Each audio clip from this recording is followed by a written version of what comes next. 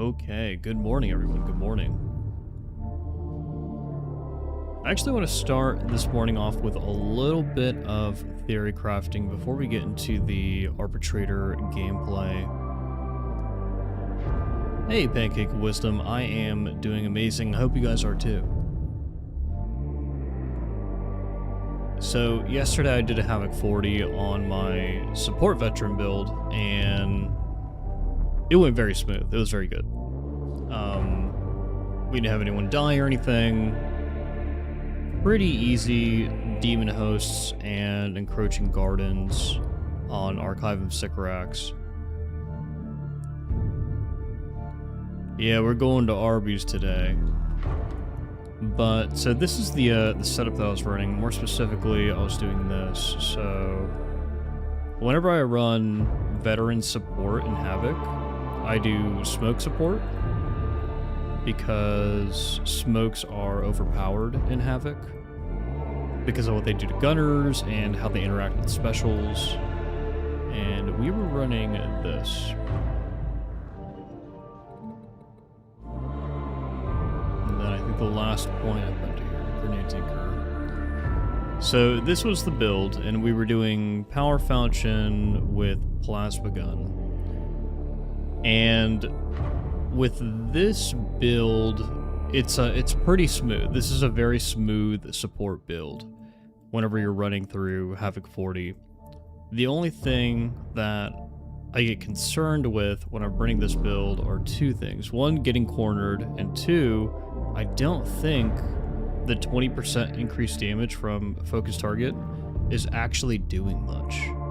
I think that if I want to run this setup, I want to do this, because redirect fire and giving everyone 15% increased damage is basically just a huge component of why you run focus target in the first place.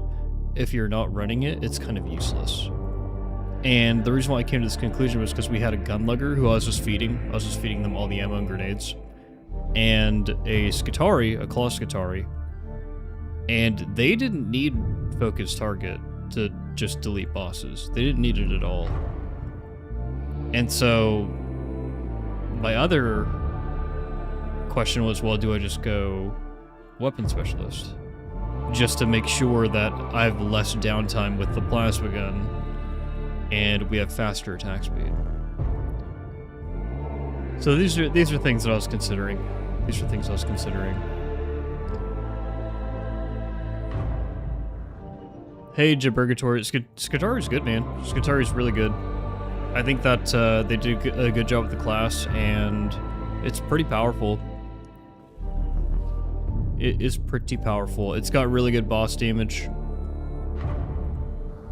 Pretty good AoE. Not the best AoE, but pretty good AoE. And then pretty good survivability. Oh, good morning, Mr. Z-Man. Good morning, Forgotten. But yeah, this is kind of the conundrum that I had yesterday with the vet. Here, let me clear this build out real quick. Actually, no, we'll do that later. I think the play is to run knife with plasma. Just eat the downtime on reloading the plasma, because that wasn't too much downtime. But basically use this for the focus target setup. I don't know if they'd risk it, Jaburgatory. I don't think they would risk nerfing Cord Claw. Not this soon. It's not breaking the game or anything. I've seen Fat Mangus Zealots with Shroudfield Relic Blade do as much, if not more, damage to bosses than Cord Claw Strike. Obviously, it's on a higher cooldown, but the Cord Claw Strike is literally the centerpiece of an entire playstyle for the Skitari. That would be crazy to nerf. Life's good, Forgotten. Life's good.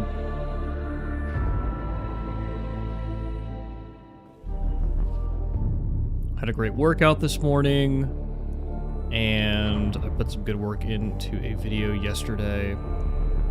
That should finish today and release today. But yeah, can't complain, can't complain. It's so crazy because like these talent trees are so simple compared to the Skitarii, but a lot of these things end up being extremely impactful. Don't take that with life. We could take Trench Rider Drill for this. I feel like this kind of just has to be it. One of the things I'm afraid of with this is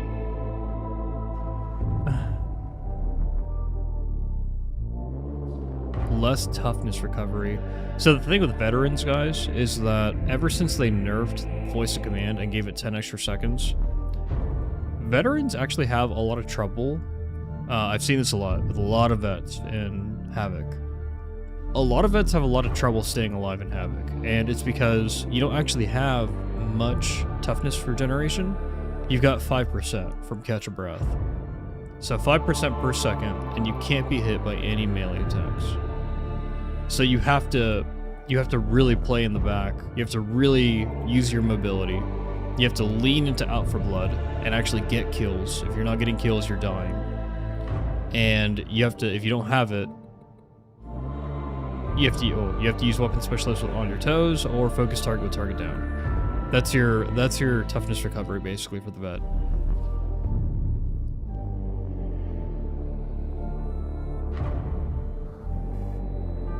Oh, there you go, Stefan. That's smart. I do that all the time.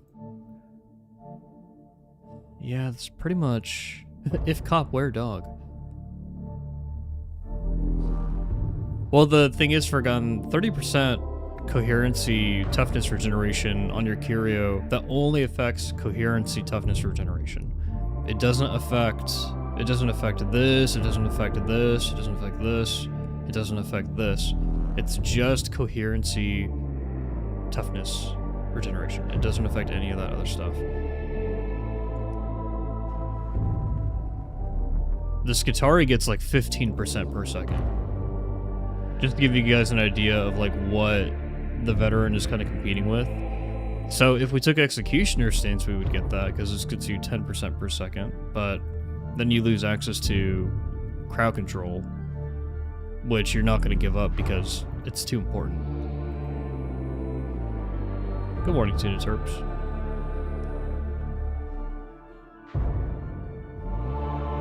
Yeah, Daniel, I have that build set up as well right here. This is what I've been running for my Recon Last Gun build. Sometimes I'll swap it up when I feel like I need the extra toughness to this. And this is also very fun. But I, for the most part, like running this. More damage. We'll swap over though. We'll swap over. More testing to do. More conversations with Big Dom. Oh, my mods are off. My mods are off. What the? Hold on. This is a problem. We gotta turn these bad boys on. We gotta turn these bad boys on, dude. I forgot they released a hotfix this morning. So now the Vanguard should be a little less annoying to deal with.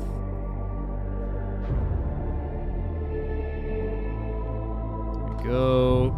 Mods back on. We need these because I need scoreboard to be able to measure the performance of my builds. Tuna Terps, if it's a Warhammer game, yes, but if it's not a Warhammer game, then no. It's just not really on brand for me. This is something I tell sponsors all the time.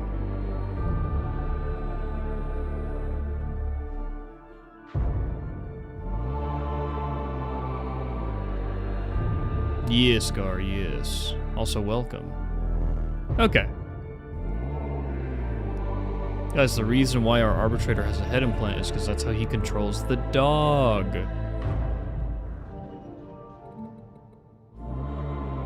Yeah, Daniel, crack grenades are good, but smoke support, like when a veteran is bringing field improv, smokes, focus target, and voice a command with gold toughness into Havoc 40, your team loves you. If you're the kind of vet that can stay alive with that setup, your team absolutely loves you because you're just making them do everything that they do way better. Way, way, way better. While also bringing something like the plasma gun to be able to just cleave down elites and hordes. Because as soon as gunners are a problem for your team, it's over. It's already over. Also, look at this. I was experimenting yesterday. I was doing a lot of TAC experimentation yesterday too. Oh yeah, Gart. I'm totally gonna play Death 4 for sure. For sure, dude, for sure. Okay, so what have we learned on the TAC for the Arbitrator? I think that on the Arbitrator, it's actually kind of unique because the Arbitrator has so many damage increases, especially with this damage package over here, that it turns this from a crit weapon to a mobility stick that can do decent damage. And so if we go over here to the Psychanium,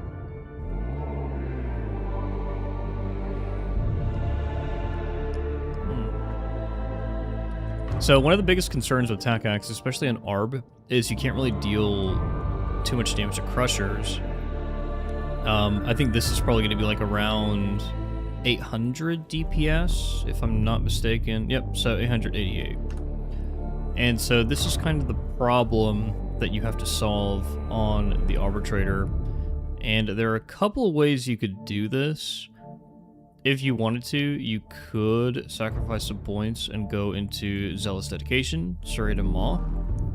And what that will do is when we send the dog on him, he's got 6 stacks of brittleness, and he's basically just going to melt. So that increases our DPS by quite a bit. And then it also increases the damage of our damage over time effects, which is great, because, you know, brittleness is pretty awesome. I would imagine that this is 6 stacks of 2.5% brittleness, so if it stacks, that would be even better, but it's really hard to tell if that's the case. But it is kind of crazy that even on its own, the dog will basically just completely fuck the Crusher up over time. And it'll obliterate it, so that's cool. 348 DPS on its own. Not bad, not bad. And then while you're doing everything else and getting kills and building stacks, then that just gets faster and faster. No, Purgatory, this isn't the Havoc Psychanium, this is just Auric. This is just an Auric Psychanium. One big way to increase your DPS on the TAC Axe is to change Agile, and this is more so important for the RBDs because they have no crit, is change Agile over to Shred. Basically just use Shred instead. Or if you want to go the Strength route, you could do Head Taker and Relentless Strikes. I was actually getting really good results with Relentless Strikes yesterday, especially for bosses. But Agile is freaking good in Havoc, man. Agile is freaking amazing. Because you can just brain off, just freaking do this in a horde, and you just keep dodging while you sick your dog on anything relevant or important. And it's super easy. Or you do this combo here. This is really good on the Arbitrator because we have really high base cleave. Dude, it's really fun. It's really good.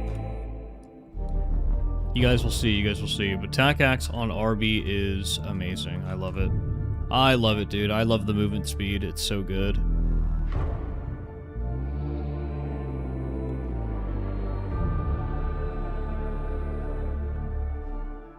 Oh, I don't know if the Vanguards are in my creature spawner yet. I saw some people messing around with creature spawner in a way where it's like they're spawning things that are just like in the files, but like I couldn't find any of that.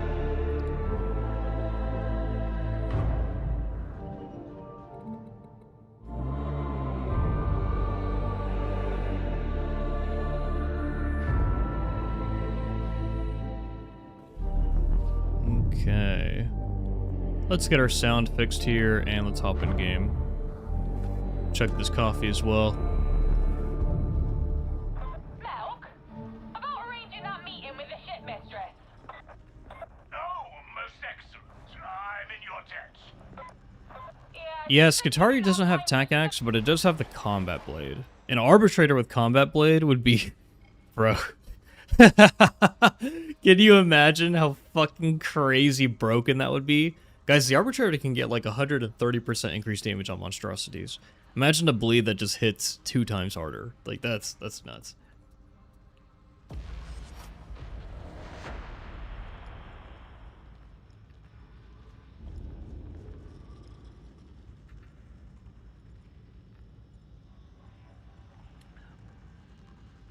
Also, gosh, I'm so sorry I didn't address this. Someone asked for me to make a Mechanicus Power Sword guide.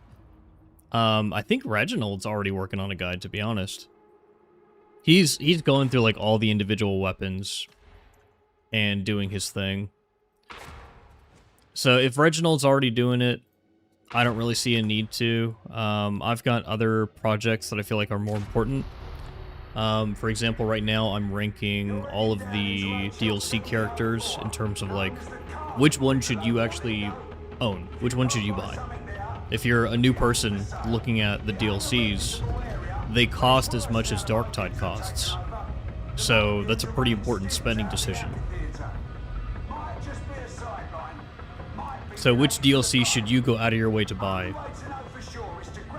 What's the most valuable? What should you maybe ignore for now?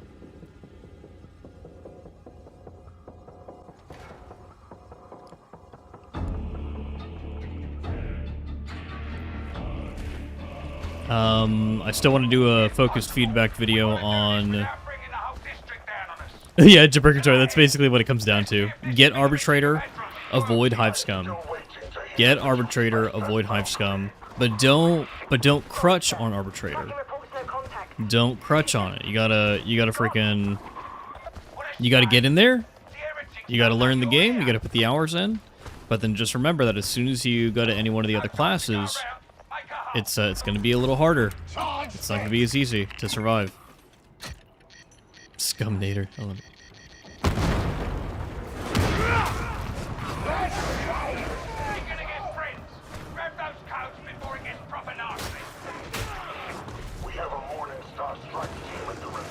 Morningstar Strike Team. Oh, we're moving. We're schmoving, dude. This is why we tac axe up, so it's quick.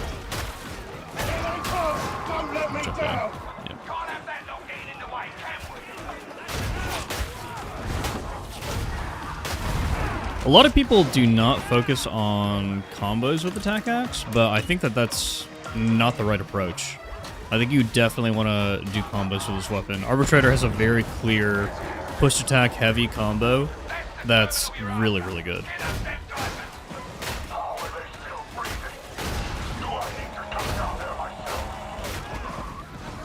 Yeah, a lot of people use these weapons as spammy weapons, and that kind of got me thinking, like, how many people are putting the knife on and then spamming with like the knife or something.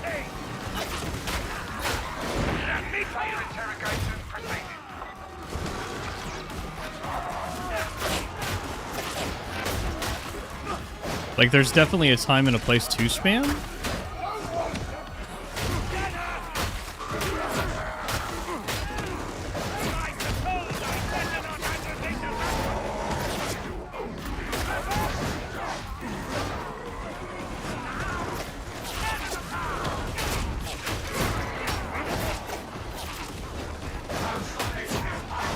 Dude, it's just so easy to play as well.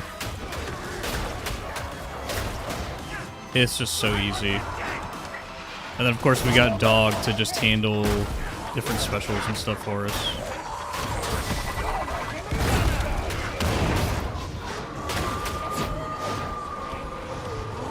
Come here.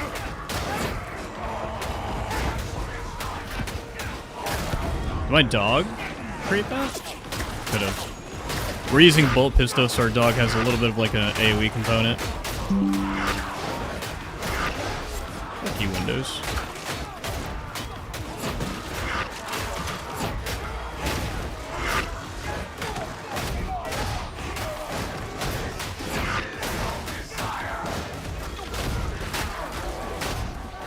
Dude, yeah, it's stupid. Don't need to waste any ammo on that.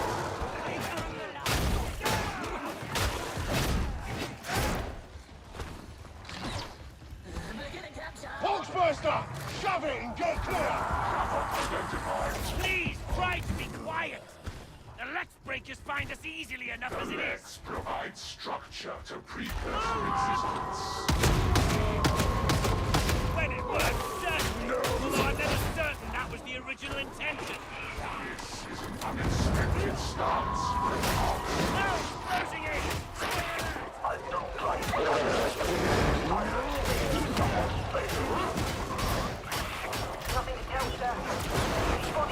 Look how safe that is. Dude, that's so safe.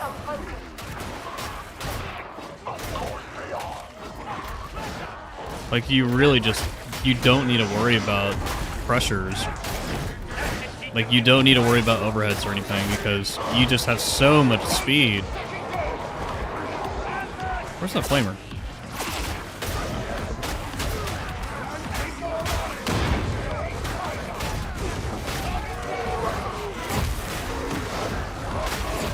Good dog burst.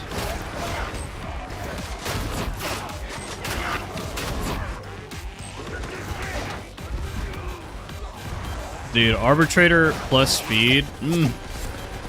Deadly combo, deadly combo. Love it.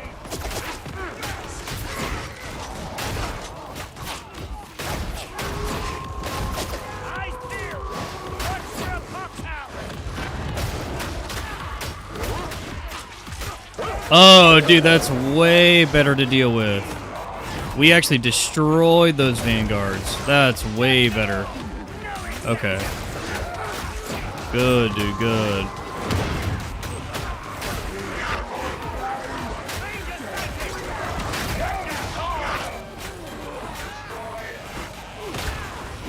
Misguided passion serves no one! Sounds dead!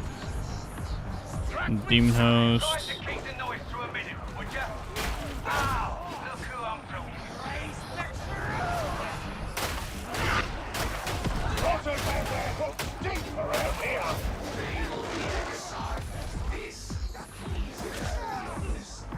Plus from blast pistol.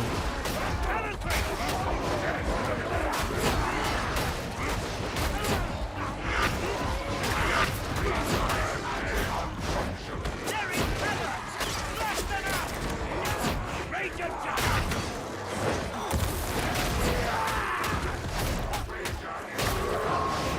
Be gone! You know what to do! Pressure!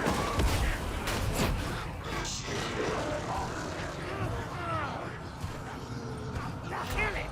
Nobody wants the ammo crate, I guess.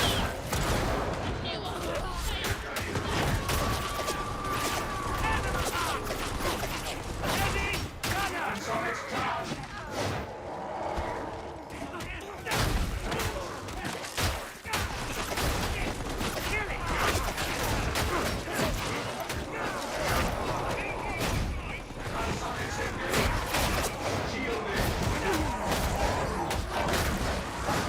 I want them dead!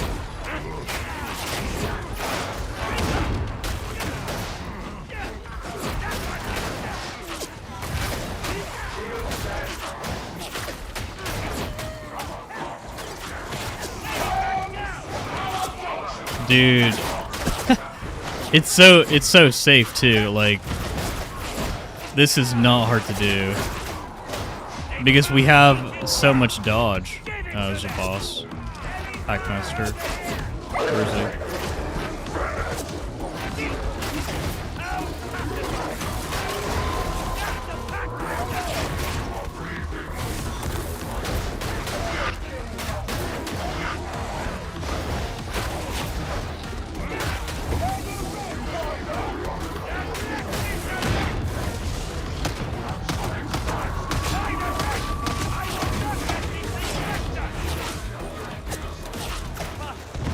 That was a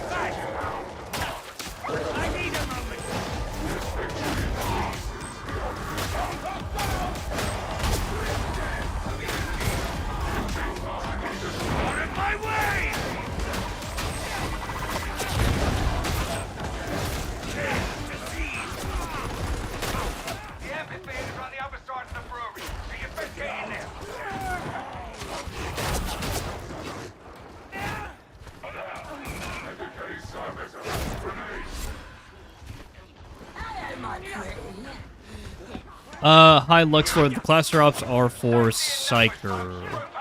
Yeah, they're for Psyker. No, guys, the tac axe is kind of a game changer on the Arbitrator. I mean, I love going fast. Mobility in Darktide is overpowered. And when you combine mobility with the Arbitrator kit, like, bro, it's so good. So good. I don't know how much damage I'm doing. Oh, we're actually doing pretty decent damage. Pretty freaking decent damage, dude.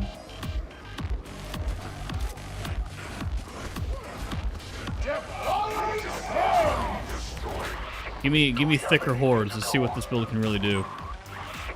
Search teams have nothing. I'm sorry, sir.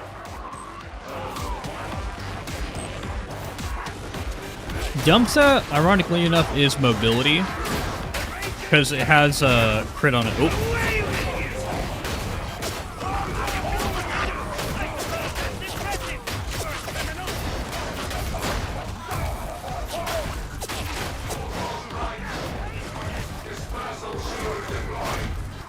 This is the scriptures. We'll take it.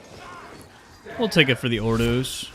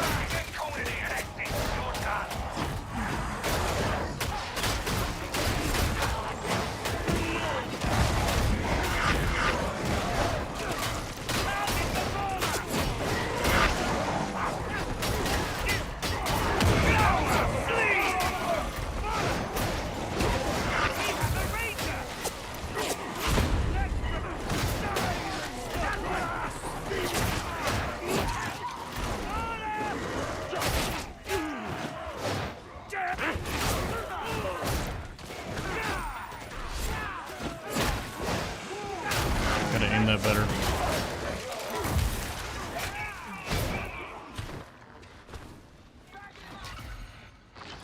Yeah, dude, it's so quick. It's so quick.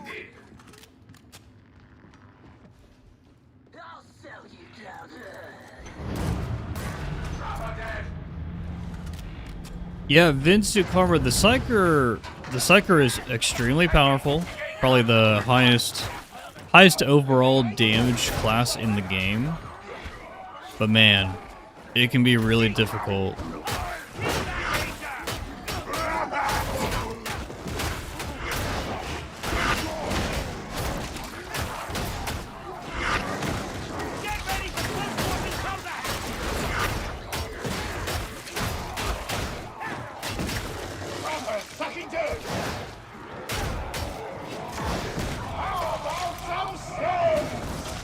Love stims.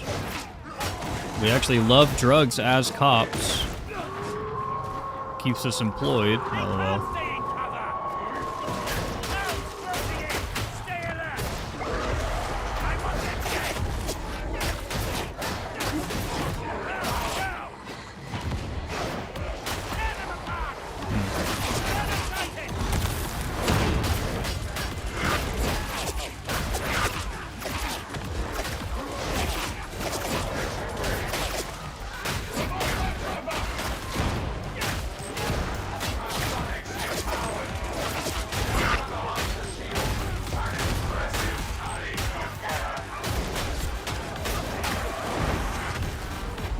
Dog!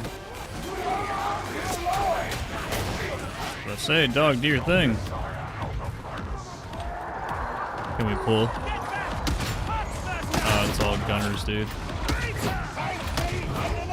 And a demon. Oh?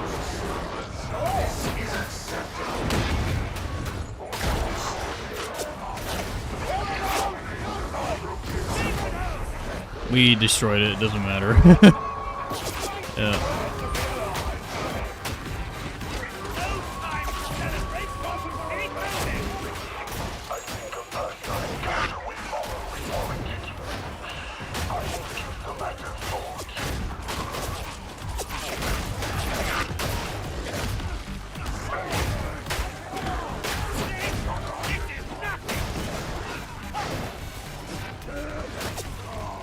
got one dog shock. But yeah, Psyker is really squishy, dude. Very, very squishy. If you can get around playing a squishy class, a glass cannon, yeah, a glass cannon, you're gonna do just fine. It's really good. Ugh.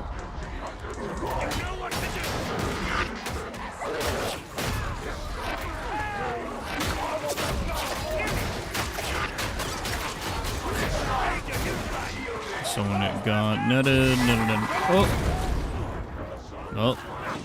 That sucked.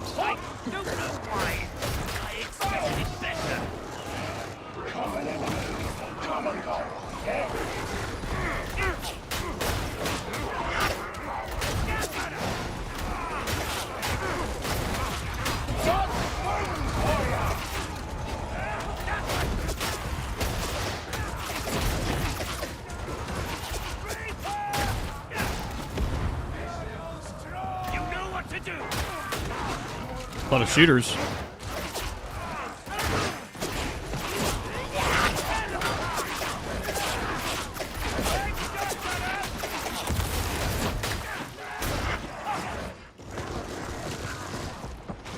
Let's grab this ammo bag and then we go.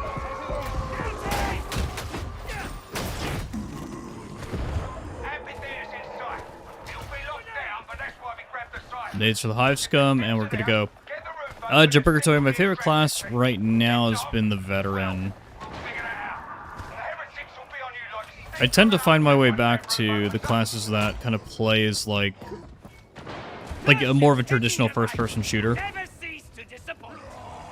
I like it. But we experimented a lot with the Hive Scum's Desperado playstyle yesterday. Desperado is so fun, dude. It's really fun. It's really, really, really fun.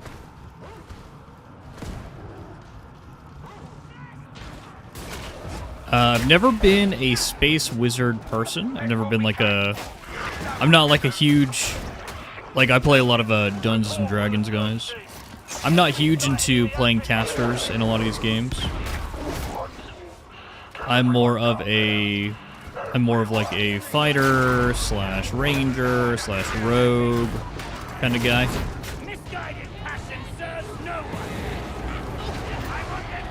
And yeah, we got a unga bunga, dude. We got a unga bunga or shooty shoot. Look how engaging and fun this gameplay is. We're having a great time.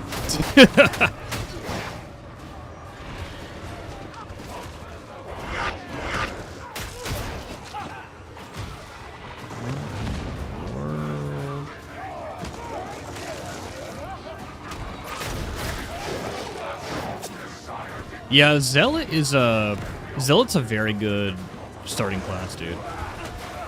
It's very forgiving. It's very much like the Arbitrator. Like, anybody can come in here and do what I'm doing, where I just have the tack axe and I'm just left-clicking. Just left-click spamming, basically, dude, and doing some combos, but not really, like...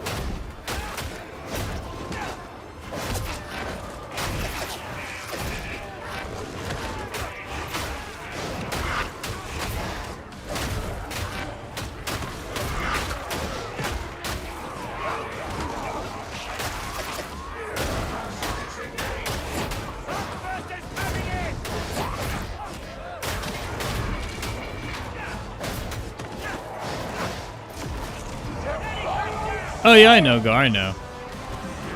But in Rogue Trader, Psychers are just the most broken class in the game. That's not a good example.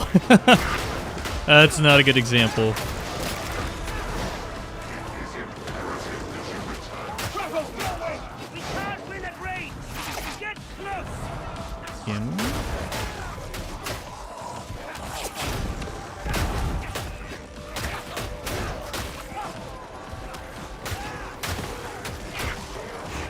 If I close this one over here, what happens?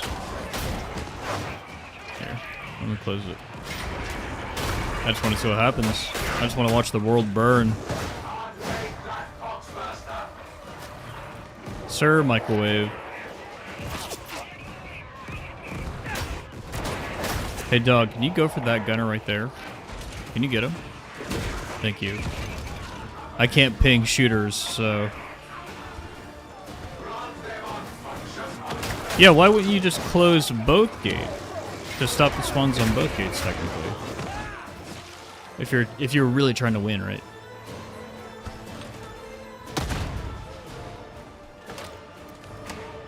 Dude, this is supposed to be high intensity. This feels like low intensity.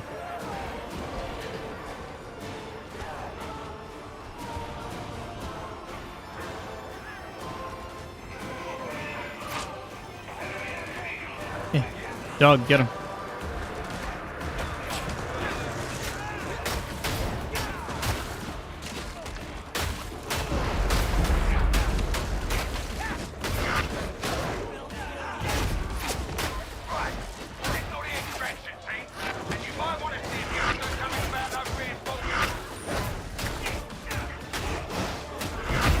So why is this build so good? This build is super good because agile engagement just makes it so that you can left click spam into a horde and just dodge, dodge, dodge, dodge, dodge. The more you're dodging, the more invulnerability frames you have, and the safer you are. Nice sniper.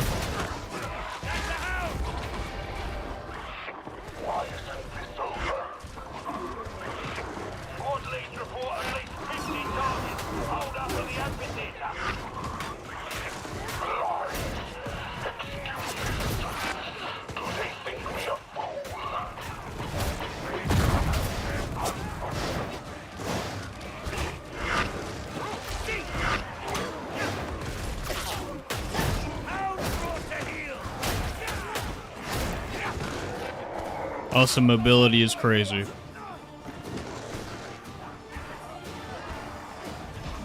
Dude, I feel like a fucking world eater right now with my tac axe. Except I'm not a world eater. I'm just a cop. I'm just a fucking cop, bro.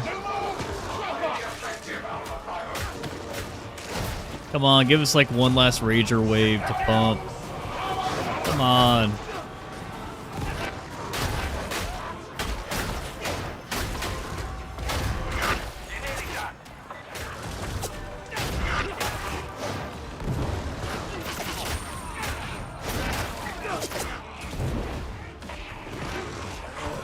My fearless sense of direction paying off again.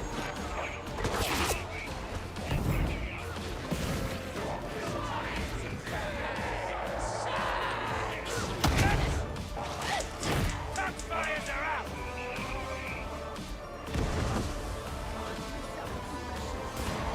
This is about over. Yeah, I was about to say.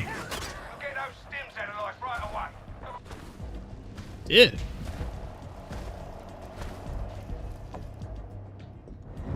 Kind of ridiculous. Kind of ridiculous, dude.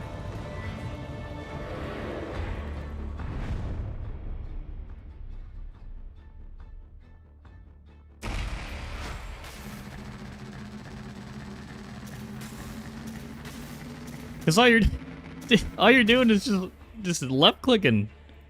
Like this is no. This isn't. I told you guys to get recognized like every freaking day. This isn't freaking like a complicated build. Oh no, forgotten. Like we didn't use. Honestly, well, the bolt pistol is there for a reason. The bolt pistol is there to give us kind of like this little 2.5 meter AoE with Razor Jaw Augment. It's very, very good. Very, very, very good. But dude, like all we were doing was clicking. We were just clicking heads. That's it. We don't even have the, if we want to take the damage of Tac Axe even further, we can. Because we could take brutal momentum. We can basically make it so that weak spot kills ignore enemy hit mass and really cleave through hordes. Really, really cleave through hordes. And we take unyielding carapace for boss damage and carapace, but we could go all out on flak unarmored as well. I don't know, though. I feel like the Arbitrator, you've got enough damage increase in here to where you don't need flak and unarmored. Because we've got... Oh, you know what? I need to change this. I need to change that. I always forget. I think that breaking descent is just strictly better than part of the squad. Because it's just 10% more damage.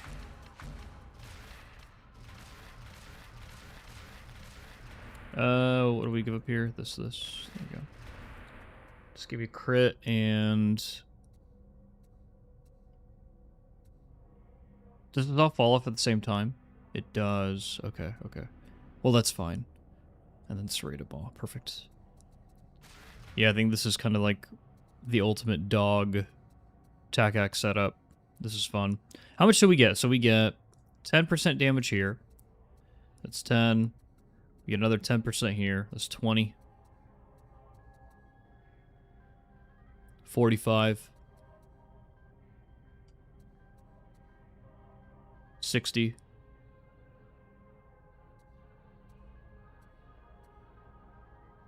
You get 25% increased strength. 70. 95. So you get 95% increased damage in the Arbitrator tree. Compared to everyone else who's able to use the TAC-Axe, I think this is the one class where you do not need increased flak damage or unarmored damage. You just don't. I think you need the crit node here, so that you actually get some crit, because otherwise the Arbitrator doesn't have squat. And then you can equip away Serrate Maw here to be able to deal with Carapace. This is pretty good, dude. This is pretty good. And it's extremely safe. I'm liking this. I'm liking this, guys. Oh my gosh. How would this feel on the event? Dude, it would probably be crazy on the event, wouldn't it? Hold on. Let's wait 40 seconds to see what this Maelstrom flips to. And then we'll see if I just go into the event and just have fun, or if we go try hard in a Maelstrom. I kind of want to try hard right now. I kind of want to do it, guys.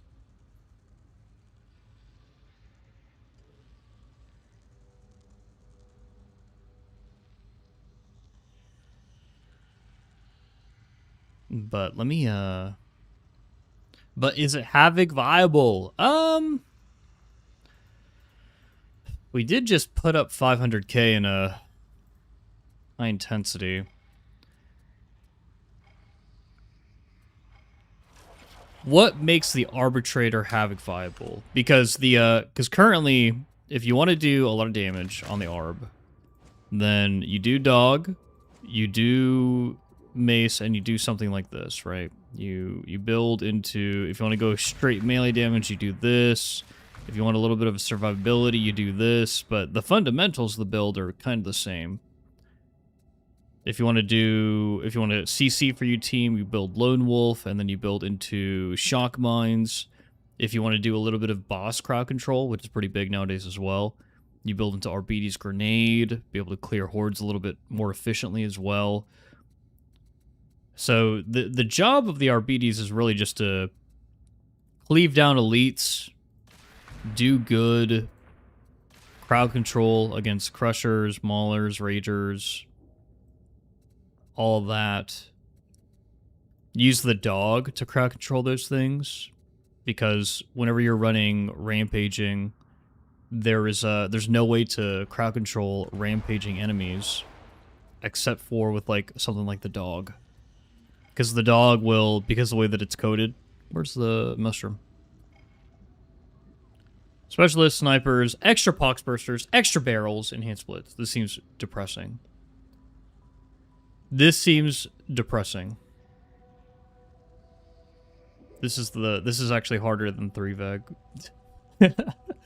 Oh my gosh.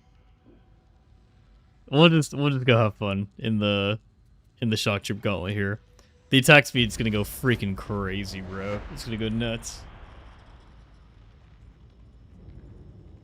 Hold on, I need to respond to this text.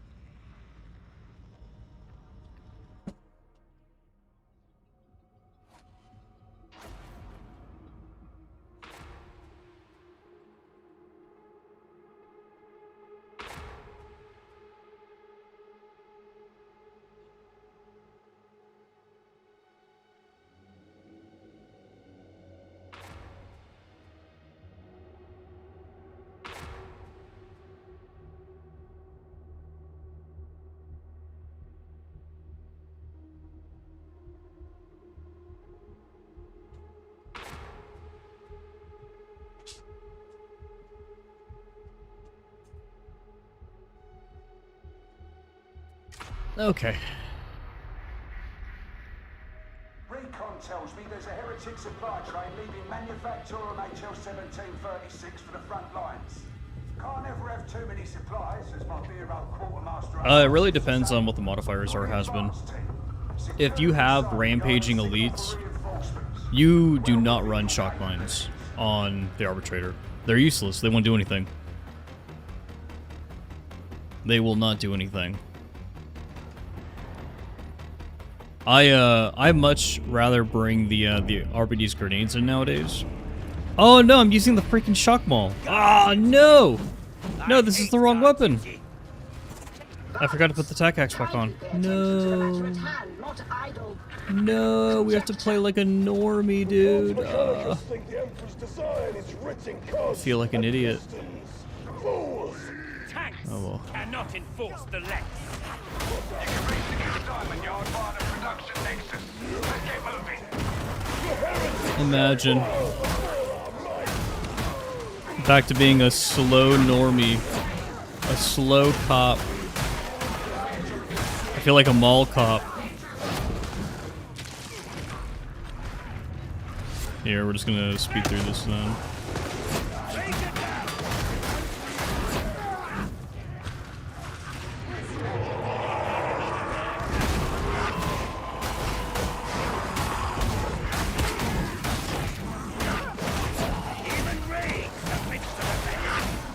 Even Raid submits to the Lex. Damn straight, damn straight. Oh no.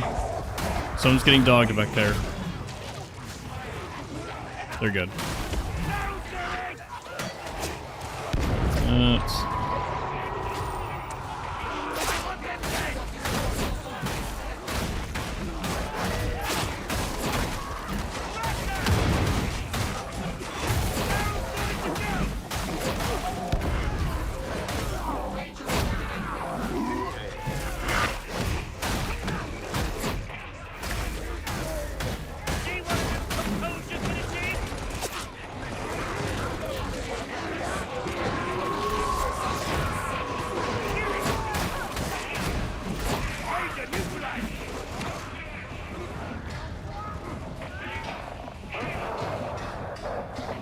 More dogs, huh? So how are these again, vanguards now? Look at this. Dude, they're quick. They're really quick to kill now. Before the hotfix today, it would have taken me 5 business days to kill those. But that was fast. That was really, really fast. I don't think the guys under us understand that the entire point of this event is to really just move fast.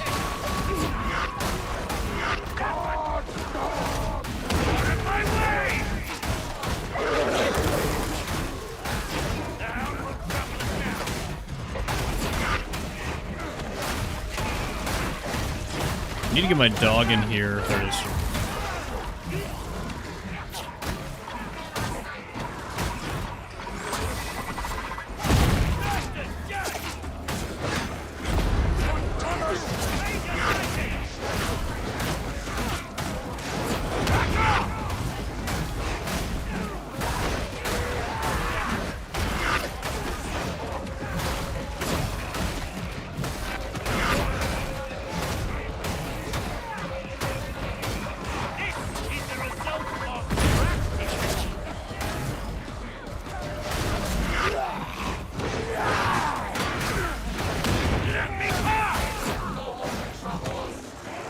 Okay. Hey, Fringo Kippy. Welcome to the stream. Enjoy 30 minutes of me just pounding heretics with this meat tenderizer.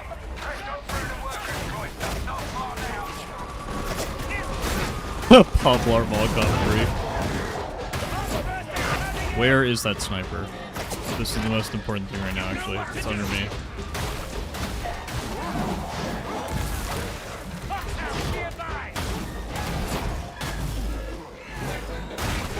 We have such fast attack speed, it's kind of hard to animation cancel out of the combo. Kind of fun. Love that for us. Let's go down so we have room.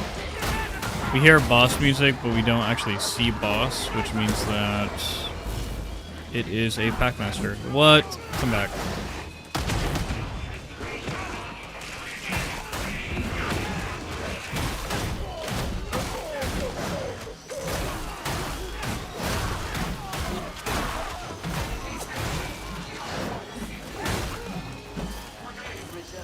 So we strictly have more cleave with the RBD Shock Maul, so I anticipate more damage at the end of this.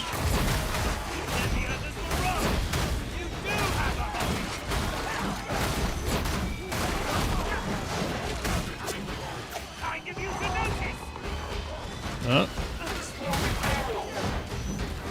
Chaos Spawn? Where? Where's Chaos Spawn? There he is.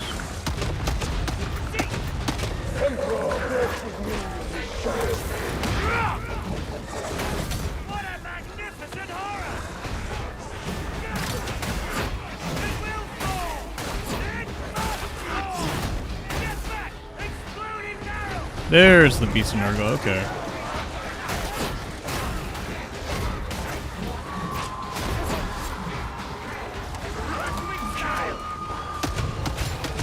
Be gone!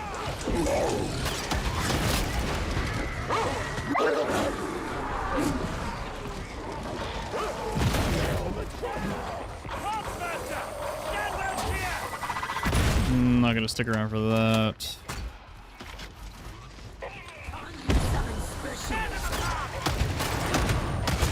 I feel the lack of speed. I feel At it. least I've chosen something modest. Though to be honest, all the So I others need a are Warhammer exhausted. 40k. It's a shooter. Is this part of Space Marine? Music is sick. No, Warhammer 40k is a whole franchise, just like Star Wars. And so Darktide is one of the many video games in that franchise. And this is a first-person horde shooter. Space Marine 2 is also part of the franchise, though it plays completely differently. It's a third-person horde shooter. And kind of more like a Souls-like, to be honest. We take this.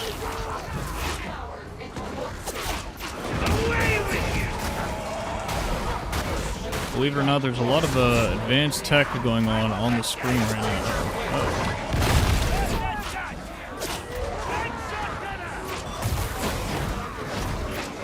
Good AoE.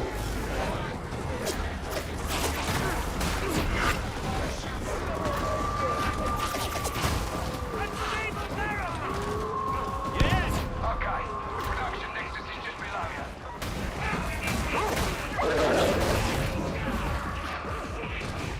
Very probably. I'll just do the best I can. Dude, this game is really trying to kill me, man. It's sending all the trappers it could at me. All of them. All the disablers. It's not gonna work, though. It's not gonna work. Hey, Opposite, it's going well. How you doing today? We're doing Arbitrator all day. I wanted to do TAC-X, but I accidentally equipped the Shock Maul like a fool.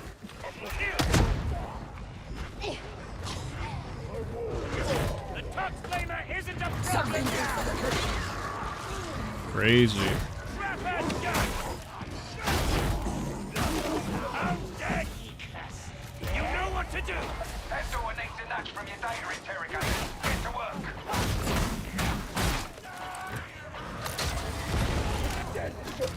Kill it.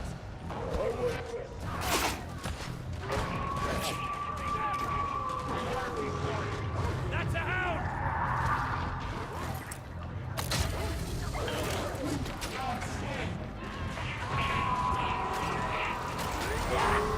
This is Hadron. Data interrogation rate acceptable. You got netted.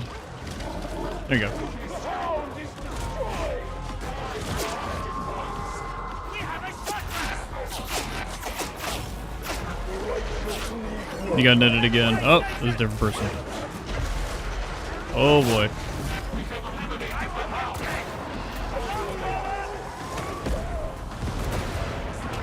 I was about to say, do we have a wave up here that I can, like, beat into? A wave up here that I could beat off? Oh?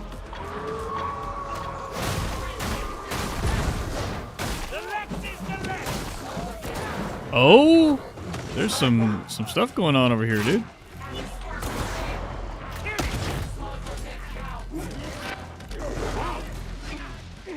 To battle, Tech Warrior.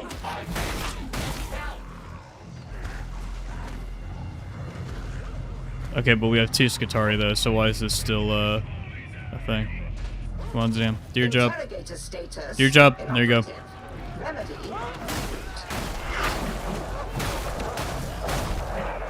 Do your job, Lex mate.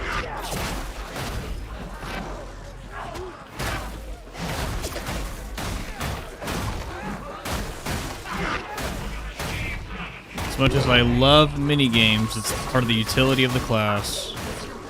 As you were. Oh, that's good opposite.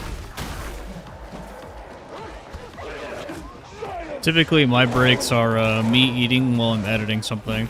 That's usually how I take breaks here. Judgment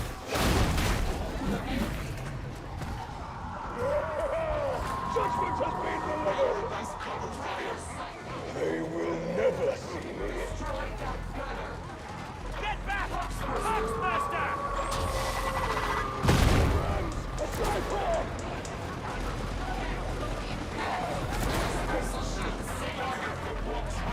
I haven't noticed any bugs with dodging opposite. Complete failure. Well done, I suppose. I did a Havoc 40 yesterday on my support veteran build, and on that build you have to be very precise. You can't just spam.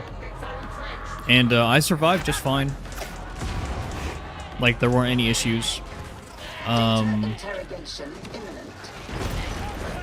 I know that not a lot of people like the new Poxbursers, because they immediately explode when you push them. Or at least the intended effect is they explode when you push them. Like that. Get faster! I ain't no mind! The chopper is dead. We're just burning stamina to get our toughness back.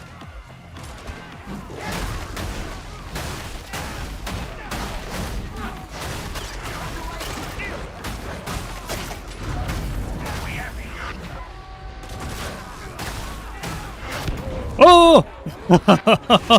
I almost knocked myself off. Nice. Nice, dude. Okay, let's go. For skull targeting, I know that the skull does not shoot through Psyker Bubble. And so if your Havoc team depends on Psyker Bubble, I'm sorry, but your skull's not gonna kill specials. You have to step out of the bubble. Thank you for that motivational speech! Your team Bring a smoke vet instead. Better anyways. Gives you gold toughness.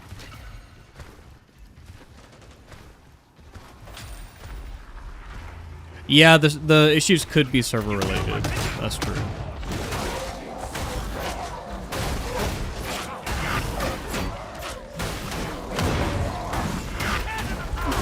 I need an elite in there. Yeah, the shotgunner. There you go. Dog, go on him. Go on him. A little late, but that's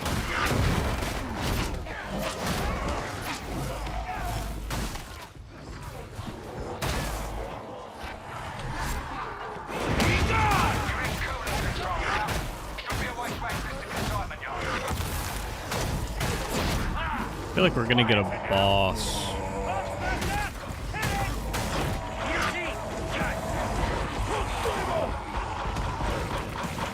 Oh my god. Oh my god.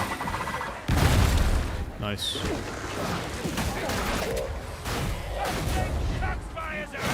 Hold W, hold W. Hold W. No boss. Huh. Medicaid station! Show yourselves! Please try to be quiet! Vectorators find us easily enough as it is! Hey, Ty Carlos, good afternoon. Good morning from the US.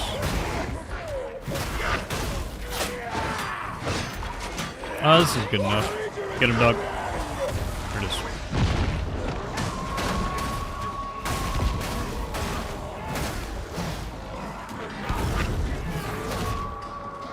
You know what to do!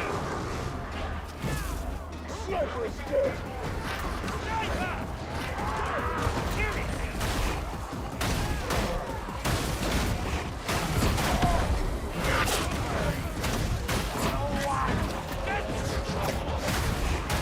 The bomber has been judged!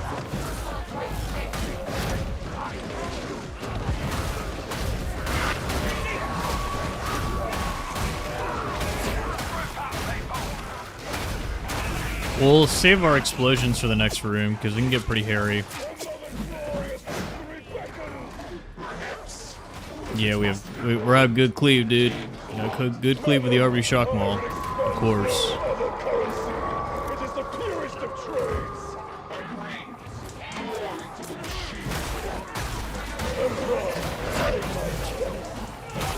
That should stop the bomb! The hounds come seeking vengeance! Another ranger dead! Heretic flame! So another sinner perishes! Gunner!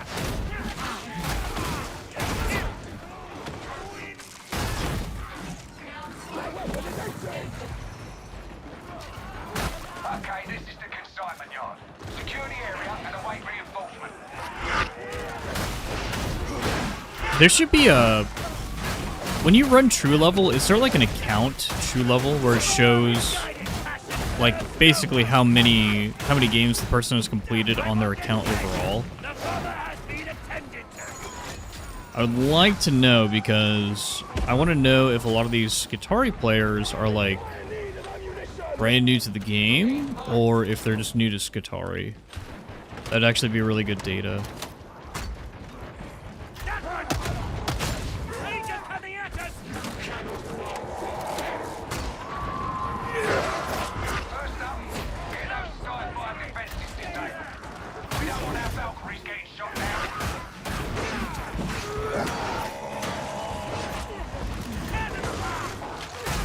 Ranger judge!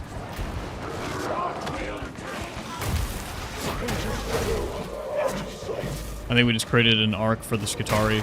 That was cool. Kill that ranger! With just like one quick dog shock.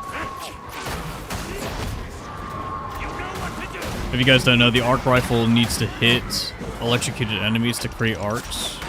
And our dog is electrocuting everything that it pounces on. I want him dead! Where's that?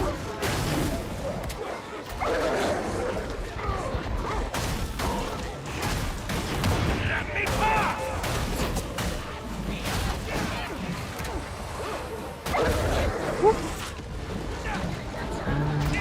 Kill the bomber! Gunner! Let's go ahead and just get this thing started. Disable these.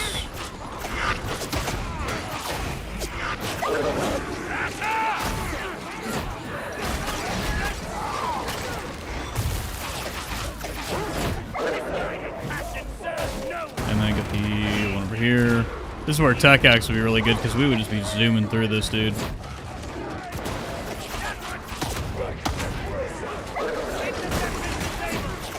are clear! Good work. Now set the landing beacon for There we are. Okay.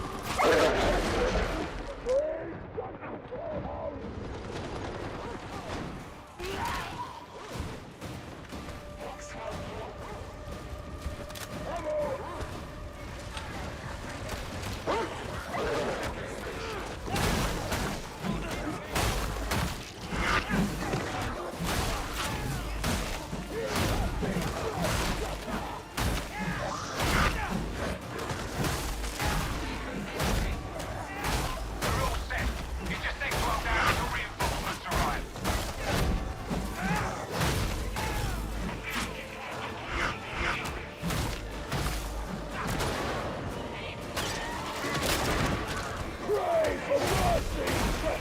Oh yeah, opposite. I mean, they're learning how to play the game. They don't know what they're doing, so For them, the movement is extremely awkward. A lot of people, when they think first-person combat, guys, like, they're coming from, like, the Elder Scrolls, where it's just an extremely slow-paced game, super easy to play, more about exploring the world and role-playing. They're not studied up on all the combat of Darktide, all the intricacies.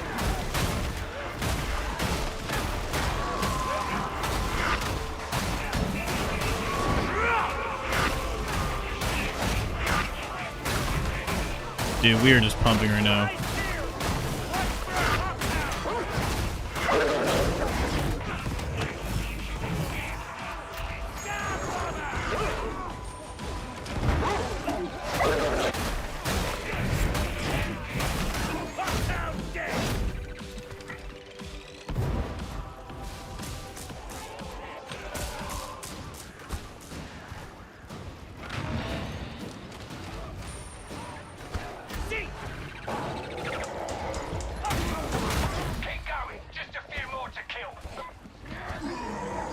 Phoenix puts a verdict on Burster changes. Also, hey, Inquisitor.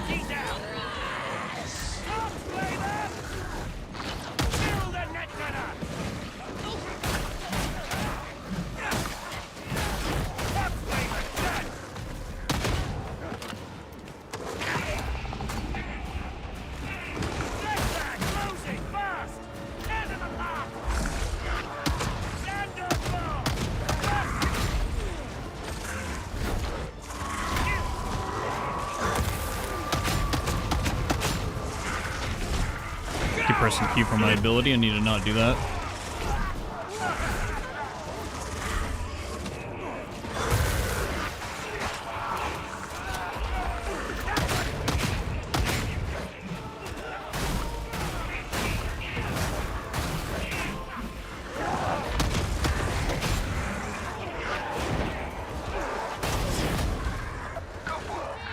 The relics! I forgot about the relics. There you go. We didn't quite get all of them, but it's okay. It's okay.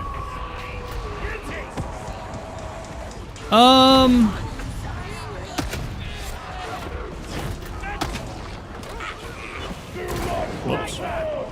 I think for the bursters, dude, everything is going wrong right now. Guys, you just gotta get to the ship. Everything is going wrong right now. Guys, just gotta go over here. And then it's over. The nightmare's over. Oh my goodness.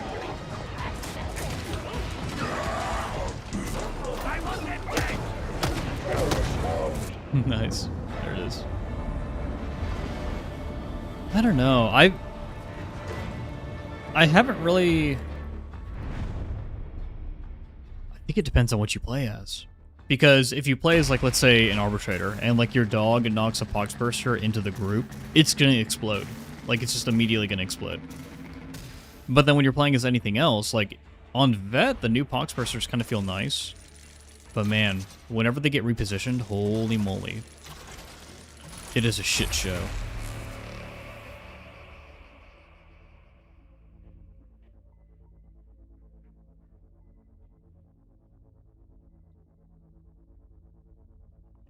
Oh, Guard, they're not gonna retcon or re-retcon the female custodians. It's not gonna happen. My biggest issue with all of that is not the inclusion of female custodians. It's more so that the Horse Heresy was already written, and we didn't have a single female custodian character, and so it's just a silly retcon for obvious reasons. Very, very obvious reasons. Yeah, the Maul is nice damage, obviously. I mean, like, this is the best weapon for the Arbitrator. But we're not looking for best, we're looking for freaking easy, dude. We're looking for easy.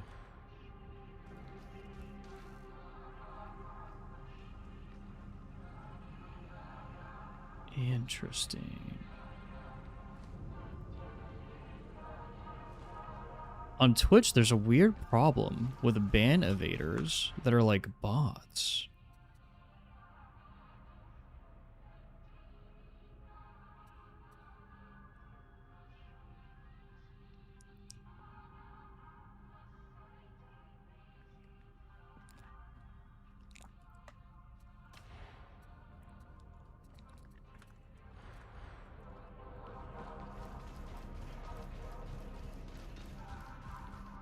Yeah, because they don't have the Emperor anymore, Forgotten. The Emperor and Malcador were really the only ones who are privy to those secrets, to creating them without any issues. They go over this in the Horus Heresy.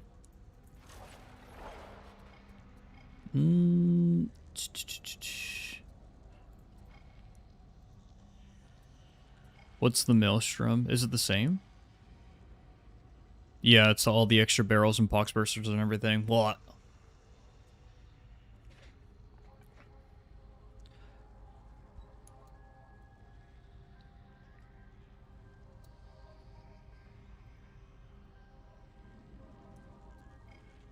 I'm sorry, guys. I'm just finishing my coffee as well. No, at the end of the day, I think that what Warhammer needs to do is it needs to stay as Warhammer. Whenever they make the Warhammer show, whenever Henry Cavill makes his show, I just really hope that he has a lot of creative control in what goes into the writing. He is going to be a producer, so hopefully he's able to review all that stuff. And if there's a scene where freaking, like, they just kill Slaanesh, like, bro, like, we know why you're killing Slaanesh. We know why you're taking Slaanesh out of the setting. It's because it's just not appropriate for, like, viewable media purposes or whatever. Like, come on, come on.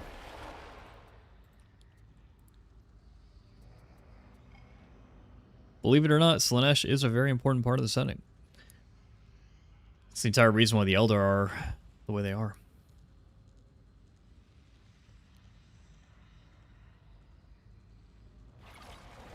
Oh, I don't know, opposite. I don't really follow all those interviews. This isn't that bad. But I'm really looking for bosses. We can do No Man's Land High Intensity, because this will... This is a good test. This is a good test of the survivability of this build. Is the survivability that the attack axe brings to the table actually worth it?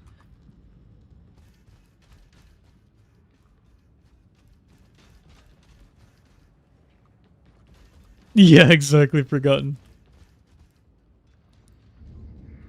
Plot twist: Henry Cavill is playing a female custodian. Honestly, I would laugh my ass off. That'd be fucking hilarious. But I know he wouldn't do that.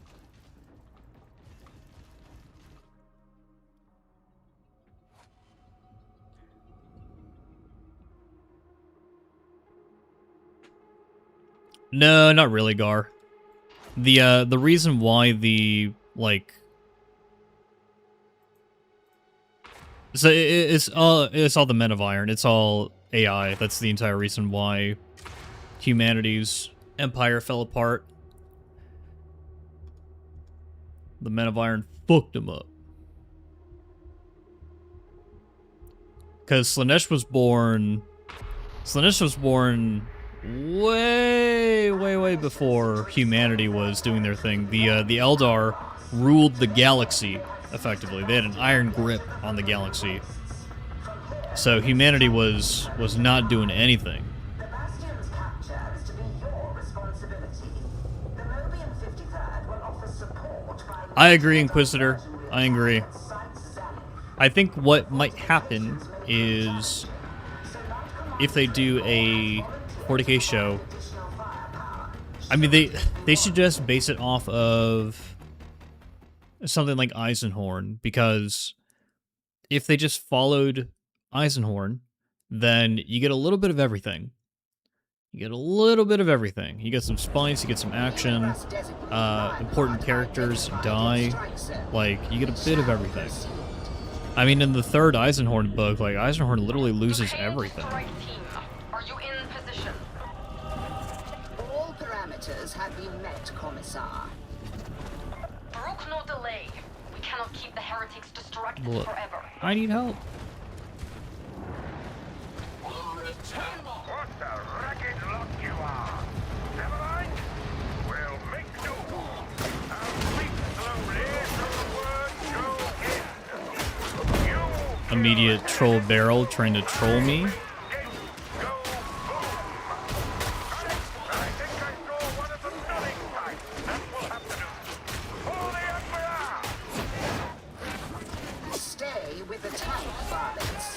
am certain we will have you.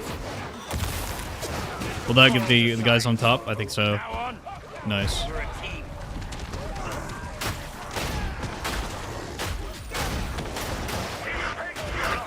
That's the trouble with you off there, not up to real campaigning. Kindly do not taunt the operatives. I'm simply trying to light a fire in their bellies. We hold W. That's the entire point of playing Arbides, is so that we can hold W.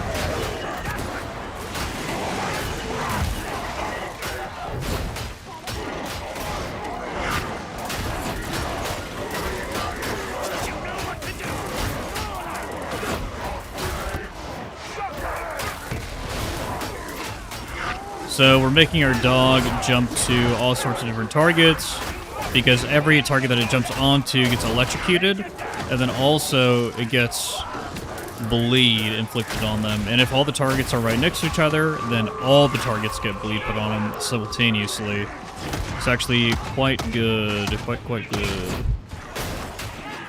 Go. Keep pushing. I'm surprised we didn't lose any HP there. Barricaded your route. That little thing, old Lionheart will make short work of it.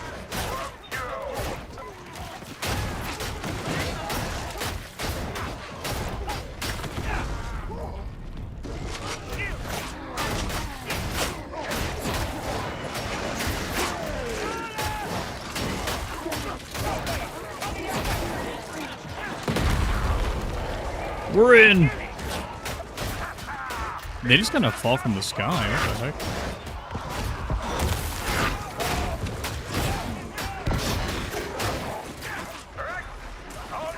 Things are happening out here. Okay, we're good. And to think Grendel refuses to requisition Skitari.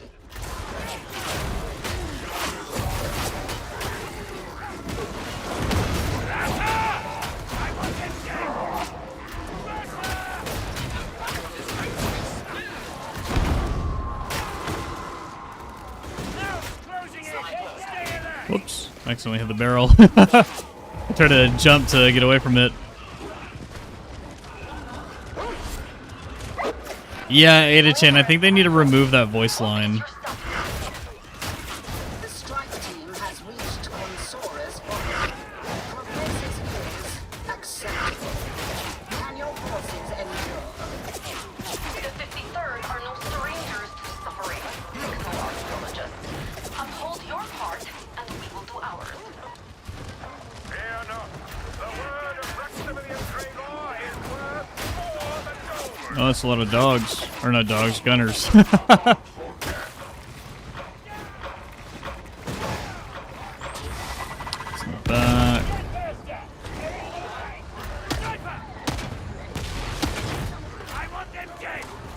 I just need to get the dog up there. Oh my gosh.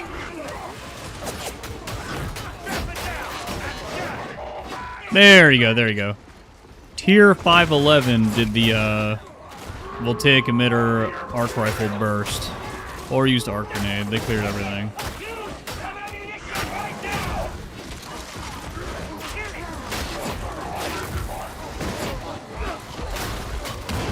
Yeah, them dogs can shoot, exactly.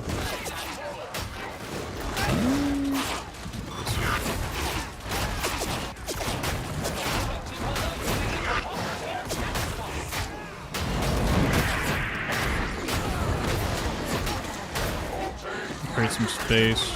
There you go. I was gonna say.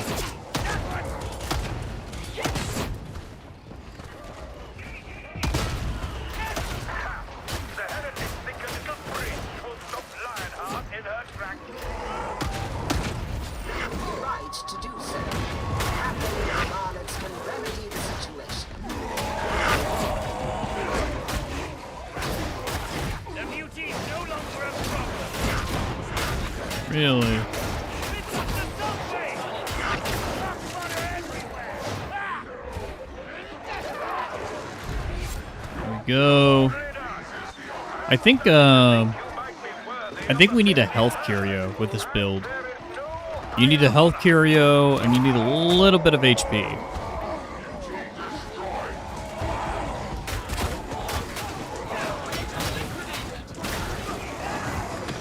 That should keep them beauty quiet.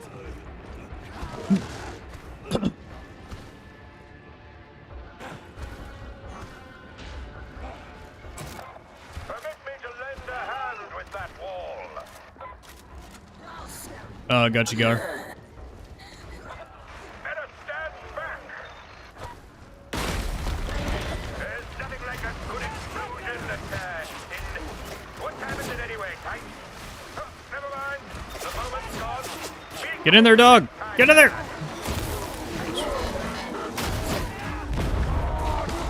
I just comboed with the Skitari there. Nice.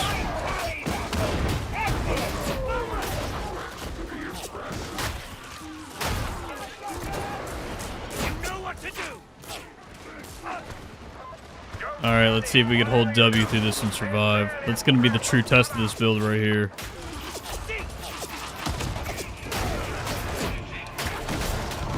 A beast of Nurgle? What? How dare you make me go back and fight this thing?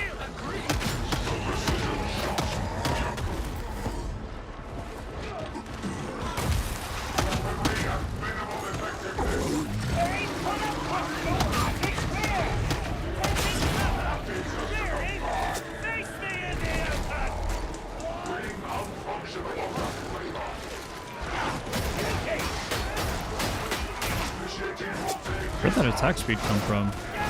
Beauty!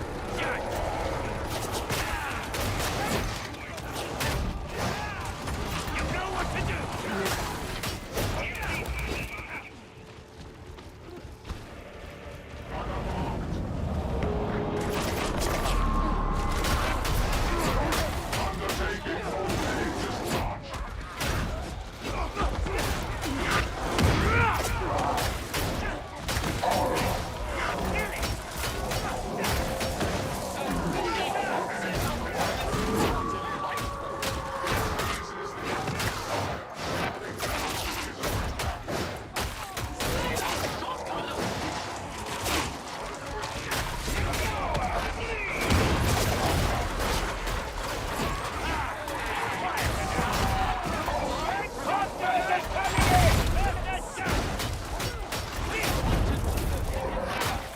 I'm just getting knocked around. It's so funny. It's okay, we have left click spam. It doesn't matter.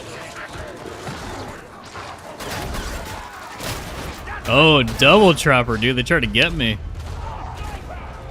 Doesn't matter, dude. We're too fast. We're too fast.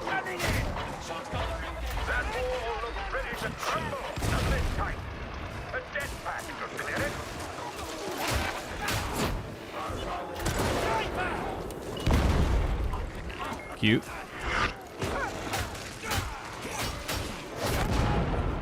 Ranger's dead! I want him dead!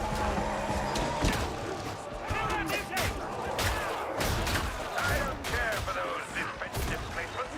They'll have to go.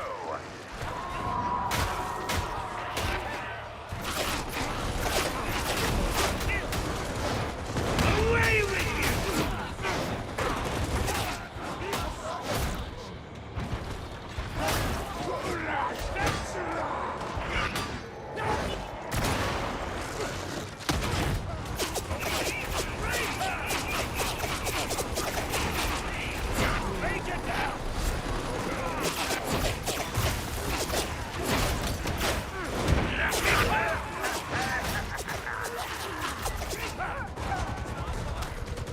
Ooh, that would have killed us in Havoc, actually. Because the Reaper was just on us. We would not have charged the Reaper in Havoc, though, not like that. You would have had to have primed it with Bolt Pistol or something, because you really got to get him to stop shooting you. It's like the most dangerous place to fight in, so we're going to go ahead and set this. Like that. And then it should die by a dog and bleed. Your time is up. Take that bastion. chances of survival with each passing moment. Onwards, Tight! What do you mean we can't fit through that gap? Oh, very well. We'll hold here. Let's go and get this, and then we will go help the team, who's seemingly having a lot of issues.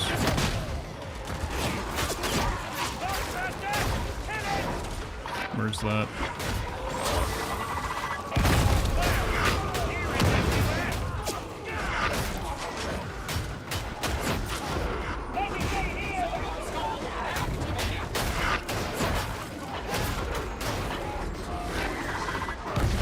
This guy's got a heal.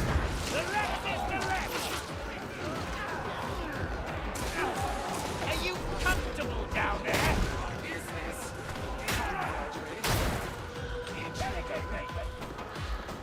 And then we got a kit. Hey, good morning, Ace Ventura. Doing some Arbitrator gameplay today. And one of my favorite ways to play Arb is with the attack axe because of the mobility. It is very, very good. Though you do give up some stagger power and defense, of course. See a lot of Arbs in Havoc 40 with like shields because it's really, really good defense. But you sacrifice quite a bit of damage. Still not bad though, because the dog makes up for a lot of it. Dog is very good. Most acceptable. Let us make use of the moment. Gather as much intel as you can. I want this gang!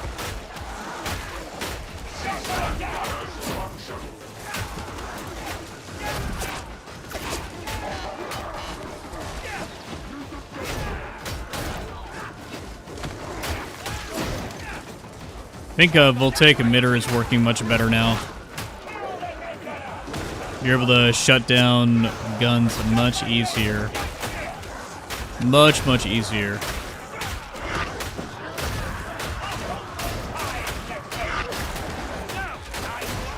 Excellent progress. I think the time has come to signal reinforcements. Where's that? Right there. There she is.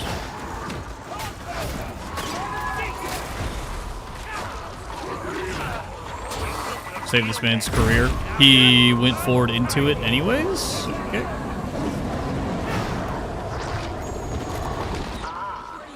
It would appear that you have attracted the attention of something angry. Yes, Tight! You might Away well from me, have dog. your head in the game. We're missing the good part. Be gone! I suppose I'd better not aggravate the battle. This one's angry!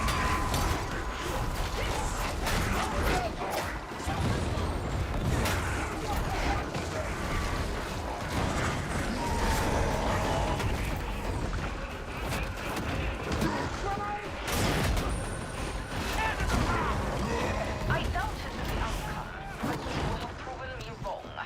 This does not often The special wave is like just on me. Another What the heck? successful mission. Fun. How far you have There come. you go.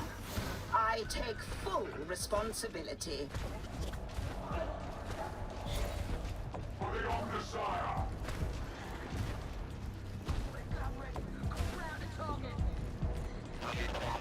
Yeah, Guard, there are auto clicker mods that help with that.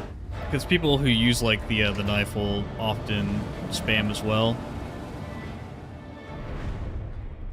But you could also just not spam. There are combos. There are definitely combos that are worth doing. Definitely.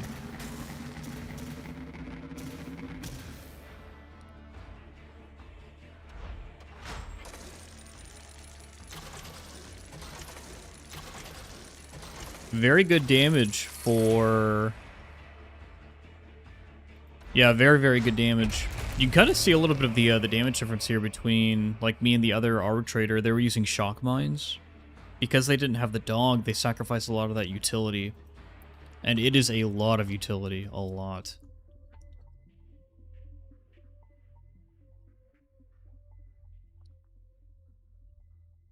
A lot of utility and extra damage.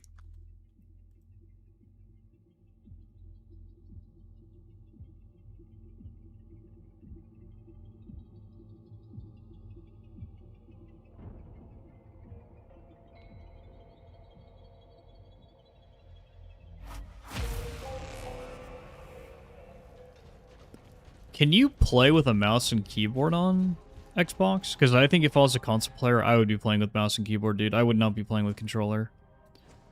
Controller for Darktide seems like you could pull it off. You could do it. But dude, I need to be able to like immediately turn around 180 degrees and like do things behind me while I'm moving forward. Like I don't think I'd be able to do that on controller. I just would not. Okay, so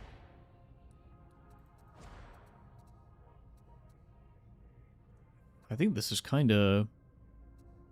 This is kind of the build, you know what I'm saying? The one thing I will say is that no escape. There's a chance that this just doesn't, well, low chance that this doesn't pop because your teammates are killing all the elites and specialists, but you're also doing very good damage too. So it's unlikely. It's very, very unlikely.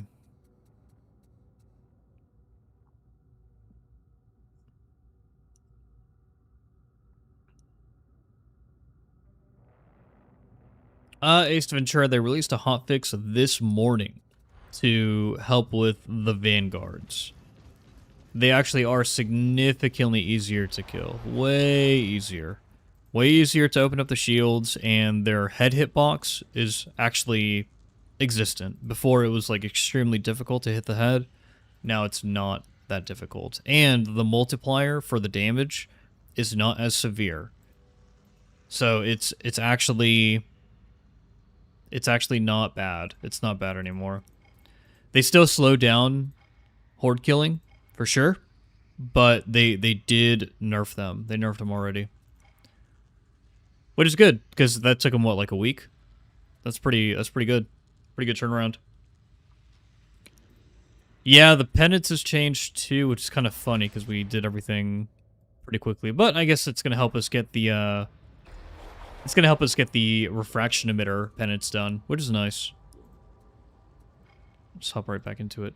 One of the things with the arbitrator, I don't know about you guys, maybe it's a me thing. I think one of the reasons why I like the shooty classes so much is because, like, I derive a lot of enjoyment from FPS games.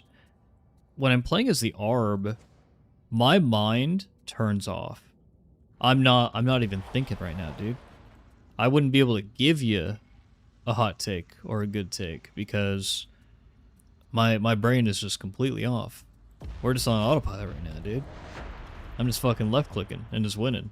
Like, just left clicking, dodging, and winning.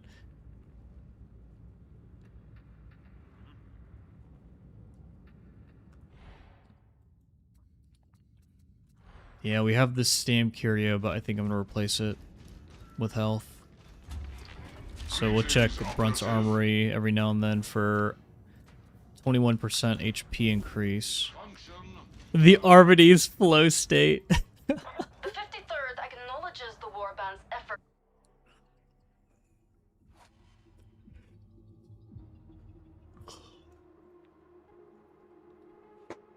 Let's get me in there, dude. I don't need a team. You've done what more generous men might call commendable work in following the trail of the blighted Stims. The next step awaits. You're returning to the carnival, to the district surrounding the Cathedral of Messalina Vengeant. Though whatever holiness once touched this area is long departed. So far as we can establish, the trail leads straight to the cathedral's door. Reaching the proper police brutality mindset. Just don't even think, dude. Just fucking get on the job, get on the grind. Just beat some people. Let's go.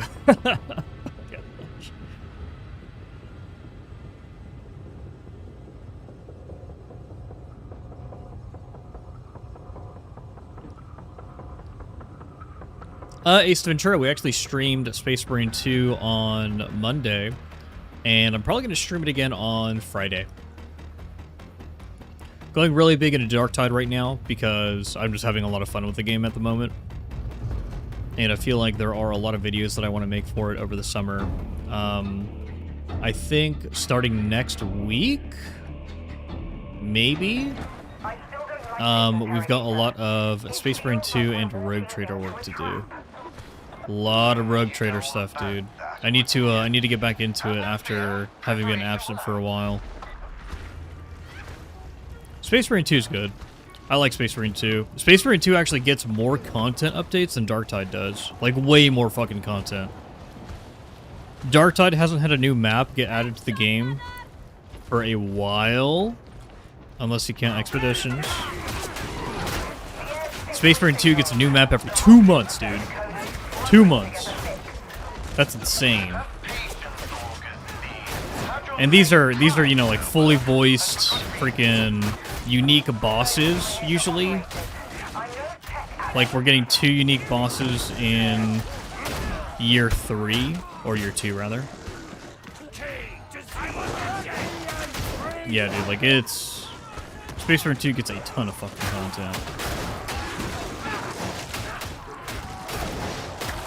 For me, a huge part of why I'm really enjoying Darktide is because there's a lot of other people enjoying Darktide. So there's a lot of people to talk to like about like Darktide, like kind of share experiences and everything. Like a lot of my friends have been playing, for example. Where's that?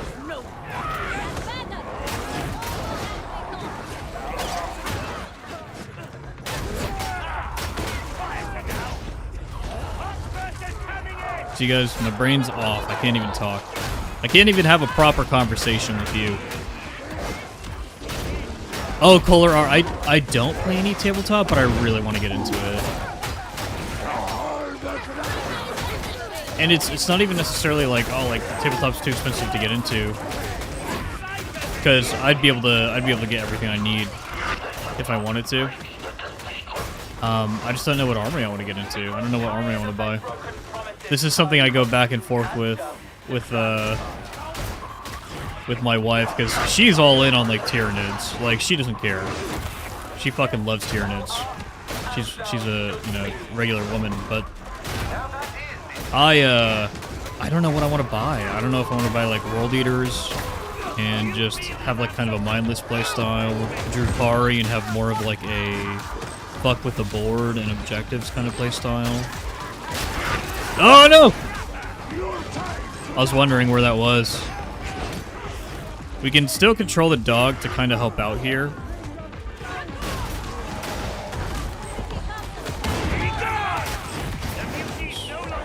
Thank you.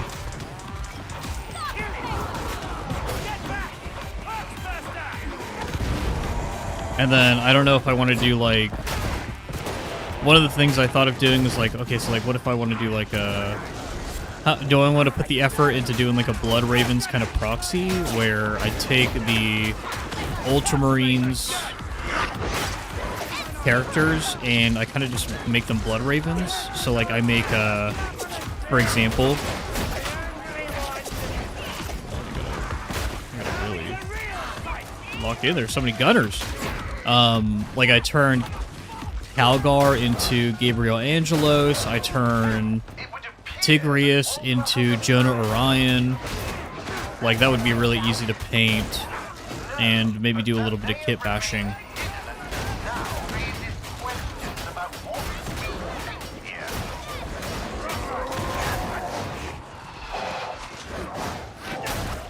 Do I just do a Deathwing army so that I could have fewer minis and focus on Terminators, because I know Terminators are making a little bit of a comeback in 11th edition. There's so many different options, so many different things that you could do. We'll see if Dawn of War 4 makes me more of a Dark Angels fan, because right now I don't really see the appeal of Dark Angels. Oh, excuse me.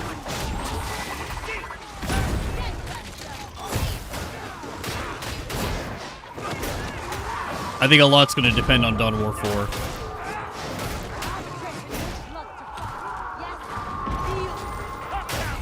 And then there's also kind of the discussion of like, do I even need to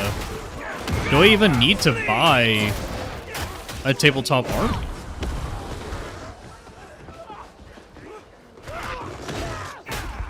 Inquisitor, I did not see that. I don't even know what you're talking about, dude. What the heck? Yep, there we go.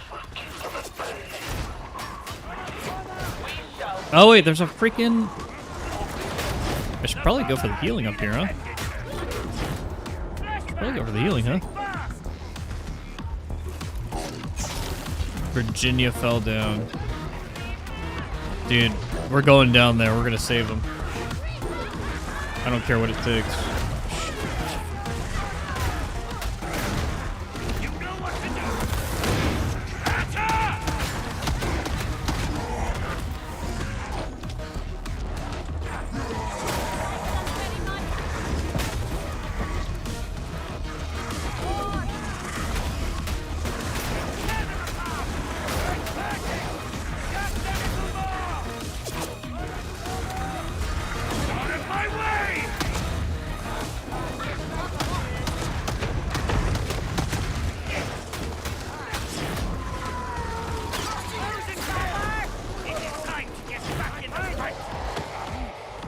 We gotta get out there. We gotta freaking charge. There's an even host. We gotta go back. we gotta go back. Oh no! Did I wake it? Hold on, we'll see. I think I did. No, I didn't. I didn't.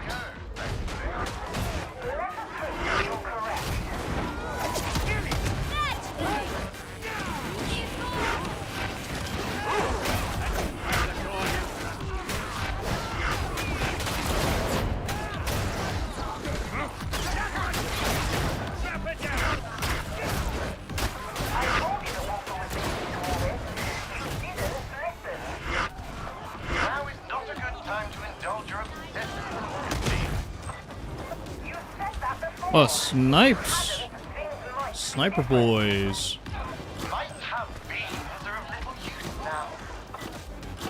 Try kill team first. Oh yeah, I could, Gar. I could. Yeah, with something like Total Warhammer 40k coming out, like, do I even need to buy a tabletop army? Because, dude, I'm gonna own all of them. I'm gonna own all of them in Total Warhammer 40k. It's gonna be awesome. I'm gonna have such a good fucking time playing all these armies in a massive fucking campaign, right? And Dawn of War 4 is also going to be adding more factions, and hopefully if Dawn of War 4 is good, then same thing. We're gonna stand in the middle. This is gonna be the best use of my time here.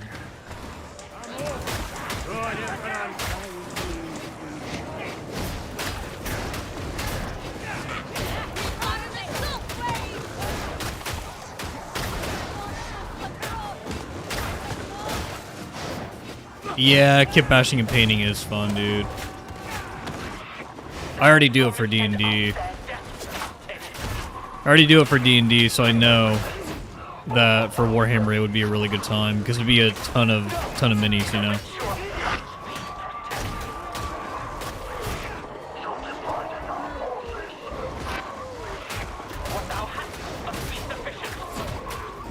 Yeah, it is kind of interesting that they skipped Dawn of War 2 and went straight to Dawn of War 4. You're right about that, Forgotten. I wonder what happened there. I wonder what happened there.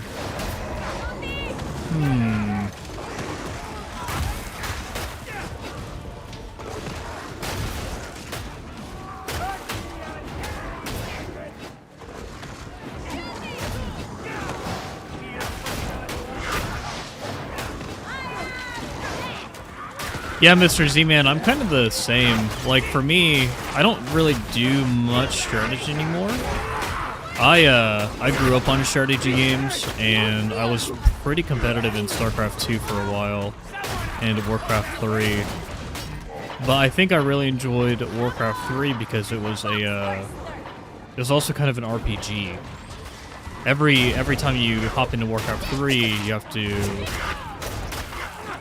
your game revolves around like your hero characters. I don't know if Dawn of War 4 is going to be like that, but I do know that you are going to have warlords on the battlefield. And so theoretically that should change up your game's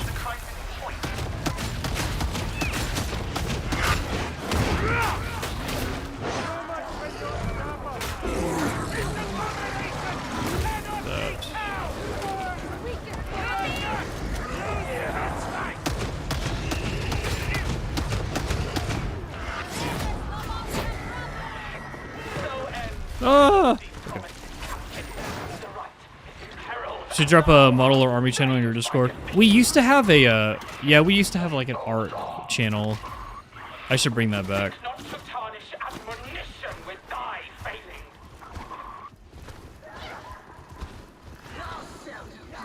What should we call the channel? Because we have Drip Marine 2, we have Drip Tide.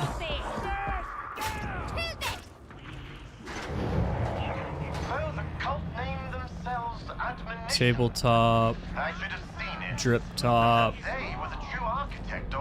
Table Drip. Now is not the time for recriminations.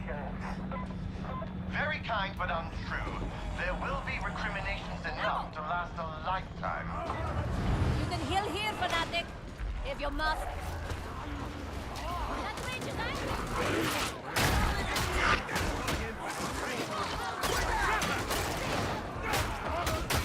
Oh, that would be messed up if I got netted from above.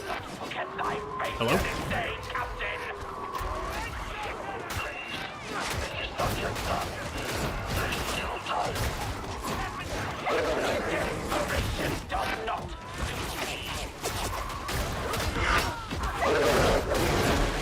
Whoa, where's my dog? There it is.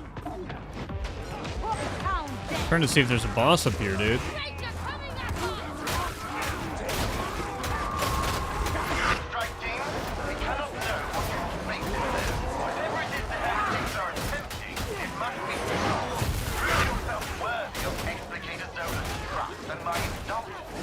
My indulgence. End it. I love Rannick, dude.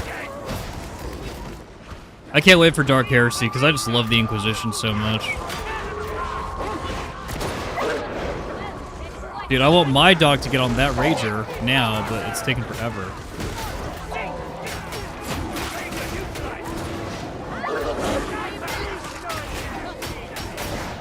The dog will handle that sniper. Yeah, the Vanguards are way easier to deal with, dude. Way, way, way, way easier.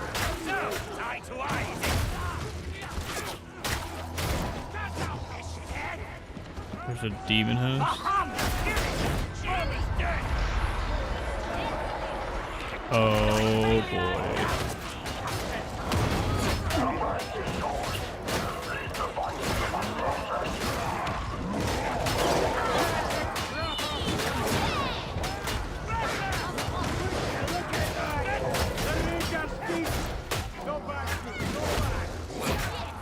So we popped Rendingston there because, dude, dealing with Crushers with Tac Axe sucks. Good and simple.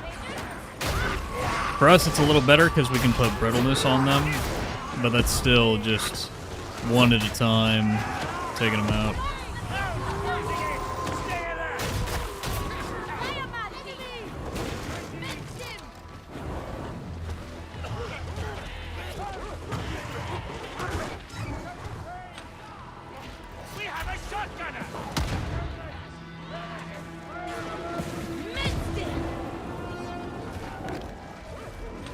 Get this just in case. I want them chilly. I want them dead.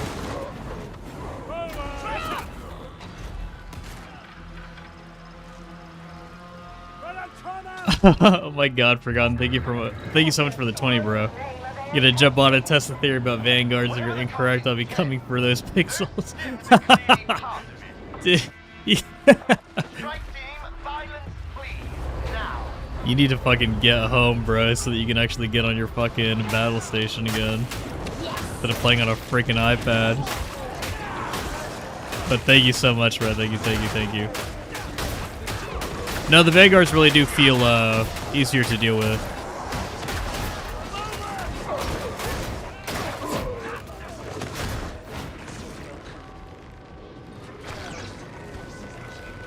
No, if you guys don't know what Forgotten is talking about, you need to join the Discord and you need to see a picture of his setup. Because right now he's got it like ghetto rigged. It's hilarious.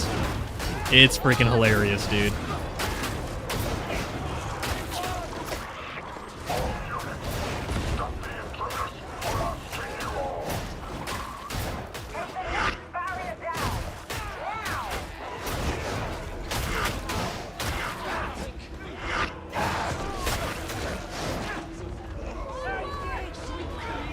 Can you leap over this? You can.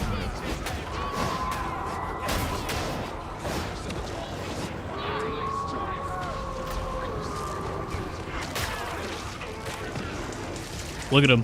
Look at him get brutally mauled by this dog. It's moments like that, dude. It's moments like that that make this game worth playing.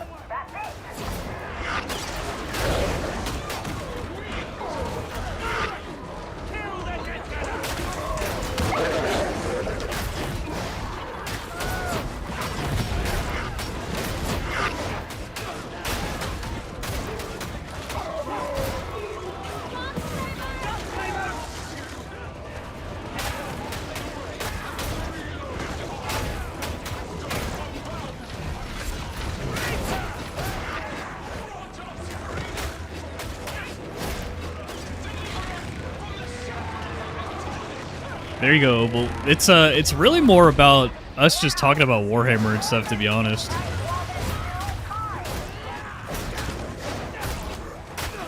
I blast stream notifications in there, but that's really about it.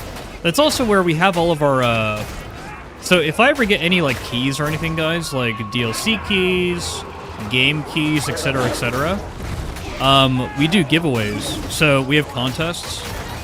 I call them Darktide or Drip Marine 2 contests. And if our painting community, if our tabletop community is big enough, we might even do tabletop tournaments or contests so that you guys can compete for DLC keys or for game keys. I actually do have a few still that I need to give away. Let's see the list here. So I've got a Total War Warhammer 3 key. I've got a Battle Sector key, which I believe I haven't applied to myself. Well, I need to verify that. I've got a freaking Realms of Ruin key. But Drip or Drown. I don't think I've given this bolt gun key out. But I might have a bolt gun key plus a bolt gun DLC key. So I've got a couple. I've actually got a couple that we could do contests for. We just had one though. We had a Darktide contest for a Skitarii Deluxe Edition key, and Girthquake won that one. Wait, was my damage good? I didn't even pay attention to the end of that. And I don't save these because that's how you get memory leaks. Hold on, I could just check my own stream. Is the build working? Is the build working as intended? And Earthquake one.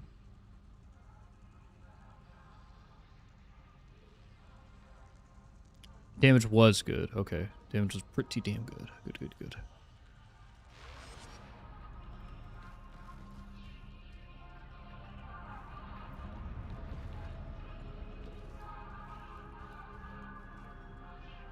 Dude, I need to fucking watch something to hype myself up because this is good. This is a good playstyle, but it's extremely obvious. It's more and more obvious to me that this is not my playstyle.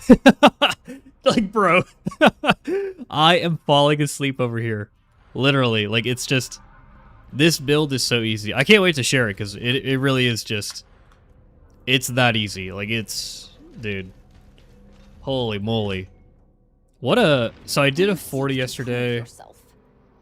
The key that I have is Dark Comedian, Heinous Rituals, Cranial Corruption on a 26. Thanks, Forgotten. So we could do this key if you guys are comfortable with a Havoc 26. This might not actually be too bad. But I don't think I'd do it on Arbitrator. Well, no, I would want to do it on Arbitrator. I would want to stress test the build. So, Harden your heart. but this is not a hard key to do. Heinous Rituals, Cranial. You just need a team with damage. You need some pumpers. But let me go ahead and I'm gonna put on a video real quickly and go refill my coffee. Sergeant Major, I'm still waiting for that report. Must have got lost in transit, sir. I'll look into it. There's a video that I've wanted to watch for a while. Where is it?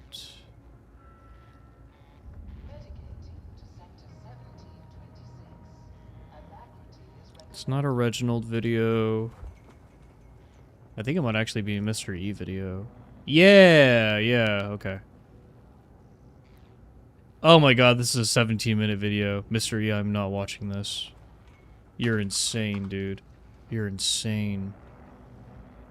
That's not happening.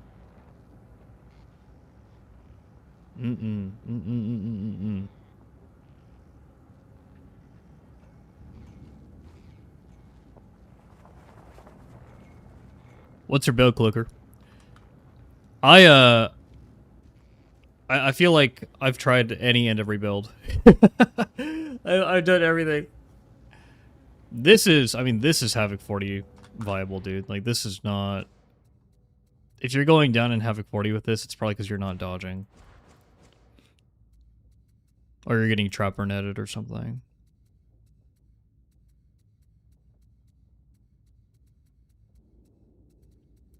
But this is just so safe. It's so safe to just do this. Pop this on. And then just freaking... get rid of that.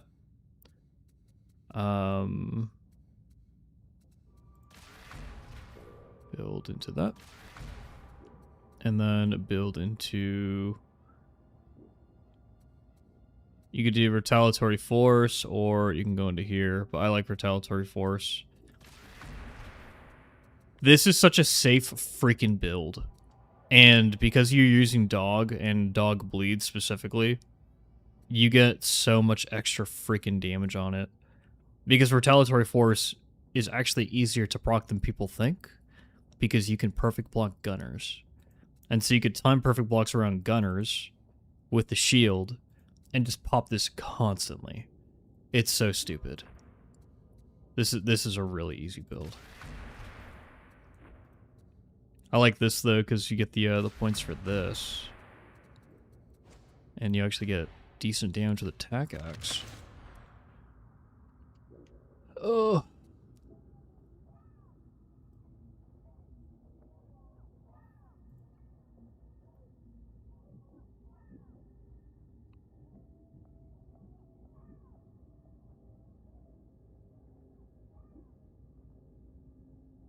Oh, Revan, my goat, dude. He also makes really long videos, though.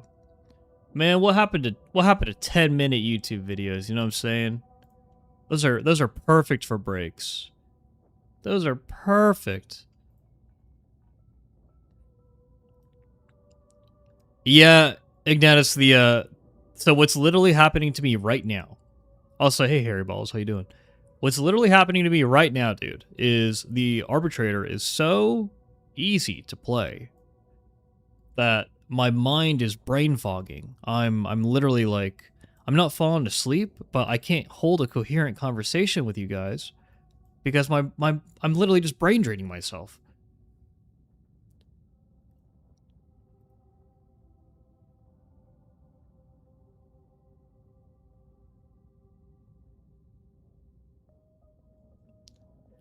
I like long videos, Inquisitor, when I'm working out or cleaning, but dude. Forgotten, post your build in Driptide or in general. Like, put the Darktide Games Lantern link in there. You know what? Fuck it. Fuck it. We're doing it. So, I want all of you guys to post your Darktide Games Lanterns builds in the Discord. If I like your build enough, this is a contest. If I like your build enough, we're gonna critique them. We're gonna go through them. I'm gonna tell you why they work, why they don't work. If I like your build enough, I will give you a Warhammer video game key. I'll find out which one of these keys that I have is still viable, and I'll give you a free Warhammer or Warhammer 40k game. Let's do that. So hop in there, hop in the Discord. The links are on the Twitch channel page and in YouTube there. And give me your... No, not the official Darktide Discord. The Battle Brother Lodge, of course. That wasn't the other day, Ignatus. That was a while ago, dude. That was a while ago. Just post it in the post it in Driptide. Post it in the Driptide channel over here.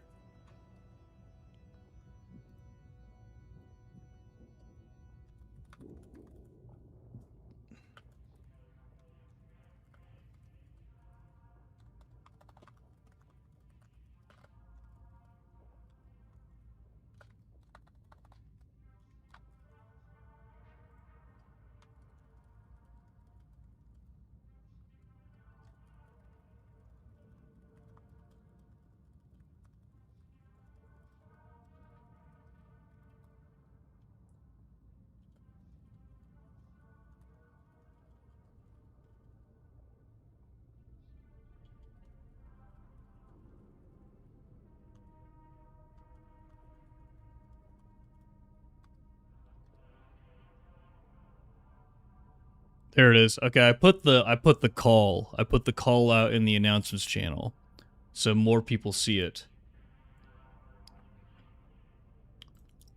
Looks like we already got a submission for Havoc 40 dog build. Hold on. We need to put on our investigative music. Dude, Google Chrome has been so terrible lately. I'm going to freaking switch. Give me a freaking Opera GX sponsorship so that I could switch to Opera. Here we go. So,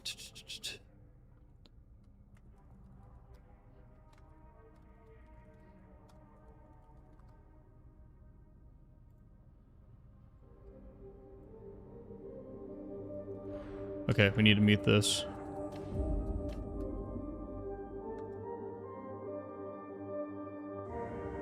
Alright guys, build numero uno.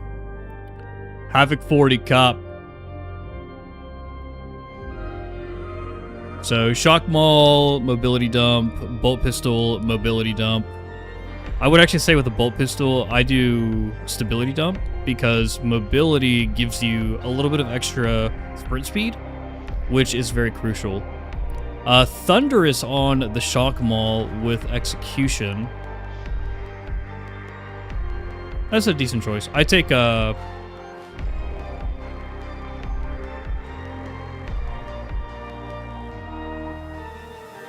it is, Relentless Strikes, and that's specifically for bossing and for Carapace. It's multi-purpose. Thunderous only specifically helps with Carapace most of the time. Bolt Pistol, Flak Maniac, I respect that. Lethal Proximity Puncture. Toughness with combat, more toughness, some health, I like that, 10%, yep. And then 20% DR against gunners. Classic, yep. Part of the squad, okay. I do like K9 morale and part of the squad for survivability, it is good. Oh, you do go get him with Castigator stance. Okay. You're one of those guys. Wait a second. Why target priority? Why target priority? What's happening here? What do you know that I don't know? What's going on? Explain. Explain.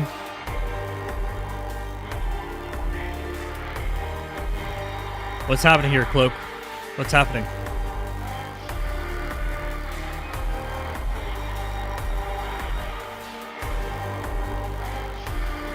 Is this for special sniping? Is that specifically what this is for?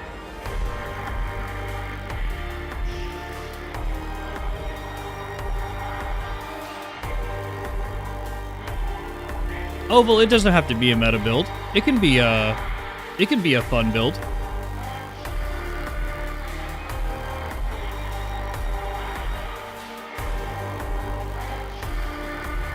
Okay, so it's for special sniping. I like to go final warning or not final warning. Yeah, I like to go final warning for special sniping. Mostly because this applies on all range damage, and you're typically gonna get this procced all the time.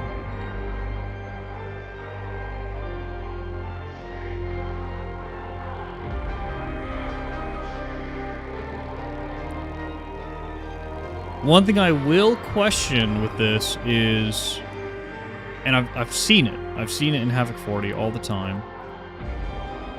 One thing I do not like is with Castigator stance, you are just...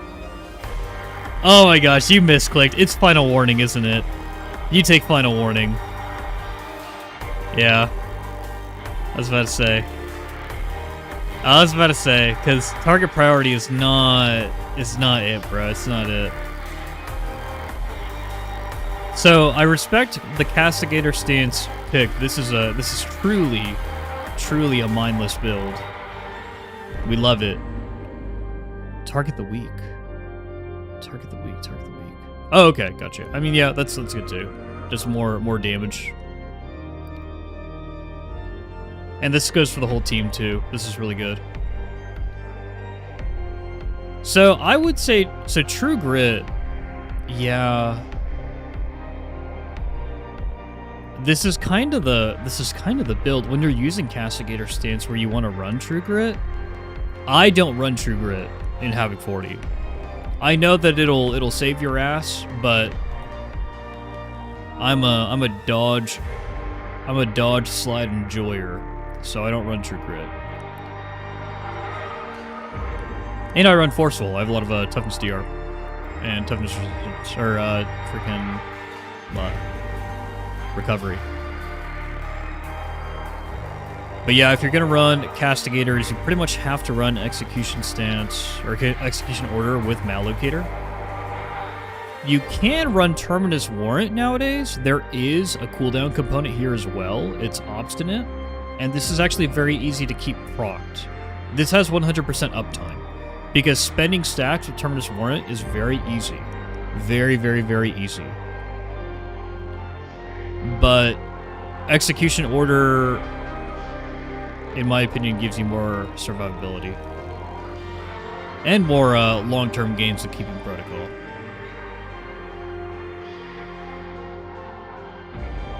Yeah, it's been I like to dance close to the fire. Also, you can put 3 times damage resistance to gunners and carriers instead of HP. Yeah, that makes sense.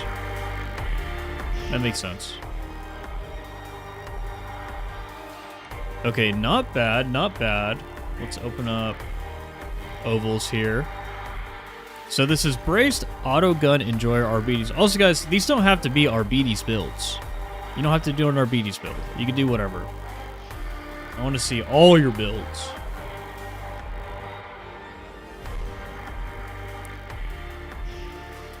Okay, so sacrifice power output, high voltage, confident strike, I assume just for more toughness. Also, the shield doesn't really have great blessing variety. Carapace flak, I like that. Maniac's unyielding for the braced auto. Death Spitter with ceaseless barrage.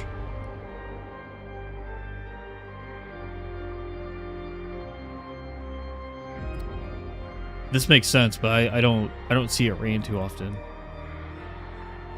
Toughness, toughness, toughness. Toughness, toughness, toughness. Ability, ability, ability. Revive speed, I respect that. Gunner damage res. Okay, what do we got here? So, no razor jog. And we're running dog? I suppose this does lose a lot of value when you're not running bolt pistol. So this actually kind of makes sense. But then I would run hammer at judgment if that was the case. Let's see. Ammo reserves, I do respect that. We'll take Mandible's Augment. Also go get him Keystone.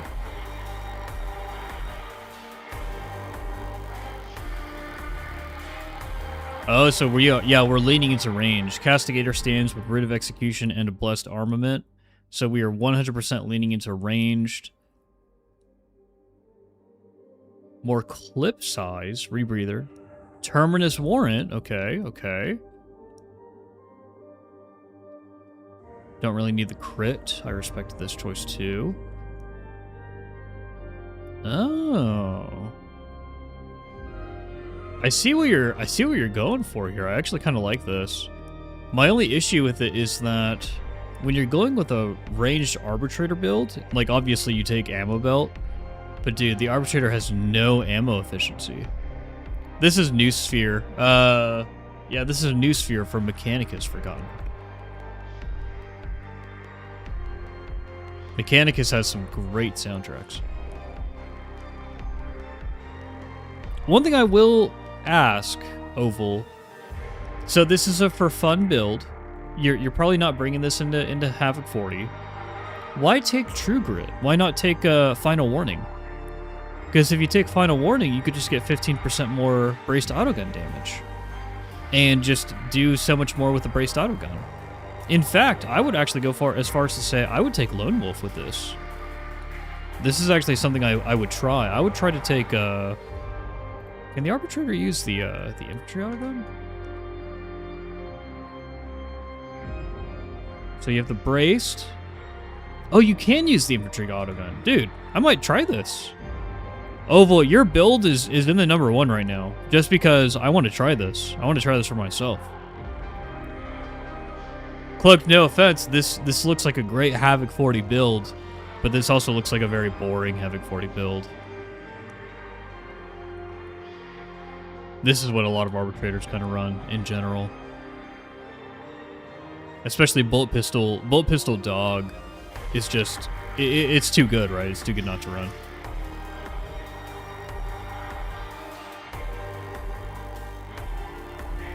Dude, yeah, I might try this with Lone Wolf. Castigator Stance Blessed Armament with an infantry autogun might be extremely freaking fun. You know what they should do for Blessed Armament? They should make it so that Blessed Armament just gives you 10% ammo. No, that'd be too crazy. That'd be too crazy. That would make the Arbitrator like a ranged tank. That'd be nuts.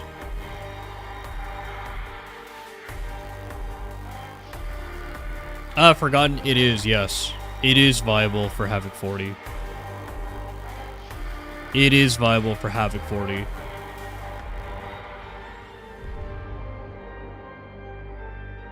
Dude.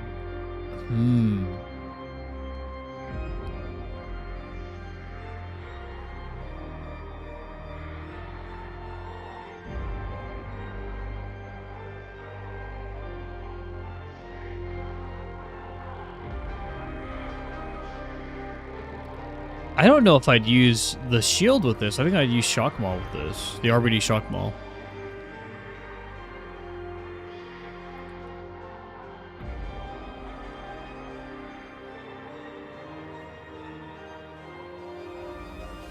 Okay, well, let's keep going. So, Ignatius posted his build directly into Discord here. Let me swing this over. Whoop. So this is his Zealot charge crit build, and he is right in saying that this is basically the crit build, because this is what a lot of people go. Doesn't take thy wrath to be swift, but you are a fast boy with this build, so I don't really blame him.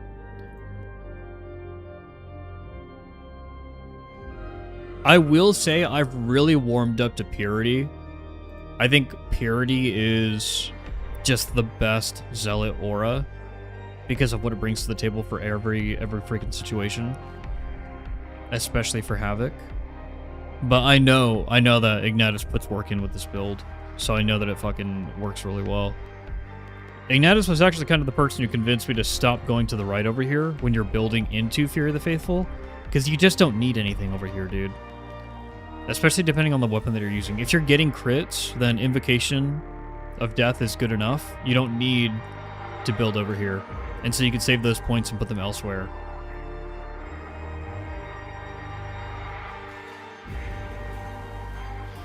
Definitely a top build for sure.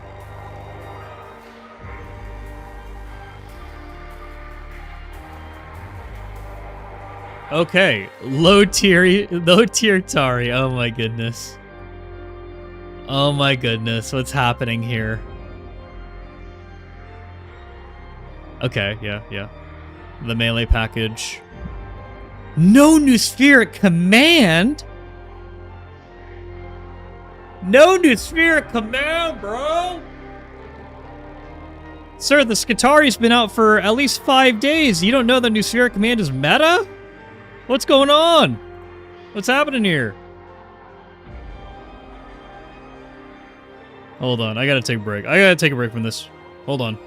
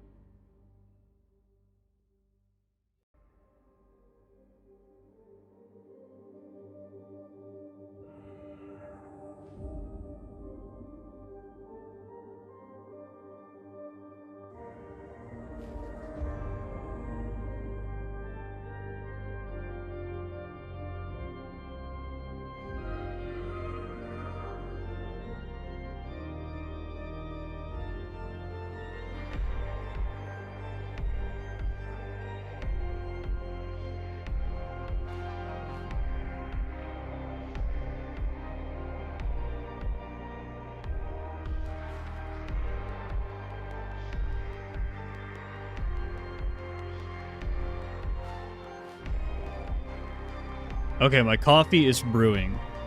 So let me show this off really quickly because there are people who still don't see this, which is okay. It's okay. The class is new, right? The class is super new. Super new.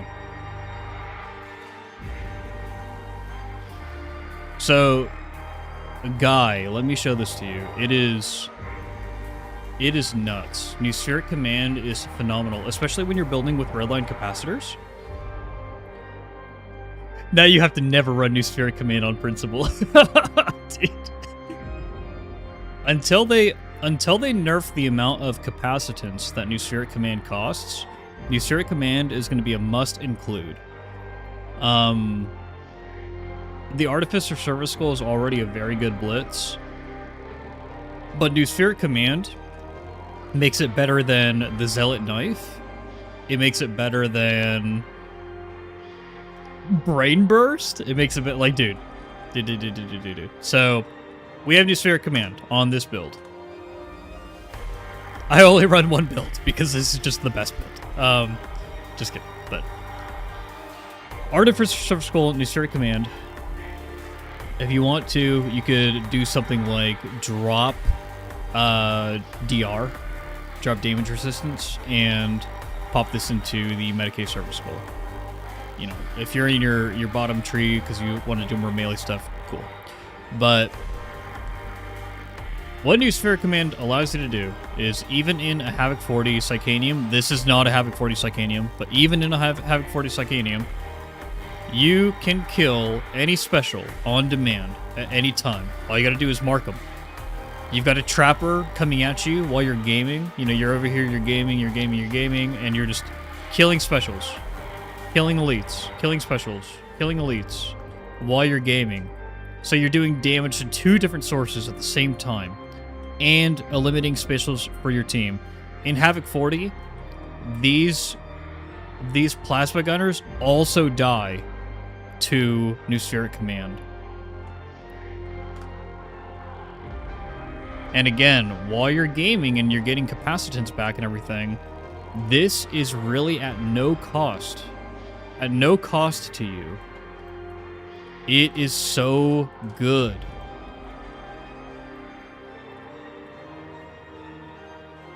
And then when you wanna blow your load, you blow your load. And you kill everything anyways. No shoot, only smack, maybe heal. But yeah, guy, like, New Spheric Command is crazy. It is a huge damage boost in Havoc 40. We've gone through the charts at this point. We've broken it down, and New Spheric Command accounts for a couple 100,000 damage in a freaking Havoc run.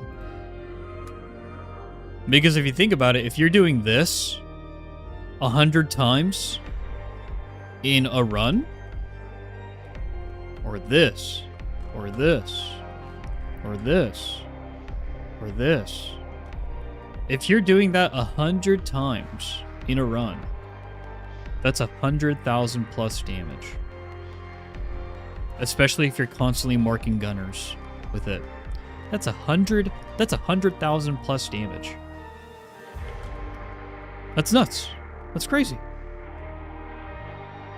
Mr. Z-Man, you could do both. A lot of claw builds run, because you're already on this side of the tree, and you're already getting redline capacitors, a lot of builds will just run New Spheric Command as well, because if you're in a situation where you don't have, like, a veteran support using smokes, you have to deal with the gunner somehow.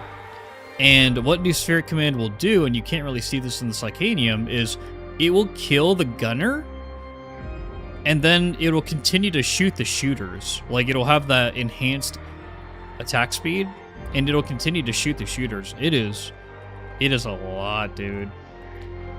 It is a lot. It's a lot. And then you also consider,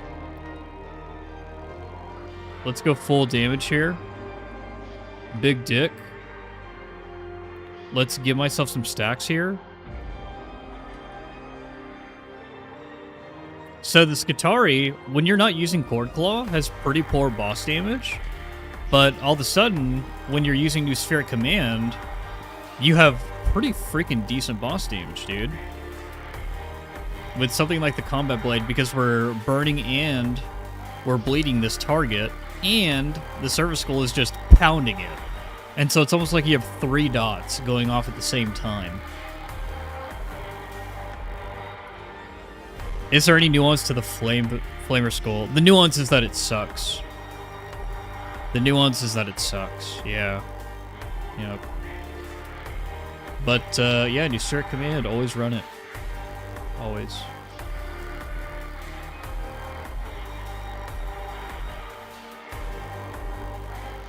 Okay, let me go grab my coffee super fast, and then we'll go into the rest of the build.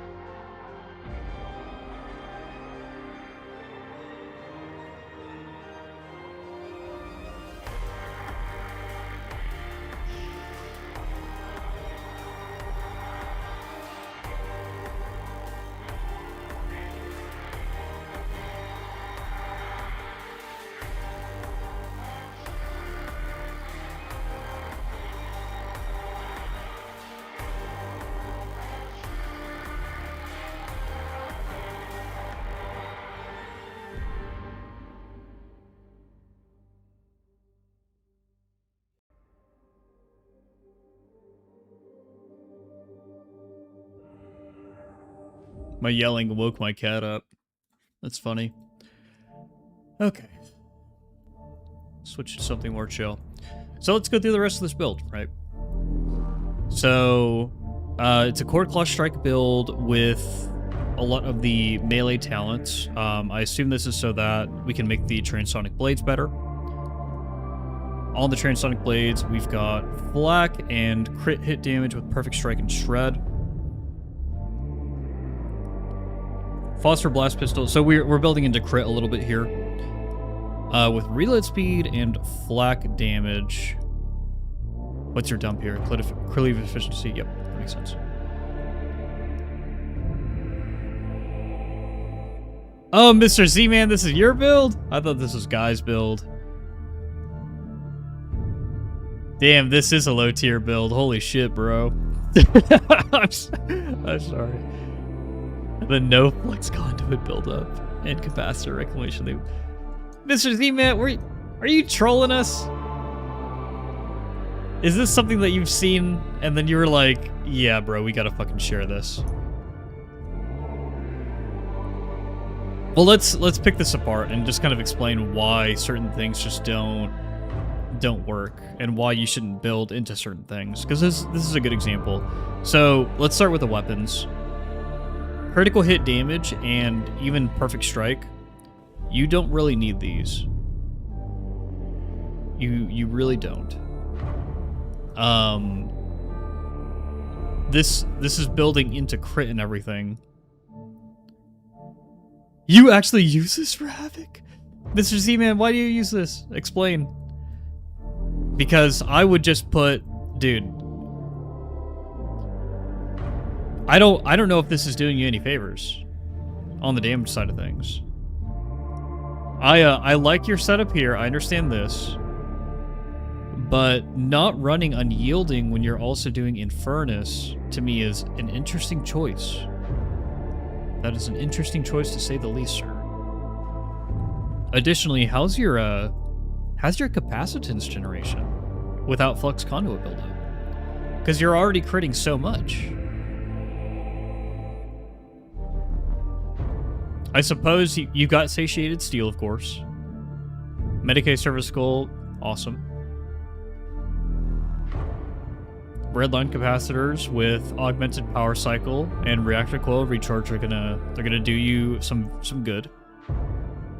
Have you, Mr. Z-Man, have you actually tested? Do you know the Darktide damage formula? Do you want me to explain the Darktide damage formula to you? Because I can. Because I don't think you know it. Because I think if you knew it, you would not take a lot of the things that you take.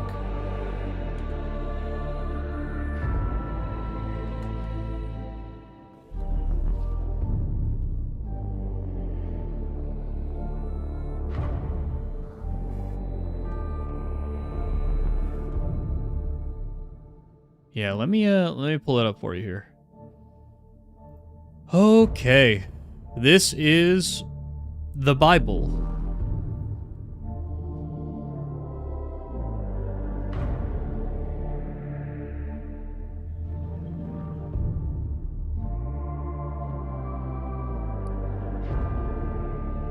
Here you go. Okay, so damage is equal to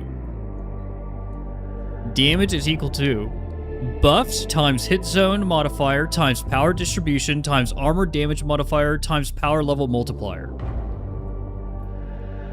You got that? So that's the Darktide damage formula. And then we could break down it even further. So damage is equal to buff times hit zone modifier times power distribution times power level multiplier times armor damage modifier plus finesse curve times armor damage modifier plus crit mod times finesse multiplier. Okay, you got that? So what does this actually mean for your build?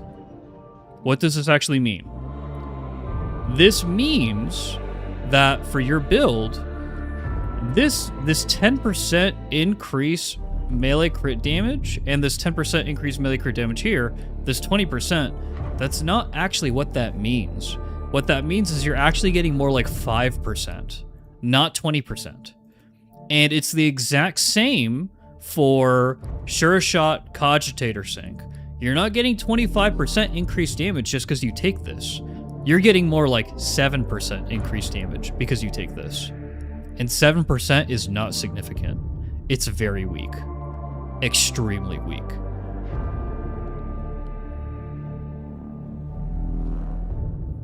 I would take on the blades, Flak Carapace. I don't mind Shred. Shred is pretty good. I would take Flak Carapace. If you want to run Shred.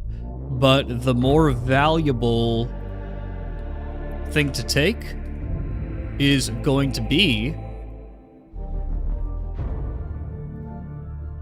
Superiority.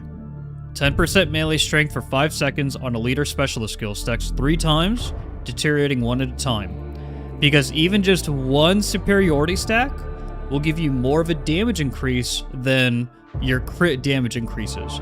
And why is that? It's because when we're calculating damage, buff damage comes first. Superiority is a buff. So you immediately are getting 30%. 30% right off the bat.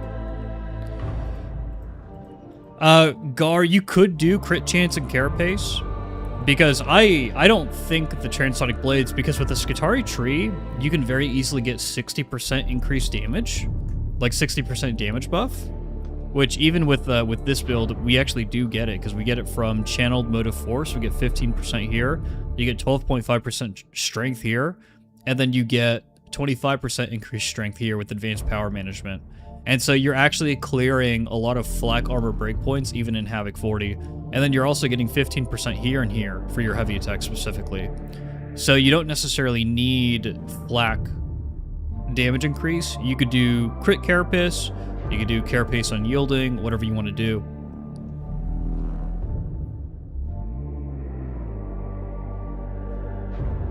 Oh, coerce, I don't know. Hold on.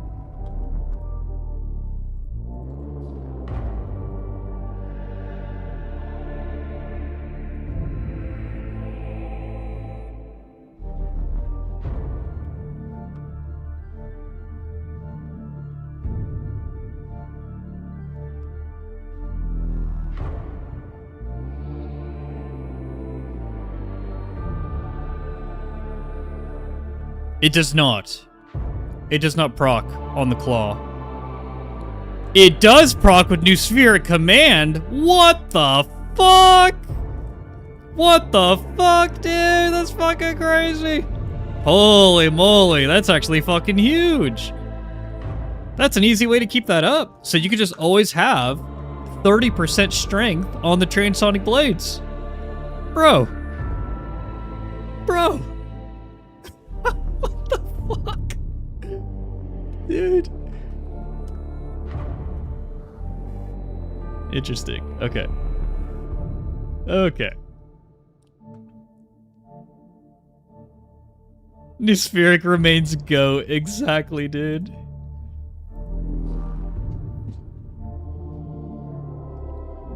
Okay, so we're all caught up. We all understand the Darktide damage formula now, right? So we understand why we make certain build choices. Quick thoughts on Redline versus Flensing for Cord Claw builds. The truth of the matter is, Gar, that after significant Havoc testing, Redline Capacitors has come out as like the clear winner for like the best keystone for the Skitarii, specifically because these builds where they're fueled by capacitance and capacitance generation, because Cord Claw just does so much damage and so does Nuspheric Command. There are certain ways that Fatshark can tune this to make it more balanced. Like, for example, for Flensing protocols, if Higher Purpose restored 10% capacitance instead of 5%, Flensing protocols would be competitive. It would be comparable to Redline capacitors. And if you were building more into the melee part of the tree, you would think about taking Flensing protocols 100%. But at the moment, the capacitance recovery from this is not really enough to justify taking over Redline capacitors, because you get so much more capacitance from Redline capacitors. If they ever nerfed Redline capacitors to make it so that you do not get a stack whenever you gain a charge and it's only on spending a charge, that would also make Flensing protocols be back on the menu, be back on the table. Power Overload doesn't really get you this benefit until you're a little under halfway through a Havoc 40. And so this is a very risky play to run.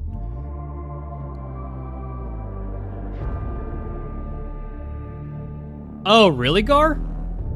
Oh, shit, bro. My bad. Let me show you the formula again. Let's get back to it. So...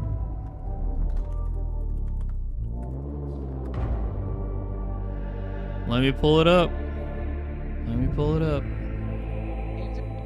Okay. So this is from JSAT. This is the OG, guys. Damage formula.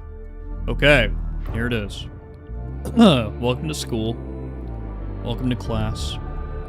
So, damage is equal to buffs times hit zone modifier times power distribution times power level multiplier times armor damage modifier plus finesse curve times armor damage modifier plus crit mod times finesse multiplier.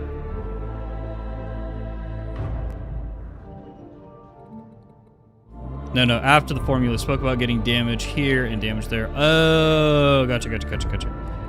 So you're talking about how on the Skitarii tree, you get damage from Channeled Motive Force, you get damage from Sustained Assault Doctrine, you get damage from Hydraulic Impact, and you can also get 20% damage from Galvanic Marking Array. You get 12.5% strength on Sequence Charge, and then 25% strength on Advanced Power Management.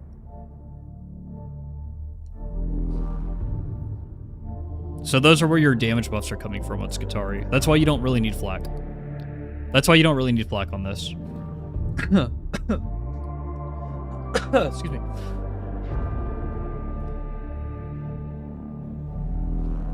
Jeff, I saw replenish 12% toughness over 4 seconds on electrocuting an enemy, but I never saw anyone use it in their build, even on arc rifle. Is there a reason for that? Or are you blind? I use it. I think it's good. I think it's very good. Yeah, I use it on my builds. Entropic transfer right here. People probably don't take it because they want to take they want to save points, and so they probably sacrifice it because you already have 5% toughness per second recovery from Redline capacitors, and they probably take that point and they put it somewhere else. System shock is a must for any arc build. You have to take this. It's super freaking good. And then they probably just build into like Retribution Conduit, and then they go back up into Voltaic Emitter. I see a lot of people take Voltaic Overcharge. I don't think you need it. The Skitarii is already generating like 15% toughness per second. It's crazy. And then Voltaic Arcs is a noob trap. Voltaic arcs is unfortunately a noob trap. Generating 3 arcs every time you pop a 3-charge voltaic emitter just does not matter. It's not significant. It's not significant in any way, shape, or form.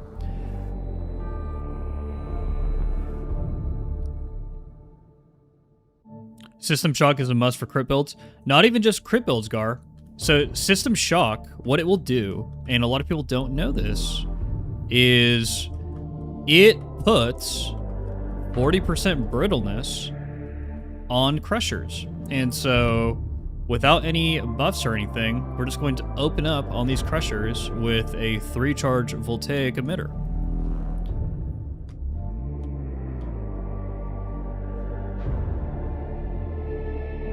It took us literally 10 seconds to kill 6 crushers.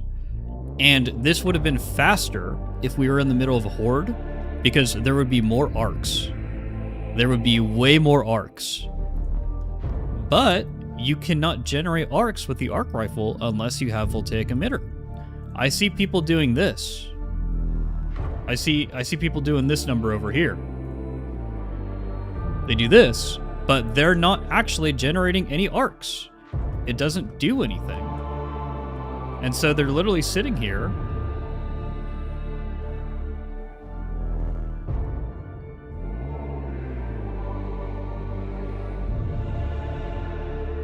and they're doing that. But the reality of this is you're only doing damage to 2 or 3 things at a time. Doing damage to 2 or 3 things at a time versus doing damage to, what, like freaking the entire screen? I'll choose the entire screen every time.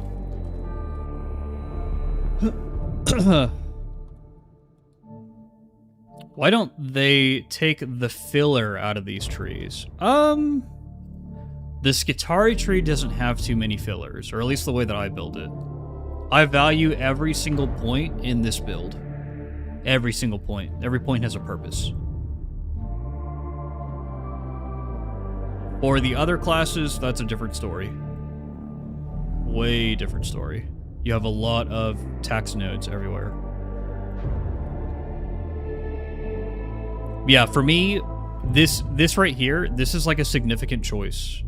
Because not having 20% DR versus having the Medicaid Service Skull, that's a very significant choice in a Havoc 40 environment. Speaking of arcs, I heard Reginald speaking about how Skitarii will be better in mixed groups. But what about 4 arc Skitarii? Wouldn't all the electrocutions be propagating to the whole play area? They would, Gar. 4 Skitarii, all arcing is crazy. It's freaking nuts. Have you been in a 4 Skitarii group? Like, the specials just don't exist because New Story Command handles everything, dude. It's nuts. But Skitarii exists best to be supported, in my opinion. If you pair Skitarii up with a support vet, dude, the Skitarii does so much freaking damage. It's insane.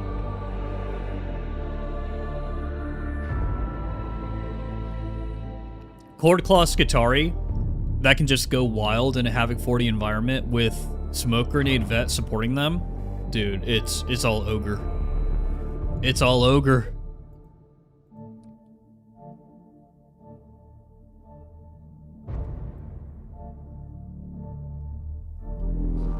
Okay, hold on. Let's continue with these builds, though. We're getting sidetracked. So,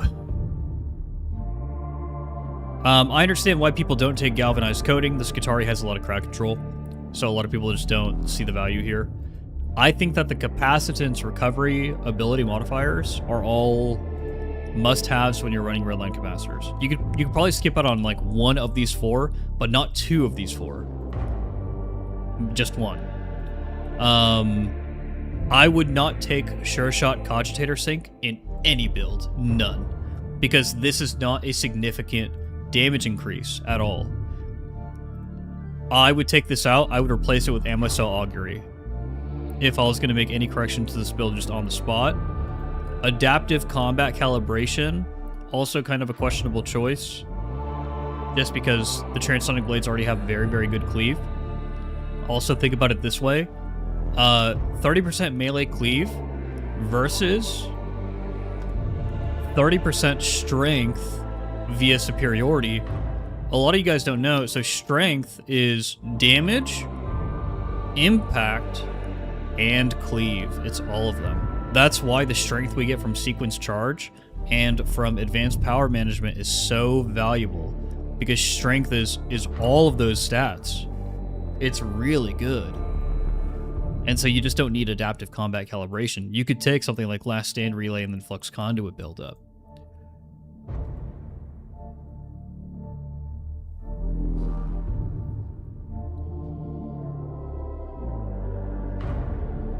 Nicholas, yes, it is. It is bad. In most cases, whenever you have a choice between weak spot damage and regular damage, taking regular damage or a buff is going to be significantly better.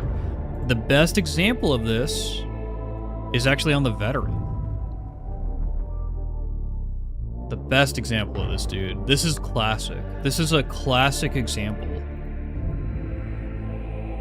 I love this. I love showing this to people because a lot of people just don't know.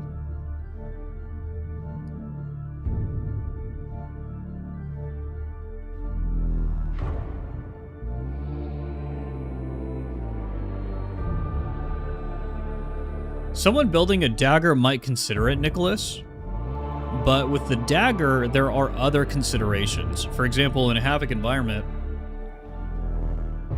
if you're competing between 20% damage against everything, or 25% damage against everything, and then 25% weak spot damage, the increase in damage against everything is going to be significantly better to take. So we hop in here. I'm curious. I'm a bit curious if running Service Skull with Combat Protocol is a good move.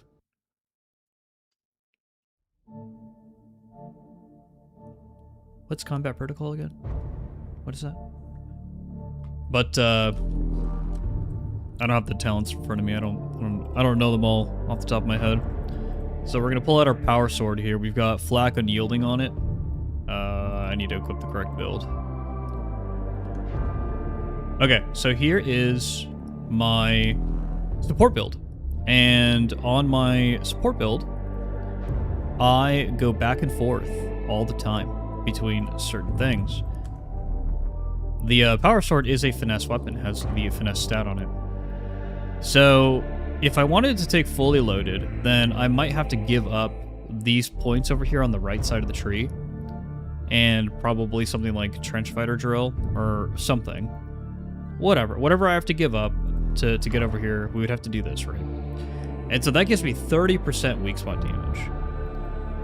If I don't know the Darktide damage calculation, then I look at that and I'm like, whoa, like 30% weak spot damage, that is huge, bro. So we just did 785 damage there. But if I don't take fully loaded, or if I'm not going for that, and I take Skirmisher instead, and like Exploit Weakness, and then whatever else I just gave up. So let's build up this. 808. Wait a second. 30% is bigger than 25%. What's happening?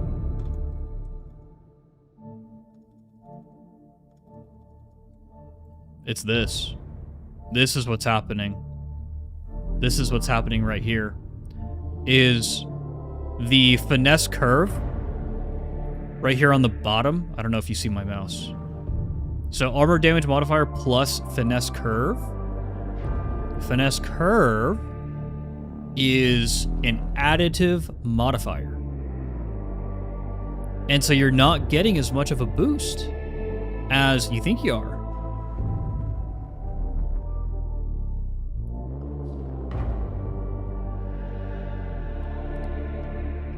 Nicholas, yes, actually. Yes. Both Exploit Weakness and Skirmisher. Because, as you guys now understand with the damage calculation, buffs are calculated first. So Exploit Weakness and Skirmisher apply first because they're buffs. It's the same with something like Bring It Down. Bring It Down is more valuable than Precision Strikes when it comes to dealing with these kinds of enemies. If you're taking Precision Strikes because you need to get to fully loaded, that is a very viable build choice. I think that this is a very viable setup because you're going to fully loaded. And so you're getting a little bit of a damage increase from Precision Strikes, but the goal, the true goal of this is fully loaded, which is extremely valuable on the veteran. This plus 25% ammo. Very, very good. Very good for us. But this is why you don't see people taking crit weak spot damage on their weapons. But yeah, this build, it needs to go back to the shop. It needs a bit of work. All right, we got Forgotten's vet build. Let's see it, dude. Let's see it. Forgotten, let's see how much you've been studying. Your homework. Okay, Flesh Terror Riposte, Unyielding Carapace. I like that, I like that. Plasma, Mark II, Gets Hot, Rising Heat, Carapace Unyielding. Pretty classic setup.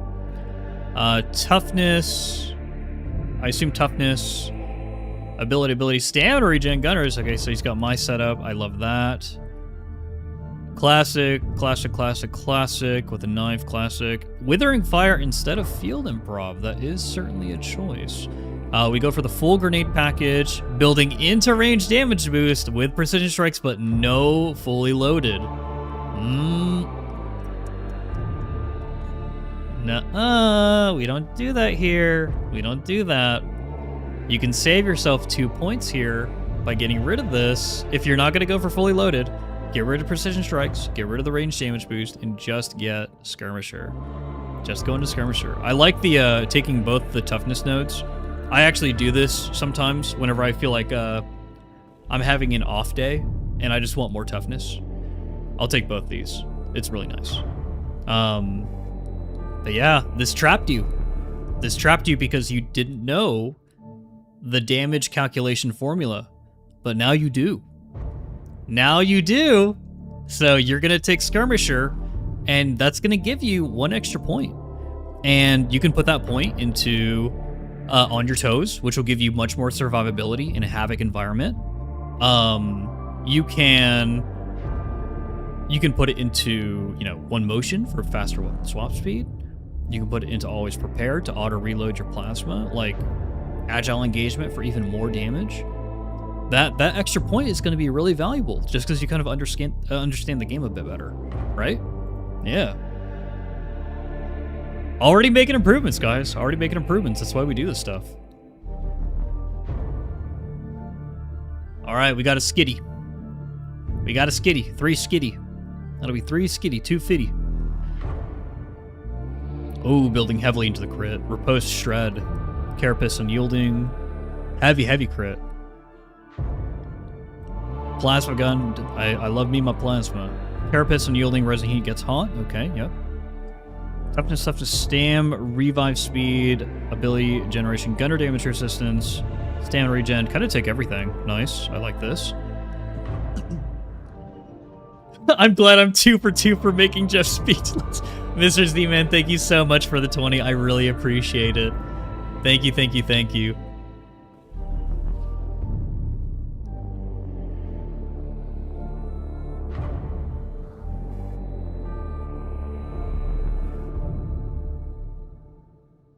You hurt me, yeah.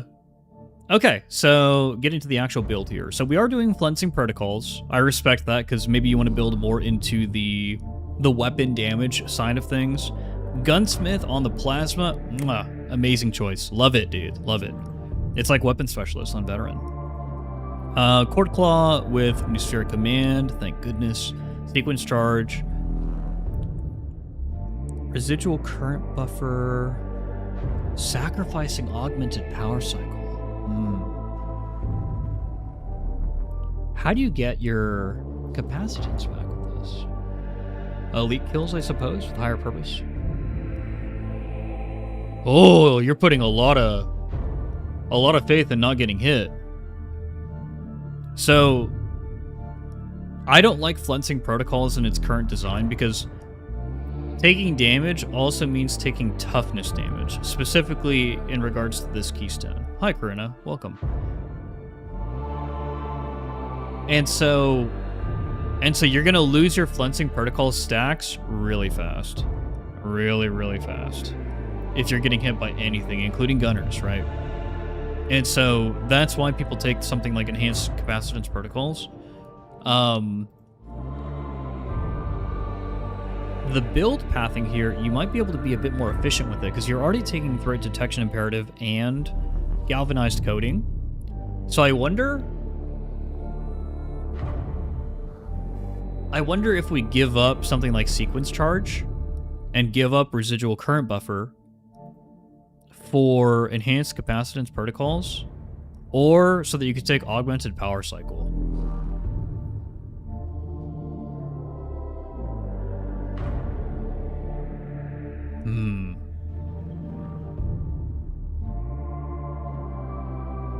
And then you go for Superior Defense Engrams. I understand why you go for this. So the toughness regeneration from Superior Defense Engrams is really good. It's really, really, really good. But I almost wonder if... Oh shit, we're on vet. Oh no, we gotta change. Gotta change. With how many specialists there are, you think it's fine for Havoc or Oryx? Yeah, Proxy. That could be true. Especially since you have Cord Claw Strike, you're going to be killing, 2 or 3 in one axial slash. Especially with all the damage buffs that are going out. So it makes sense. Let me switch over here real quick, though. Because there is something to be said about point efficiency on the Skitarii tree. They have a different problem compared to a lot of the other classes. So we want to build into Flensing Protocols.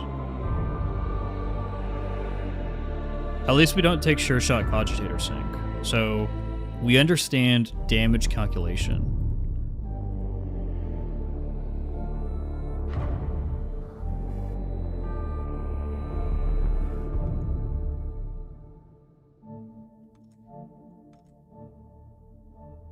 Yeah, we can save 2 points here by not taking these. And then let's say I did want to build down here. So they take Servo Core Recharge Engine.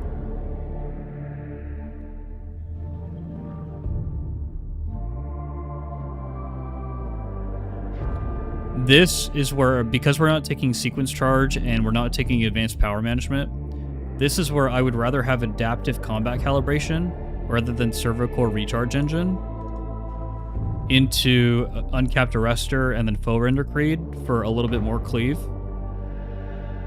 We're going to be getting stuck in, so we take those. Oh, I don't like this. I don't like this. I don't like Adaptive Combat Engram. It's if your toughness is getting broken, 30% DR is going to help, but you don't want to get your toughness broken in the first place. You don't want to be in that situation. I'd rather take the toughness replenishment from this.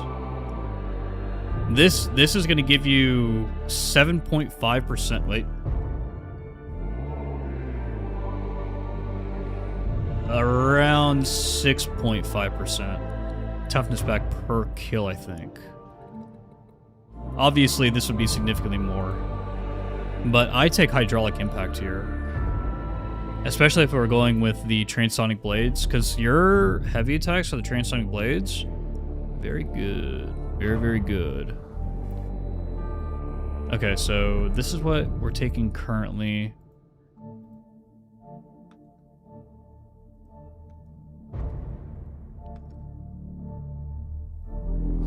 With superior defense engrams, of course. So what if, though? What if? Let's brainstorm this here. So we're already going here for this and this. And then you've got Threat Detection Imperative and Superior Defense Engrams. But, hear me out, hear me out. Entropic Transfer, Electrostrike Conduit, Augmented Power Cycle. Okay? And this leaves you with a point for enhanced capacitance protocols. If you want to take it, if you don't believe, that's okay. You can just go for extra DR right here, but up here, you're getting a little bit of extra crowd control.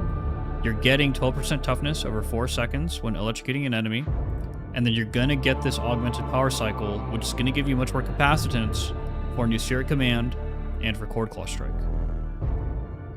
I would experiment with it. Where are you electrocuting from? From your crits, my man. From your crits. Because with this build, they're taking Riposte and Shred. They're critting a lot with their Transonic Blades. There is a lot of electrocution going on because they're critting a lot. Melee crits. And so you will always have Entropic Transfer up. It will never not be up. And this is a very melee heavy build that utilizes the plasma gun to snipe specials, seemingly. And to just to deal with problems. Like if a boss spawns, you could unload the plasma into the boss, do some pretty good damage, a good cleave, all that stuff. No, I like this. I like the setup with flinching protocols.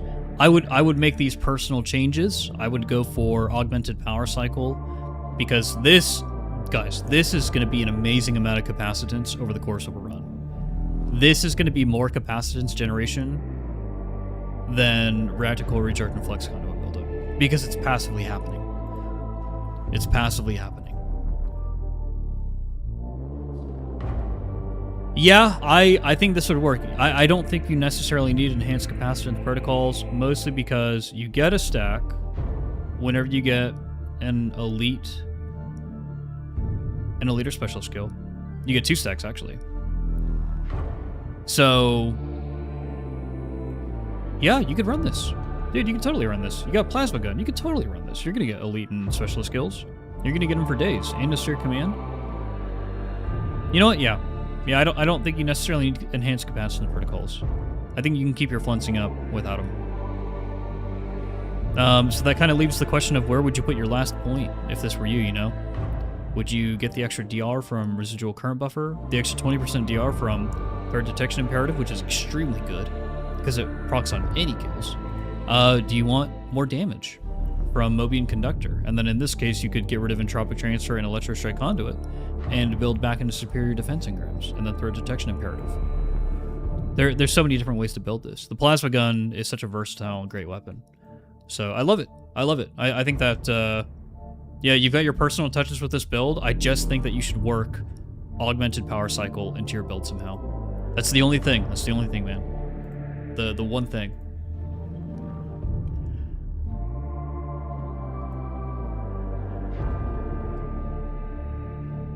Oh, you're Arceon, you're unsure about hydraulic impact? Okay, well if you're kind of a left click spammer, then go into Slaughter Protocol. Just go into Slaughter Protocol instead. I think that's probably the play. Hasbin, we're doing a contest right now. We're doing a contest. Build contest.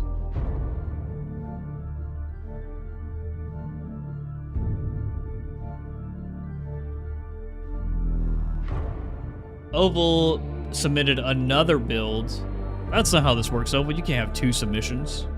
I already like your Arbides autogun build.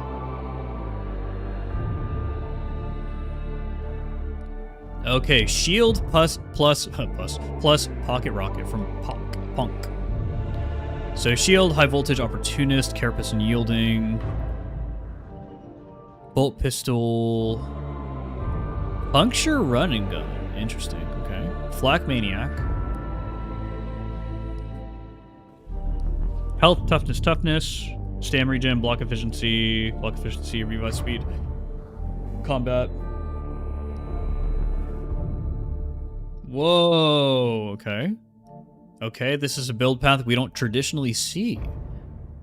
So, it's a Lone Wolf build with Arbides Grenade.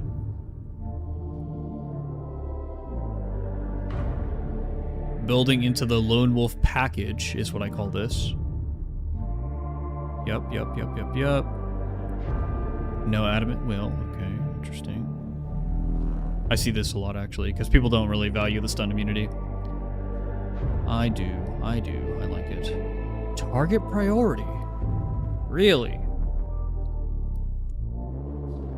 Target priority. Punk, are you here? What, can you explain this to me? Can you explain? And priority endowment?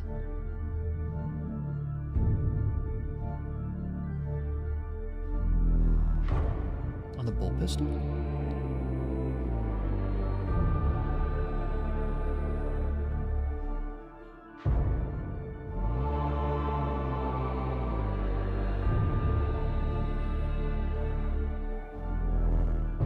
Hey, yeah, Roberta, can you explain some of these choices for me?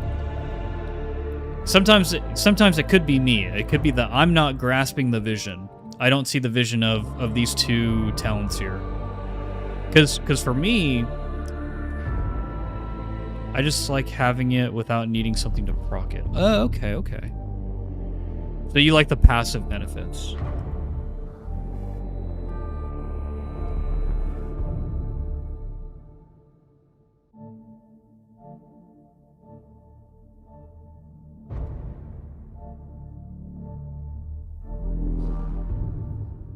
Okay, Roberto, I'm going to give you some suggestions here because I think that you've got a good build here, good foundation, but I think you could really improve it.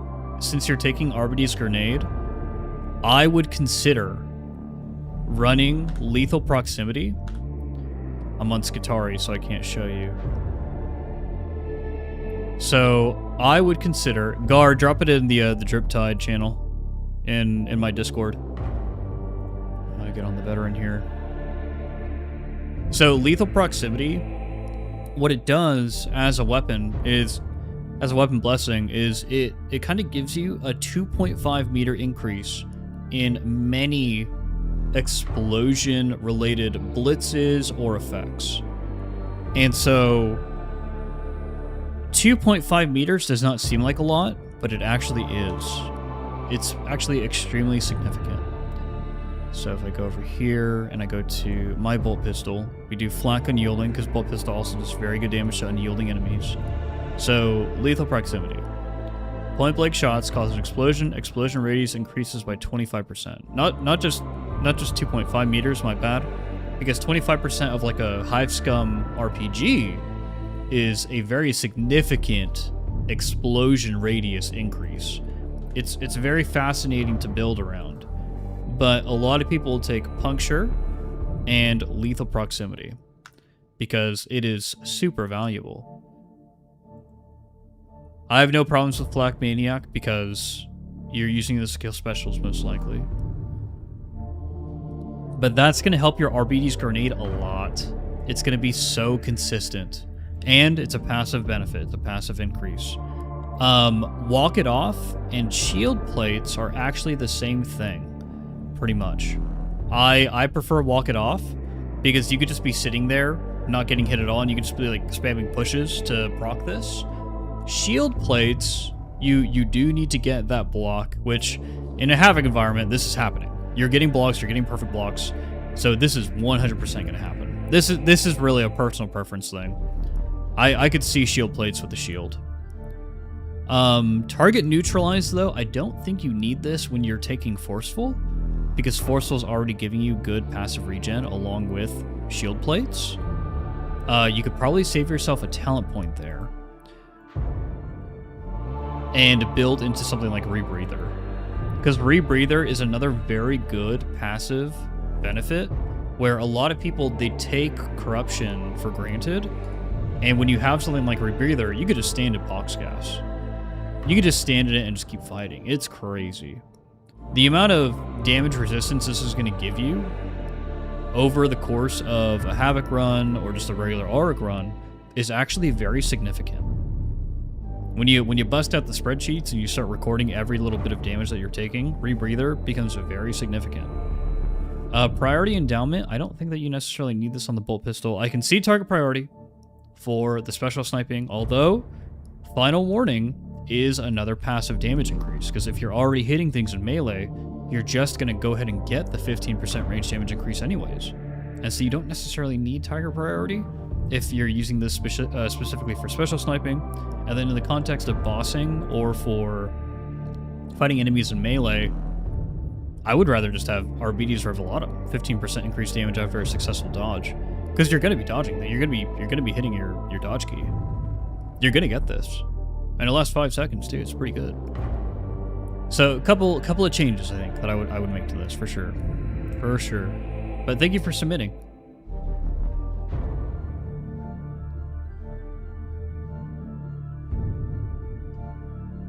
Crusher Castigator. Okay. This is a more traditional build. So Crusher Carapace Unyielding with Skull Crusher Opportunist, Exterminator Shotgun Mark III with Death Spitter Scattershot Flak Maniac. Ooh, I do like that. You're a pumper. You're looking to pump. Toughness, Stamina, Corruption Resistance from Grimoires.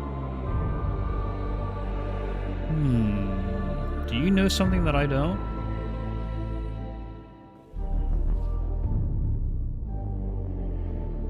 Do you know something that I don't, Harry Balls? This is a dog build. We don't take Razor Jaw Augment, which is fine because we're not taking the bolt pistol. We're taking the Exterminator Shotgun. Unleash Brutality to prioritize elites and specialists. Going into Canine Morale. And then the damage package on the right. Both Man and Cybermastiff and Walk It Off. Ah, you have also recognized that. Oh, but you also build in Forceful.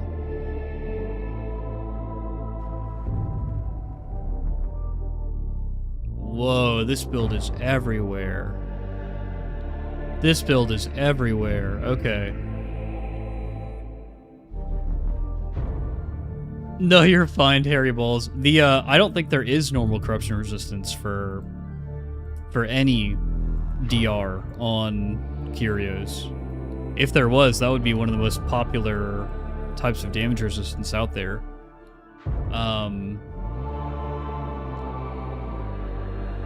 Where is your cooldown reduction coming from for Castigator stance? Because if you don't have Mallocator and you don't have Obstinate, then this is a really long cooldown for something that is not really going to be giving you too much benefit. Do you just use this every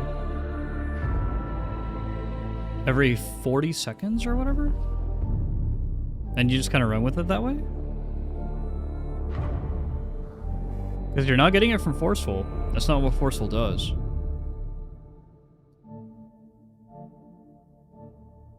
You use it in a pickle. Okay, got it.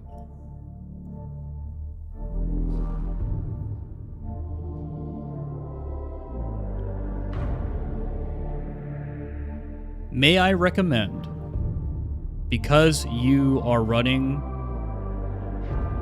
Deathspitter Scattershot, and you're obviously using the Exterminator Shotgun to do damage with it, to do good damage with it, may I recommend, because you have so much toughness recovery from both Man and Cybermastiff and Walk It Off, that instead of running Forceful, you try to build into either Execution Order or Terminus Warrant. I'm not sure if you know this, but Terminus Warrant will actually build multiple stacks of melee justice by hitting multiple things with your shotgun. Which means that you can keep Obstinate up, and you can keep doing more Castigator stances. Castigator stance is not just a survivability thing. You get 20% strength when you pop this. 20% strength! That's a lot. And you can get even more damage from Writ of Execution. The goal of this is to keep Castigator up as much as possible, benefit from Writ of Execution, which will give you 40% damage increase, and then with Blessed Armament and Exterminator Shotgun, you're just going ham. You're just going crazy. You're running Dog already, so Execution Order also makes a lot of sense instead of Terminus Warrant, and then you could just run Mallocator. And then Keeping Protocol. Oh,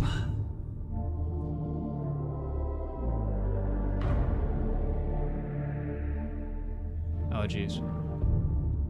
Yeah, so Harry Bossy kind of sees what I'm saying.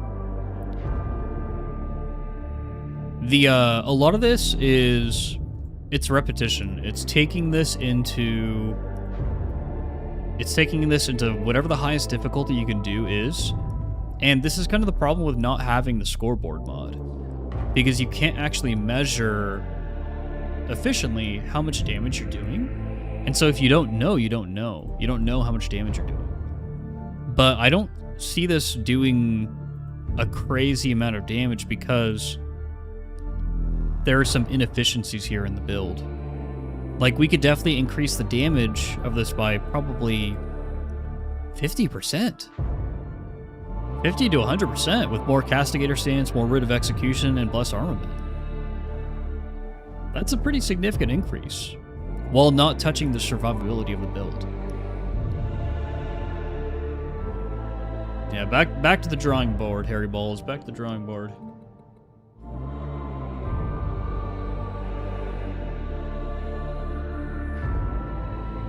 Saito. I have no idea why this dropped to 14% crowd control on them all.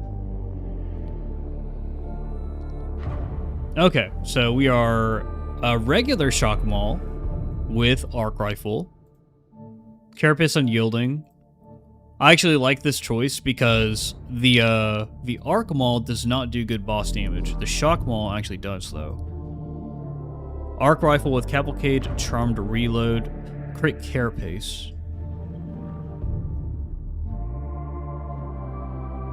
Do we get a prize for the worst build? No, Forgotten, no. Combat ability regen, toughness regeneration speed.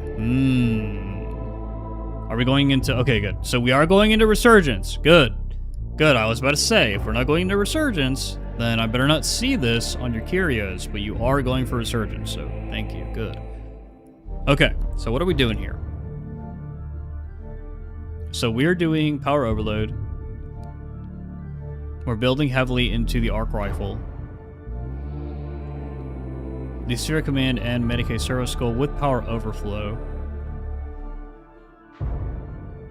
Ah, so we are supporting. This is a support build.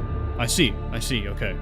So this is a support Skitarii build where the entire point is to overcap your toughness recovery so that your team is also getting that toughness. We take Medicaid Servo Skull so that we can pick up anyone who gets downed or anybody who gets netted. And we're trying to support with Power Overload, Invigorating Overload for more toughness recovery on the team. Static Capacitor Drain is mandatory for Power Overload, that's why you take it. And we're trying to increase the team's damage. This is a support Skitarii build. Good, we take System Shock.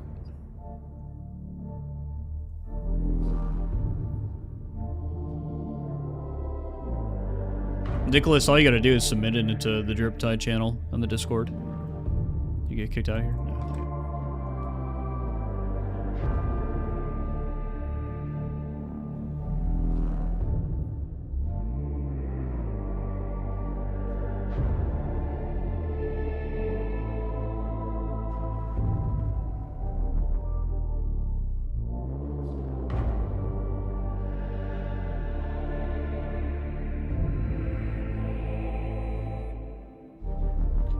It's actually really hard for me to critique this. I think this is actually a really good build. I think you did good here. I see what you're going for, and I respect it. I don't think I'd ever run this on Skitarii, but if you wanted to play support Skitarii, this is actually how you do it. You build into Resurgence, you get your toughness regeneration speed on this, all 3 curios, and you run in Power Overflow, so that your excess toughness replenish is going to your team.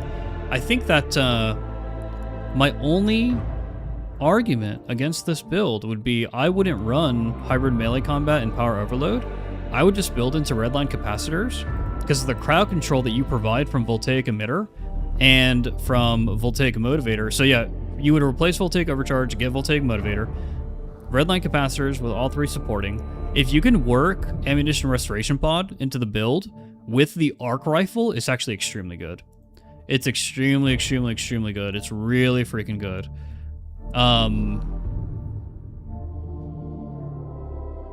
And those kills, way more valuable for the team. Clearing the screen like that, gotta be way more valuable for the team.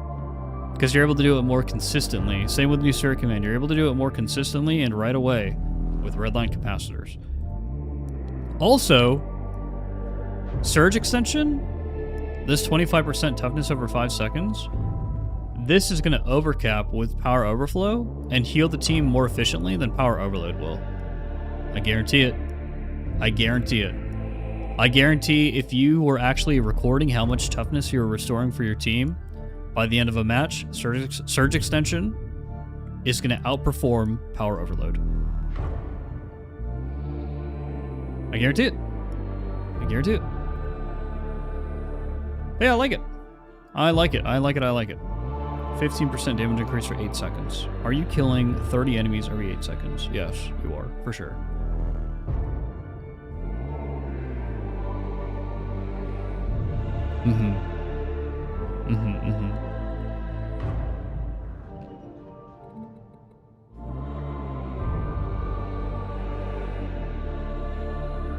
Harry Balls, I'd have to look at it again, but I'm pretty sure that it's not actually just plain corruption resistance. I think it's just grimoires. The website, Darktide Games Lantern, will give you more information than what you get in game.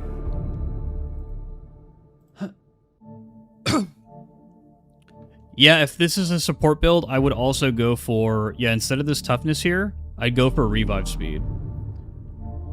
Because revive speed actually applies to Medicae Servo Skull. Did you guys know that? Did you know that revive speed applies to Medicae Servo Skull?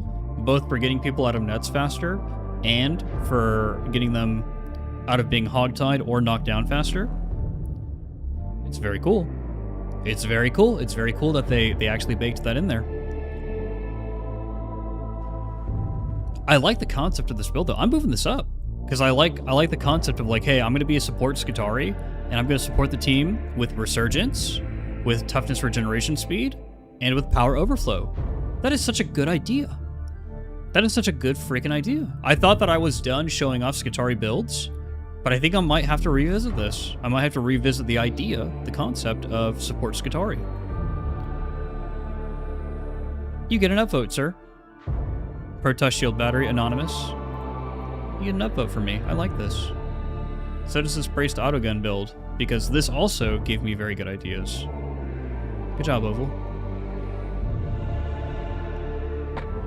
Good job, Saito.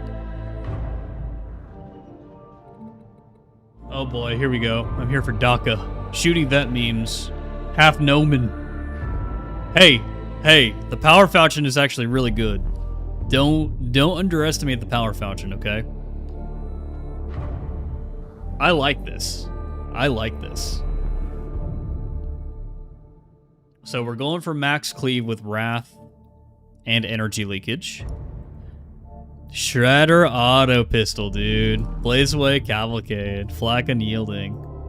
Let's go, dude. Let's go. I will say you're underestimating the collateral here. Collateral on the Shredder auto pistol is really good. Really, really good.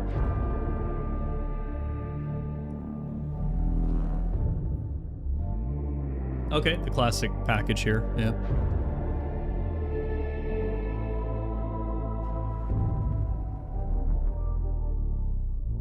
Oh, we skipped superiority complex. Really? Okay. Okay.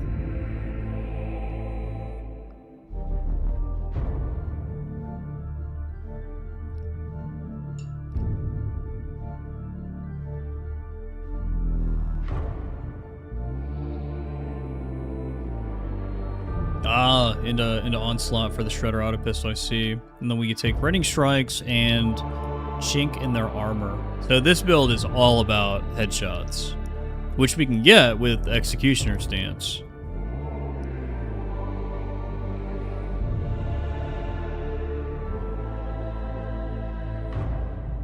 Interesting. Okay, I see what you're going for.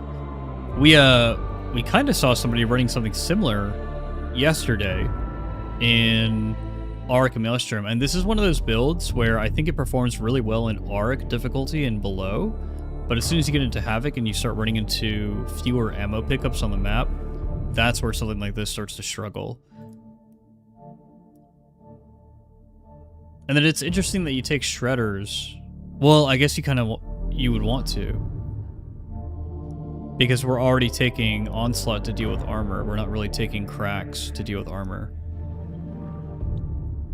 And then we're taking marksman's focus to deal with hordes. Yeah, the only issue I see with this build is like, where are you getting your ammo from? Not having viable, too ammo hungry. Yeah. This would be a fun build to run, though. I see why you're doing it. I think the, you know what's crazy? I think the Skitarii does this better. The Skitarii takes this build, and it does it better. Because on the Skitty, we could take advanced combat doctrines, and we could just get more survivability and damage increases than the veteran gets with Executioner Stance. Executioner Stance now needs another buff because the Skitarii exists. That's how crazy it is. Because advanced combat doctrines will automatically lock onto heads for you to get you all these crazy benefits, and it's going to give you as much damage increase or more than Executioner Stance. It's kind of silly. It's kind of silly, but so if we take this,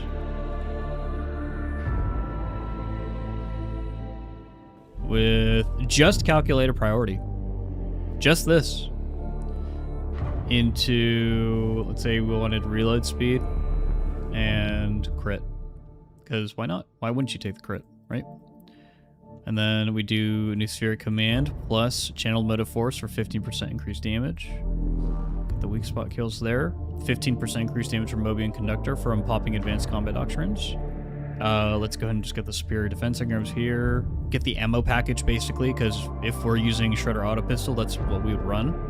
And then it's just a matter of what else do you want to have in the build, right? So you can take that.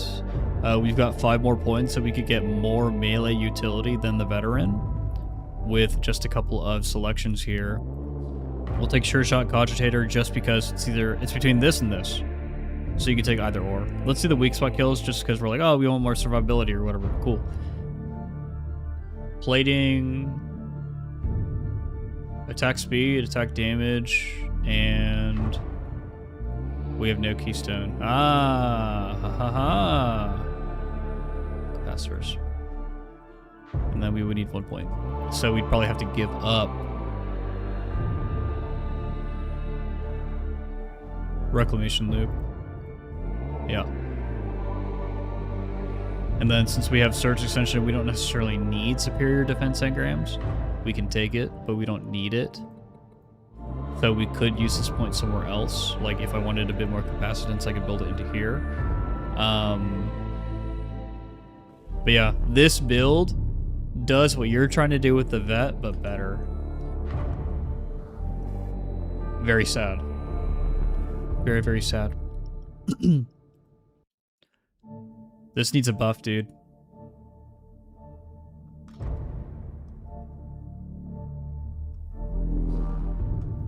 This needs a buff, damn it.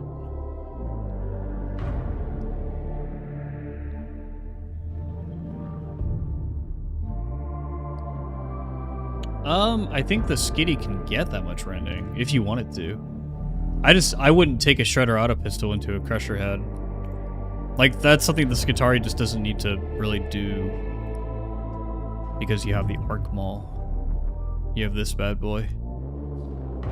And so you can kill a group of Crushers. Even with an advanced Combat Doctrines build, you can kill a group of Crushers with the Arc Maul.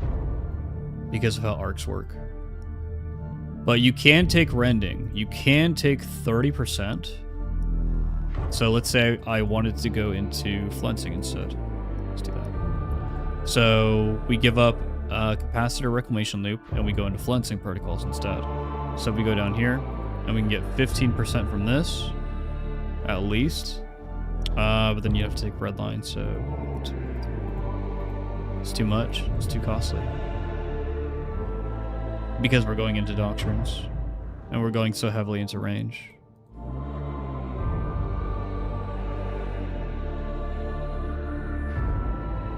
So you can get... Why is that not updating?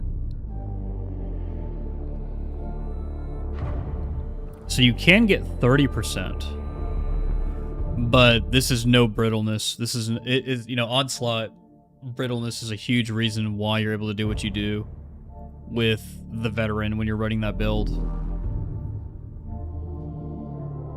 Interesting, interesting.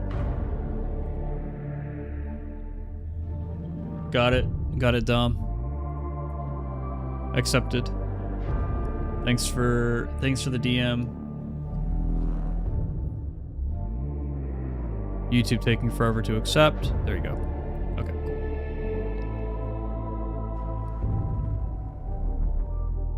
Okay.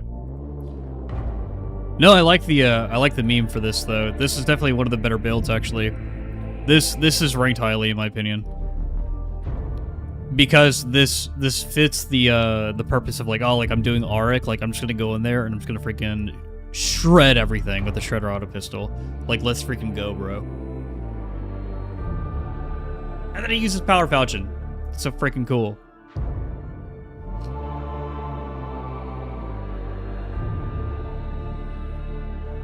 Guys, there's so many freaking builds. Holy shit. Everyone's submitting. Oh, Warm Gun. Oh, I'm definitely gonna look at Warm Guns, dude.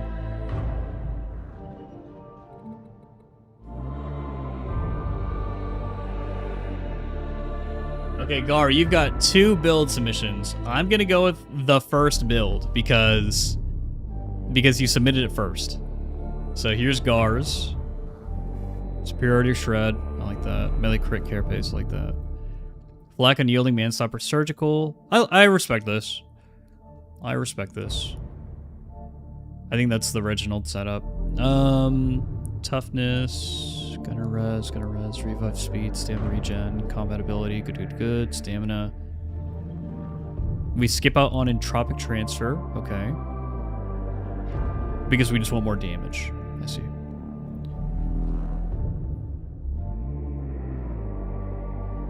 This is a flensing build where we're trying to kill things with the blades. We take Medicae Service Skull. Residual current buffer for our toughness DR.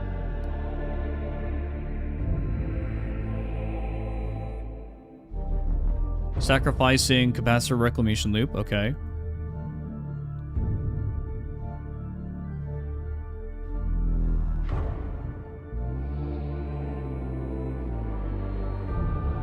Yeah, I know I asked for it, Mr. Z, man. I know. I did this to myself. I did this to myself, bro.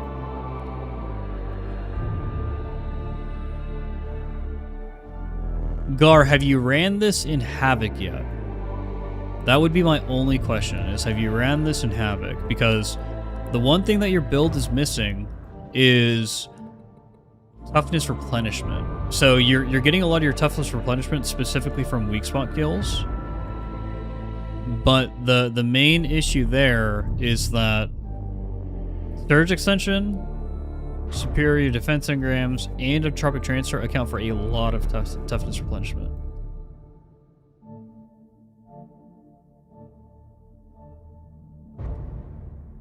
Capacitor Reclamation Loop.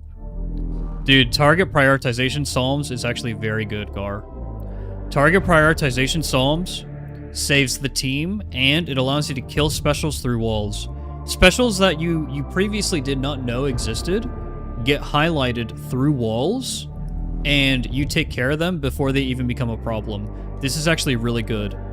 This is really, really good.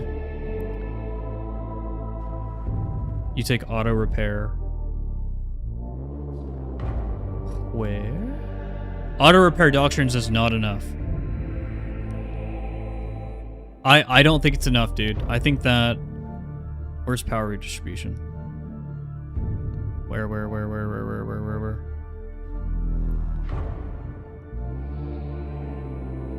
Here it is. Here it is, yeah. Take it into a 40. Take it into a 40 and post the scoreboard. That's all I'm saying. I've tried this, dude. When I was experimenting with flensing protocols and trying to maximize the damage of transonic blades, I eventually gave up on flensing and I just went for redline, which I think you have a variant of. Yeah, you have a variant of it. Oh, but you don't take Surge Extension. That's so brave.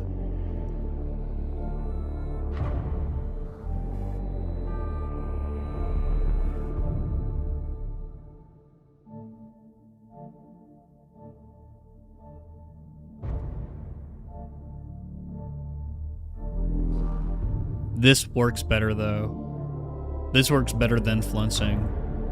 More capacitance regeneration for more voltaic restorations for more Cord Claw strikes.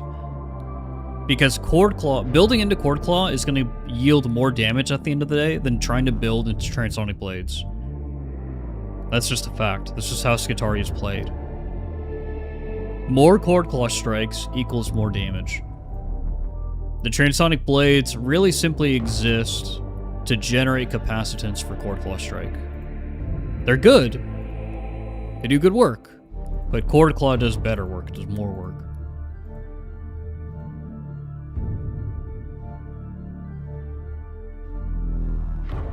Yeah, Gar, I would say try... I would want to see a scoreboard of this. I would want to see your damage taken at the end of a run, at the end of a Havoc 40. Because I guarantee that with Surge, at least just Surge Extension, just one of these three, just one of them, it's going to be significantly less damage. It's going to be so much less. We're talking at least 20-30% less damage taken in a run. I would try running it, man. Oh, I got you, Gar. Yeah, when you actually hop into Havoc 30+, you're gonna notice that if you don't have Bubble Psyker or Smoke Vet or Chorus Zealot to crowd control gunners or make gunners a non-issue, you're gonna notice that this toughness replenishment is fucking good, dude. It's so fucking good. But try it. Try it. You gotta see it for yourself. You gotta see it for yourself. Hey, Elovane, how you doing? We're reviewing builds right now. I think we're about to get to Warm Gun's build. I'm so excited. Okay, so this is Warm Gun Production, the Vermintide 2 Master. Also fellow YouTuber, content creator, and amazing video editor. Oh, I see what he's going for. I already see what he's going for already with the Blades Arc Rifle. So, we're building crit into Blades. I like that. Dump Cleave Efficiency, Carapace Flak, of course, yes. Arc Rifle, Blazeway, Enhanced Voltaic Arcs, which means we should see Voltaic Emitter. Yes, we do. We do. Good. Enhanced Voltaic Arcs, very cool, guys, because this goes for all of our Arc Lightning. Not just from the weapon, but all the arcs that we generate. And so technically, Voltaic Arcs will generate, or will jump more. So it'll jump more value from that. Blazeway, I prefer Dum Dum, because Dum Dum is immediate damage increase, like right away on your first shot. And you get up to, what is it like? Because I run a very similar build, Warm Gun. 20%. 20% in 5 shots versus 5. What is this freaking... Wait, why is this 3% strength on here? Isn't Blazeway supposed to be 5% strength? Warm Gun, did you put a lower rank Blazeway on this?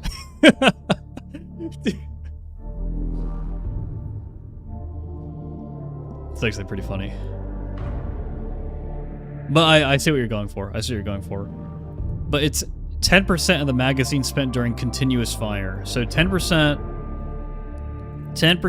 of 40. And so we have to spend 4 shots to get, I believe it's 5% strength. Go to masteries.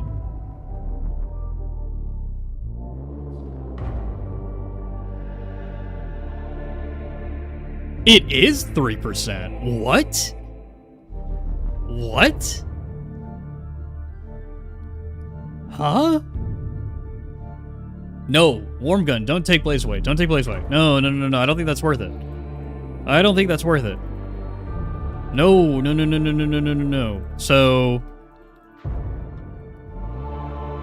So the important thing with Voltaic Emitter and with generating these arcs from the Arc Rifle, dude, if this is 5%, maybe, but dude, freaking 3%?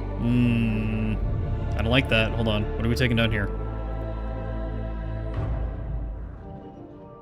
Going into the melee package. No new spirit command. You naughty boy. You naughty, naughty boy. But I see why. It's because you're doing flensing protocols. You don't have the capacitance regeneration. Okay. So, if we had Blaze Away, it would take us 4 shots to warm up the arc rifle. So it's 4 shots of no damage increase, which in arc is fine. Well, we're gonna... Whoops, wrong build.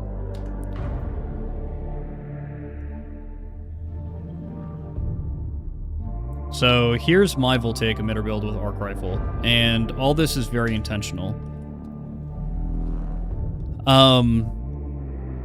Immediately with Dum Dum, we're gonna get immediate damage value, because in 5 shots we're shit, dude. In 1 shot we're already doing as much damage as Blaze Away.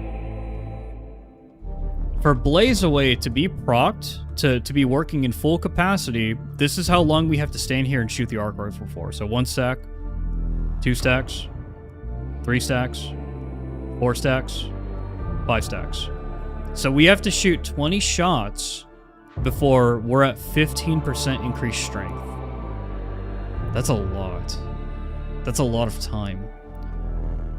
Keep in mind that when you have Voltaic emitter used at 3 charges, you've got 15 seconds to actually electrocute enemies that you hit. 15 seconds. And so it's pretty crucial.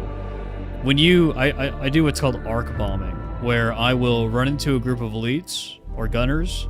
I'll just kind of slide in there with my combat blade, and I will pull the arc rifle out, bomb, and then we're just already melting everything with the arc rifle and with the arcs that we're generating. So not only do we have the electrocution effect on the arc rifle, but the enemies I ran into to use Voltaic emitter on are already electrocuted. So they're already generating arcs right off the bat.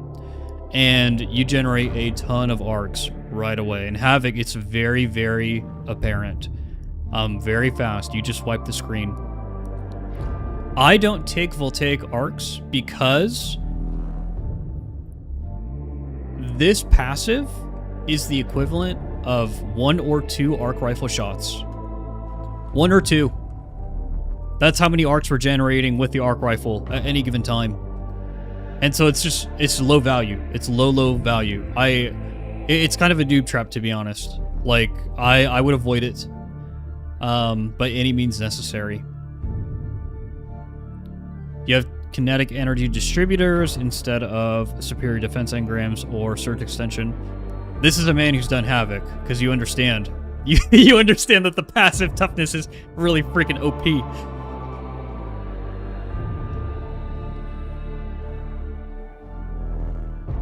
It's funny that you take Electrostrike Conduit, but you don't build an Augmented Power Cycler. You dirty dog. You dirty, dirty dog.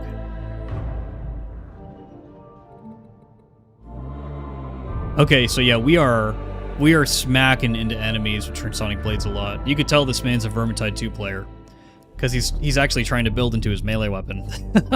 Fool. We don't do that in Darktide. The problem that I know you face, Warm Gun, because I've done this before. I've done this setup before. Because I've tried this. I have tried this. I've done this before as well. I'm right there with you. So the problem that I know that you deal with is, what the fuck do you do to monstrosities? What do you do to monstrosities when you have an 80,000 HP Plague Ogren? What are you doing to them?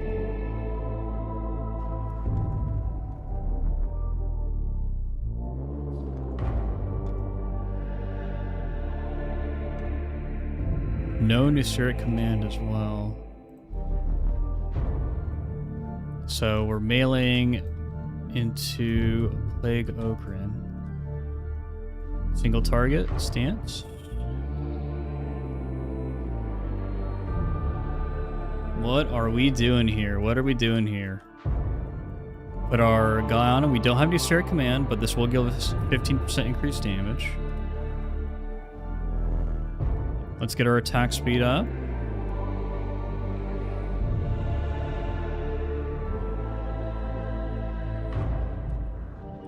Okay. And then arc rifle into bosses is not really good DPS.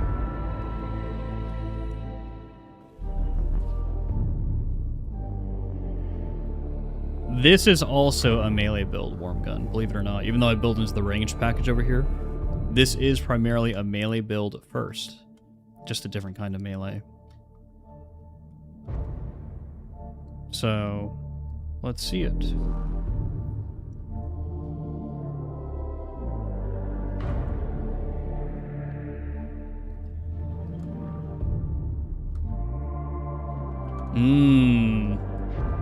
One melee build does a bit more damage than the other melee build.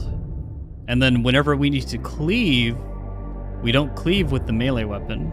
We cleave with the arc rifle, voltaic emitter. That's what it's there for. Right?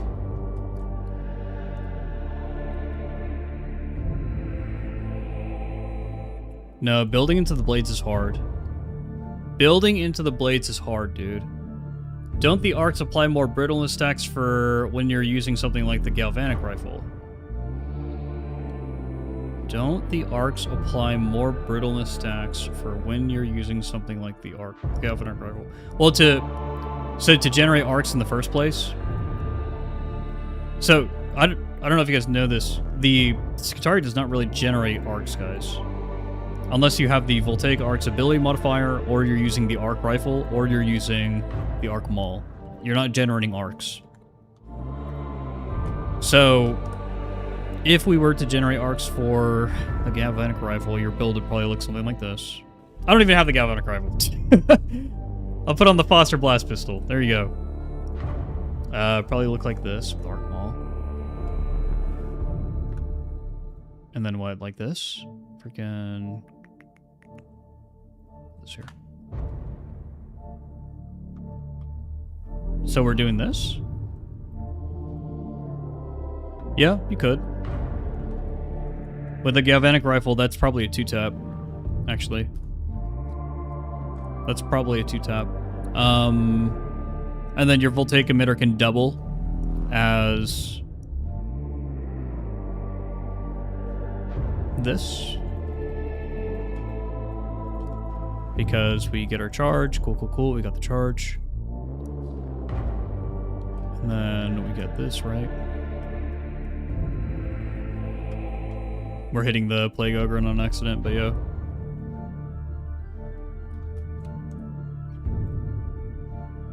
Yeah, that's not a bad setup. I think the Foster Blast Pistol is better than the Galvanic Rifle because their ammo economy is similar, and then the Foster Blast Pistol simply does more, but yeah. Yeah. But yeah, I've tried this. So I tried this in a Havoc 40 Worm Gun. Flensing, Voltaic, and building into the Transonic Blades. I think that flensing Cord Claw with Transonic Blades is a bit better because it's faster, and then you have that on-demand just take everything out, oh shit, melee button. And then Foster Blast Pistol for boss damage instead of Arc Rifle with Voltaic Emitter. That's just my experience with Skitarii and Havoc 40.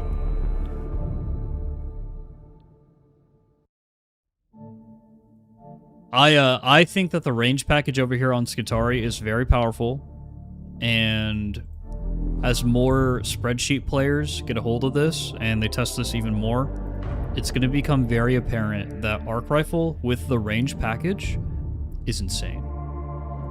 It's insane. It's crazy. It is insane. And the building of the Voltaic Emitter is crazy.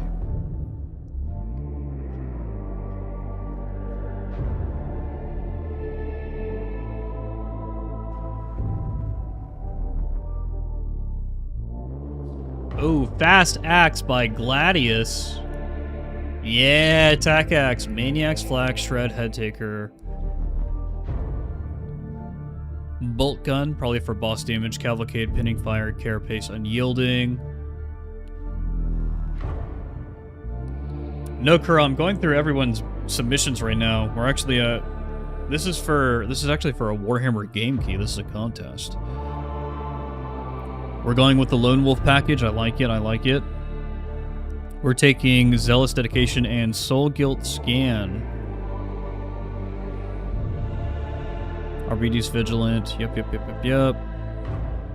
I would replace Soul Guilt Scan for Weight of the Lex, because Weight of the Lex is 15% damage increase. Is going to be way more damage than Soul Guilt Scan. Though this does say Weak Spot Strength.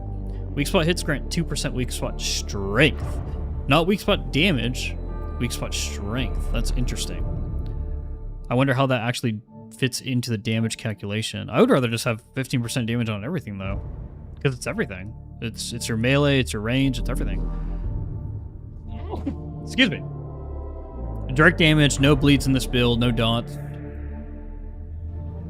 Not many builds like this nowadays where they'll be brave enough to take 0 dots at all.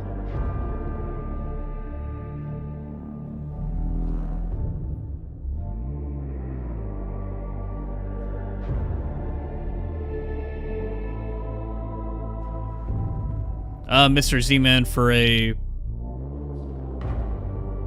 redline capacitor build. I mean, this is what I would take. I take all of them. I take all the ability recharging nodes, because every point in this tree that I've taken here is valuable. I know exactly what you're trying to do here, Gladius. I know exactly what you're trying to do here, and I approve of it. I think this is a really good build. I think this actually works. My question to you is, how do you handle crushers? Do you just put a shock mine down and then you hit them for the full 15 seconds? How are we handling crushers here? What's our anti-care pace? Are you taking the bolt gun out in a Havoc 40 and just ammo dumping into crushers? Like, what are we doing here? What are we doing here, guy? Also, you're not sniping specials with this thing. Takes too long to pull out. Trapper net's already out by the time you pull the fucking bolt gun out. I like this though, you sicko, you sick bastard. I know exactly what you're trying to do here. You're trying to farm kills. You're trying to farm infested kills. You're trying to farm fucking lesser kills. I like it. I respect it.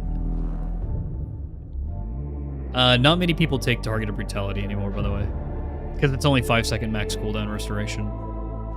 This thing used to be really good, but the 5-second max cooldown restoration is kind of shit. So that gives you an extra point to put somewhere else. Like maybe Weight of the Lex. You could take both Soul Guilt Scan and Weight of the Lex for just 15% damage at all times. But yeah, I see what you're doing. I see what you're doing.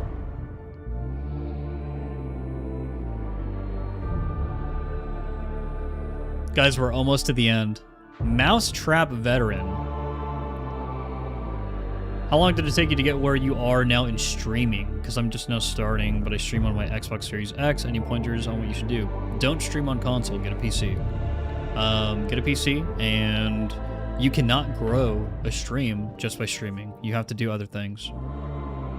You have to grow an audience before you get into streaming. Streaming and just trying to grow authentically is impossible.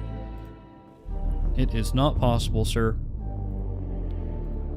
Better get good at video editing, or pay someone to edit videos for you. Who is this? Whose submission is this? I can't see your name in Discord because Discord is protecting me from malicious influence. Shiratas.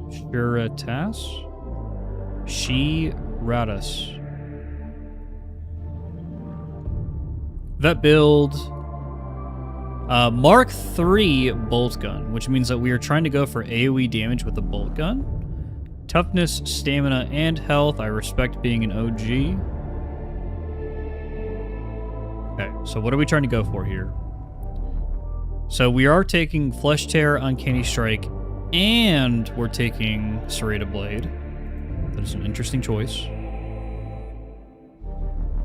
We're going Stealth. We're going Infiltrate. Going Infiltrate. No, I mean, I use OBS to stream now. So you're trying to increase your damage. You're trying to increase all your damage so that you can use the Mark III Spearhead Bolt Gun more. So that you could do damage to the entire screen. I see. And then you're taking close quarters kill zone for that. Because it's 15% close damage. So you're stealth bombing. You're stealth bombing into groups using the Spearhead Bolt Gun.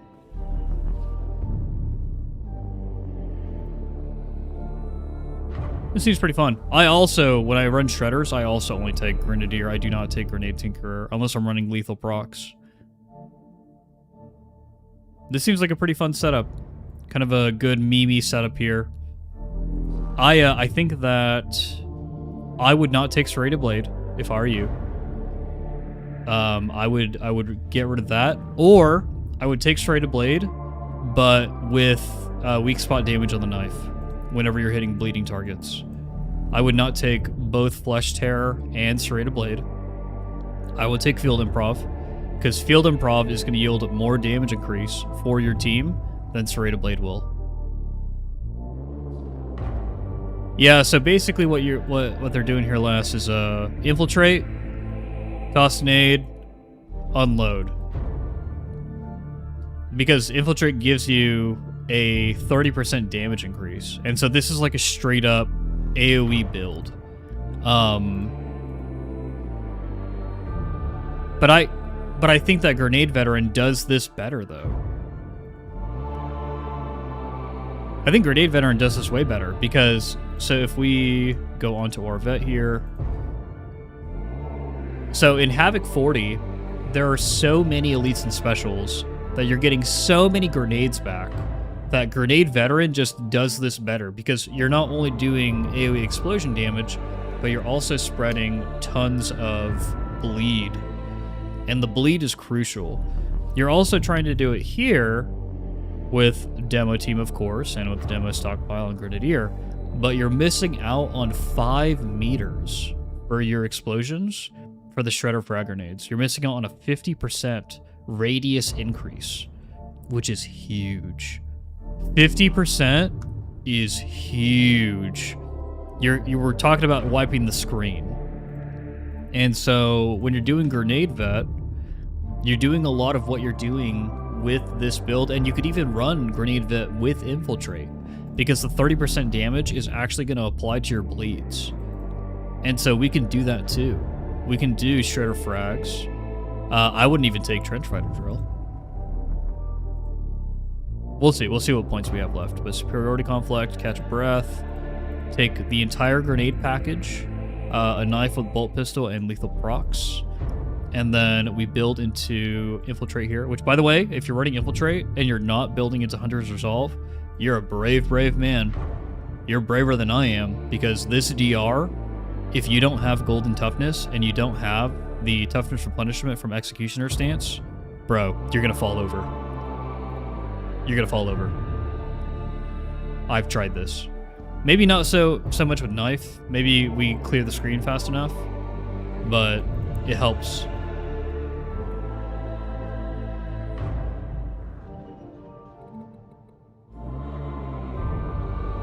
We have all of our damage increases that we possibly could on the tree. So now we can build into Out for Blood, and we can build into either a long shot or Trench Fighter Drill. You know what? This is what I do actually. Like this. This is for breakpoints. This is strictly for breakpoints on the bolt pistol in Havoc. This would be a fun nade vet build. The reason why we do 6 stacks of focus fire is so that we can get the full 15% from redirect fire. Because I see what you're trying to do here. I would just say you don't need to build into fully loaded or precision strikes or range damage. Save those 3 points. Just do a conventional Grenade Veteran build with Infiltrate and Hunter's Resolve, and profits. Profits. Get Out for Blood with this. I don't see how you survive in Havoc 40 when you don't have Hunter's Resolve, you don't have Out for Blood, you don't have Target Down. The only toughness replenishment you have is Catch a Breath. And it's just 5% per second. Also confirmed kill. Confirmed kill, obviously very strong. But there are going to be situations where you need more. I used to think confirmed kill was like God mode. But it's 2% toughness over 2% toughness per second for 10 seconds. And it stacks, and so if you're going on a rampage, you can really build this up. But other classes will get crazy toughness replenishment. Goodbye, Lass.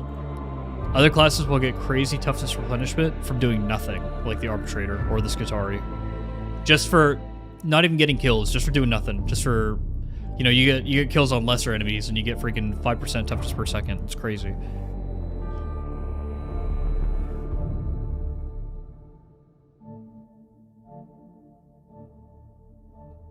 I would take off the points on the left side here, Nicholas, yes. And put that into Hunter's Resolve, put it into Focused Fire. And then you have, and then get rid of Serrated Blade, you don't need it, take Field Improv instead. And then get Out for Blood. Basically just run this.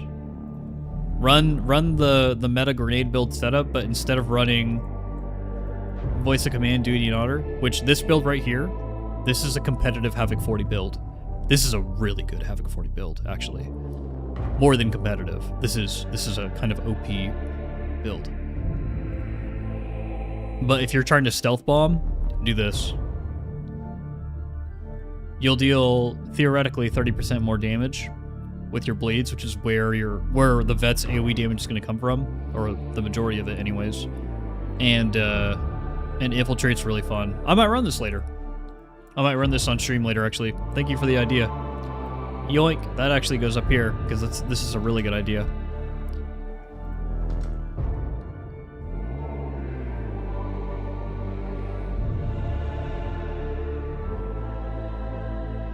Guys, we did it.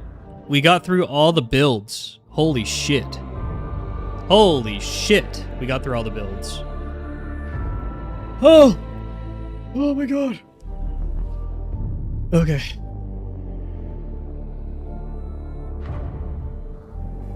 Yeah, we're gonna take some of these off for a spin. For sure. Fuck. Okay. For those of you who don't know and who don't understand, for the last time, we are gonna go through the Darktide damage calculation formula. Okay? Because this is something that a lot of people don't quite get.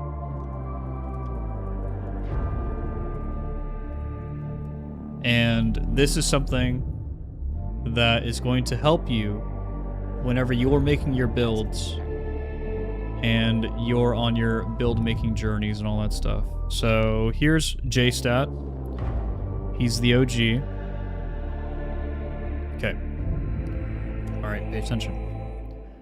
Damage is equal to buffs times hit zone modifier times power distribution times power level multiplier times armor damage modifier plus finesse curve, which is controlled by weapon type and headshot versus crit, times armor damage modifier plus crit mod times finesse multiplier, which is the actual finesse stat and the number of targets that you're hitting with your weapon at any given time. Because things like the finesse curve and the crit mod are additive modifiers, we don't really put too much value into things like precision strikes. We don't care about precision strikes. The only reason why you would go into this is because you're trying to get to this, to fully loaded, which is much more valuable on the veteran. And so when you're looking at things like the Skitarii, make sure you keep that in mind with Sure Shot Cogitator Sync, because this is not the damage increase that you think it is. It's just not. And then value things like Channeled Motive Force, Mobian Conductor, and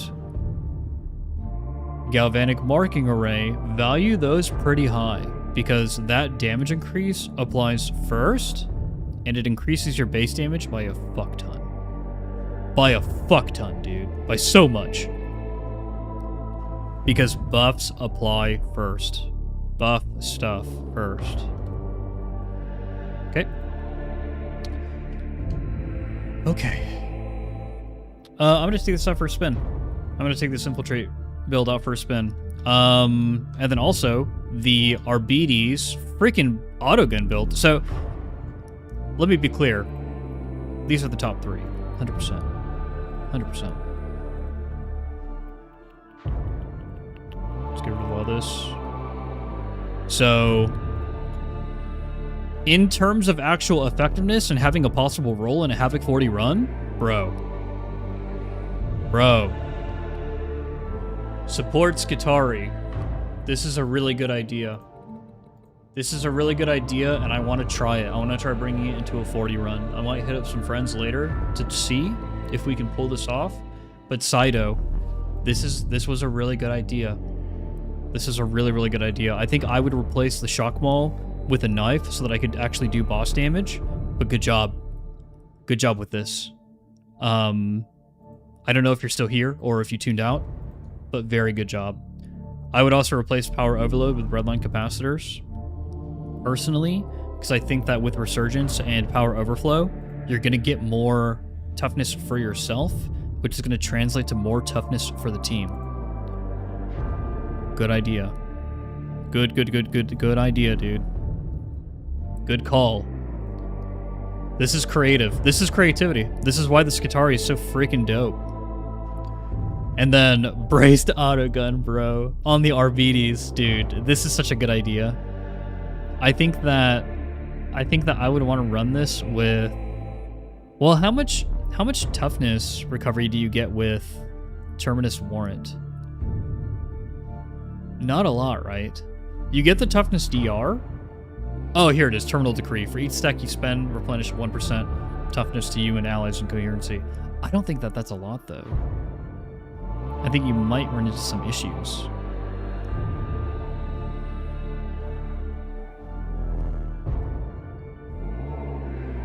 Hey, awesome, Saito. Good job.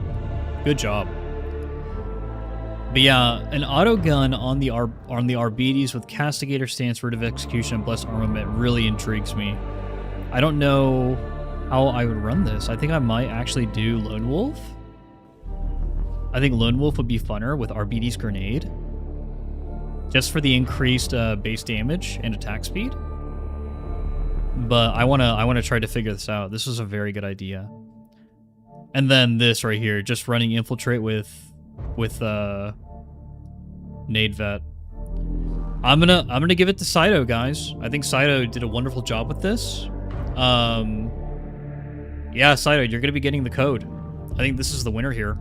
This seems like a very fun way to build Skitarii and a very fun way to play the game. Support Skitarii. That's very cool.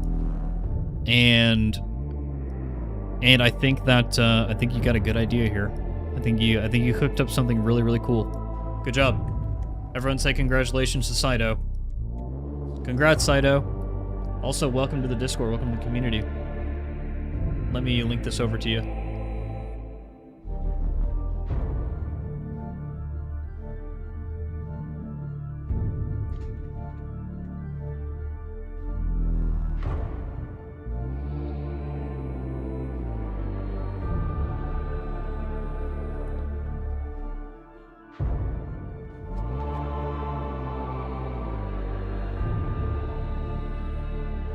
Okay, Saito. I obviously don't have a copy of your games library. But I'm going to give you a code for Total War Warhammer 3. If you don't own it, apply it, let me know if it works. And if you do own it, then you can give it to a friend and you guys can play a campaign together.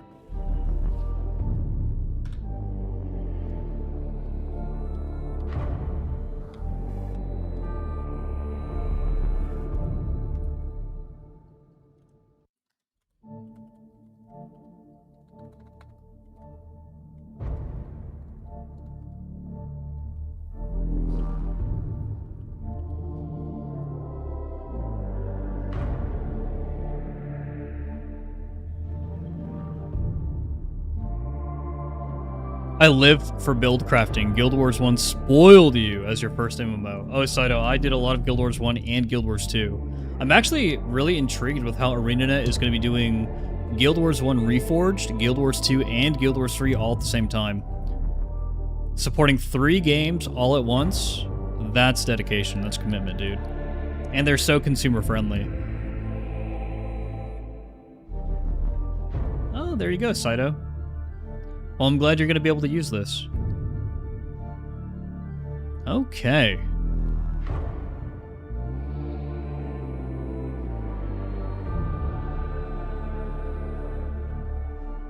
Yeah, of course, Mr. Z-Man. Please. Please disappoint me once again. Holy shit, dude. Oh my goodness. Oh boy. Guys, it is noon, which means I'm going to go finish a video that I was working on so I can get that out today. Thank you for joining me. I hope that this was very educational and that you got some ideas for some builds of your own. I'm going to try running this probably on tomorrow's stream because I'm kind of excited to see how this turns out. Tacax Arbides today. If that's your playstyle, if you want to shut your brain off, freaking amazing. Go play it. It's fun. But let's find someone over here in Twitch to raid. First Star Guardsman streaming. We could raid him. I love CJ. This guy's like my freaking best friend. First War Guardsman.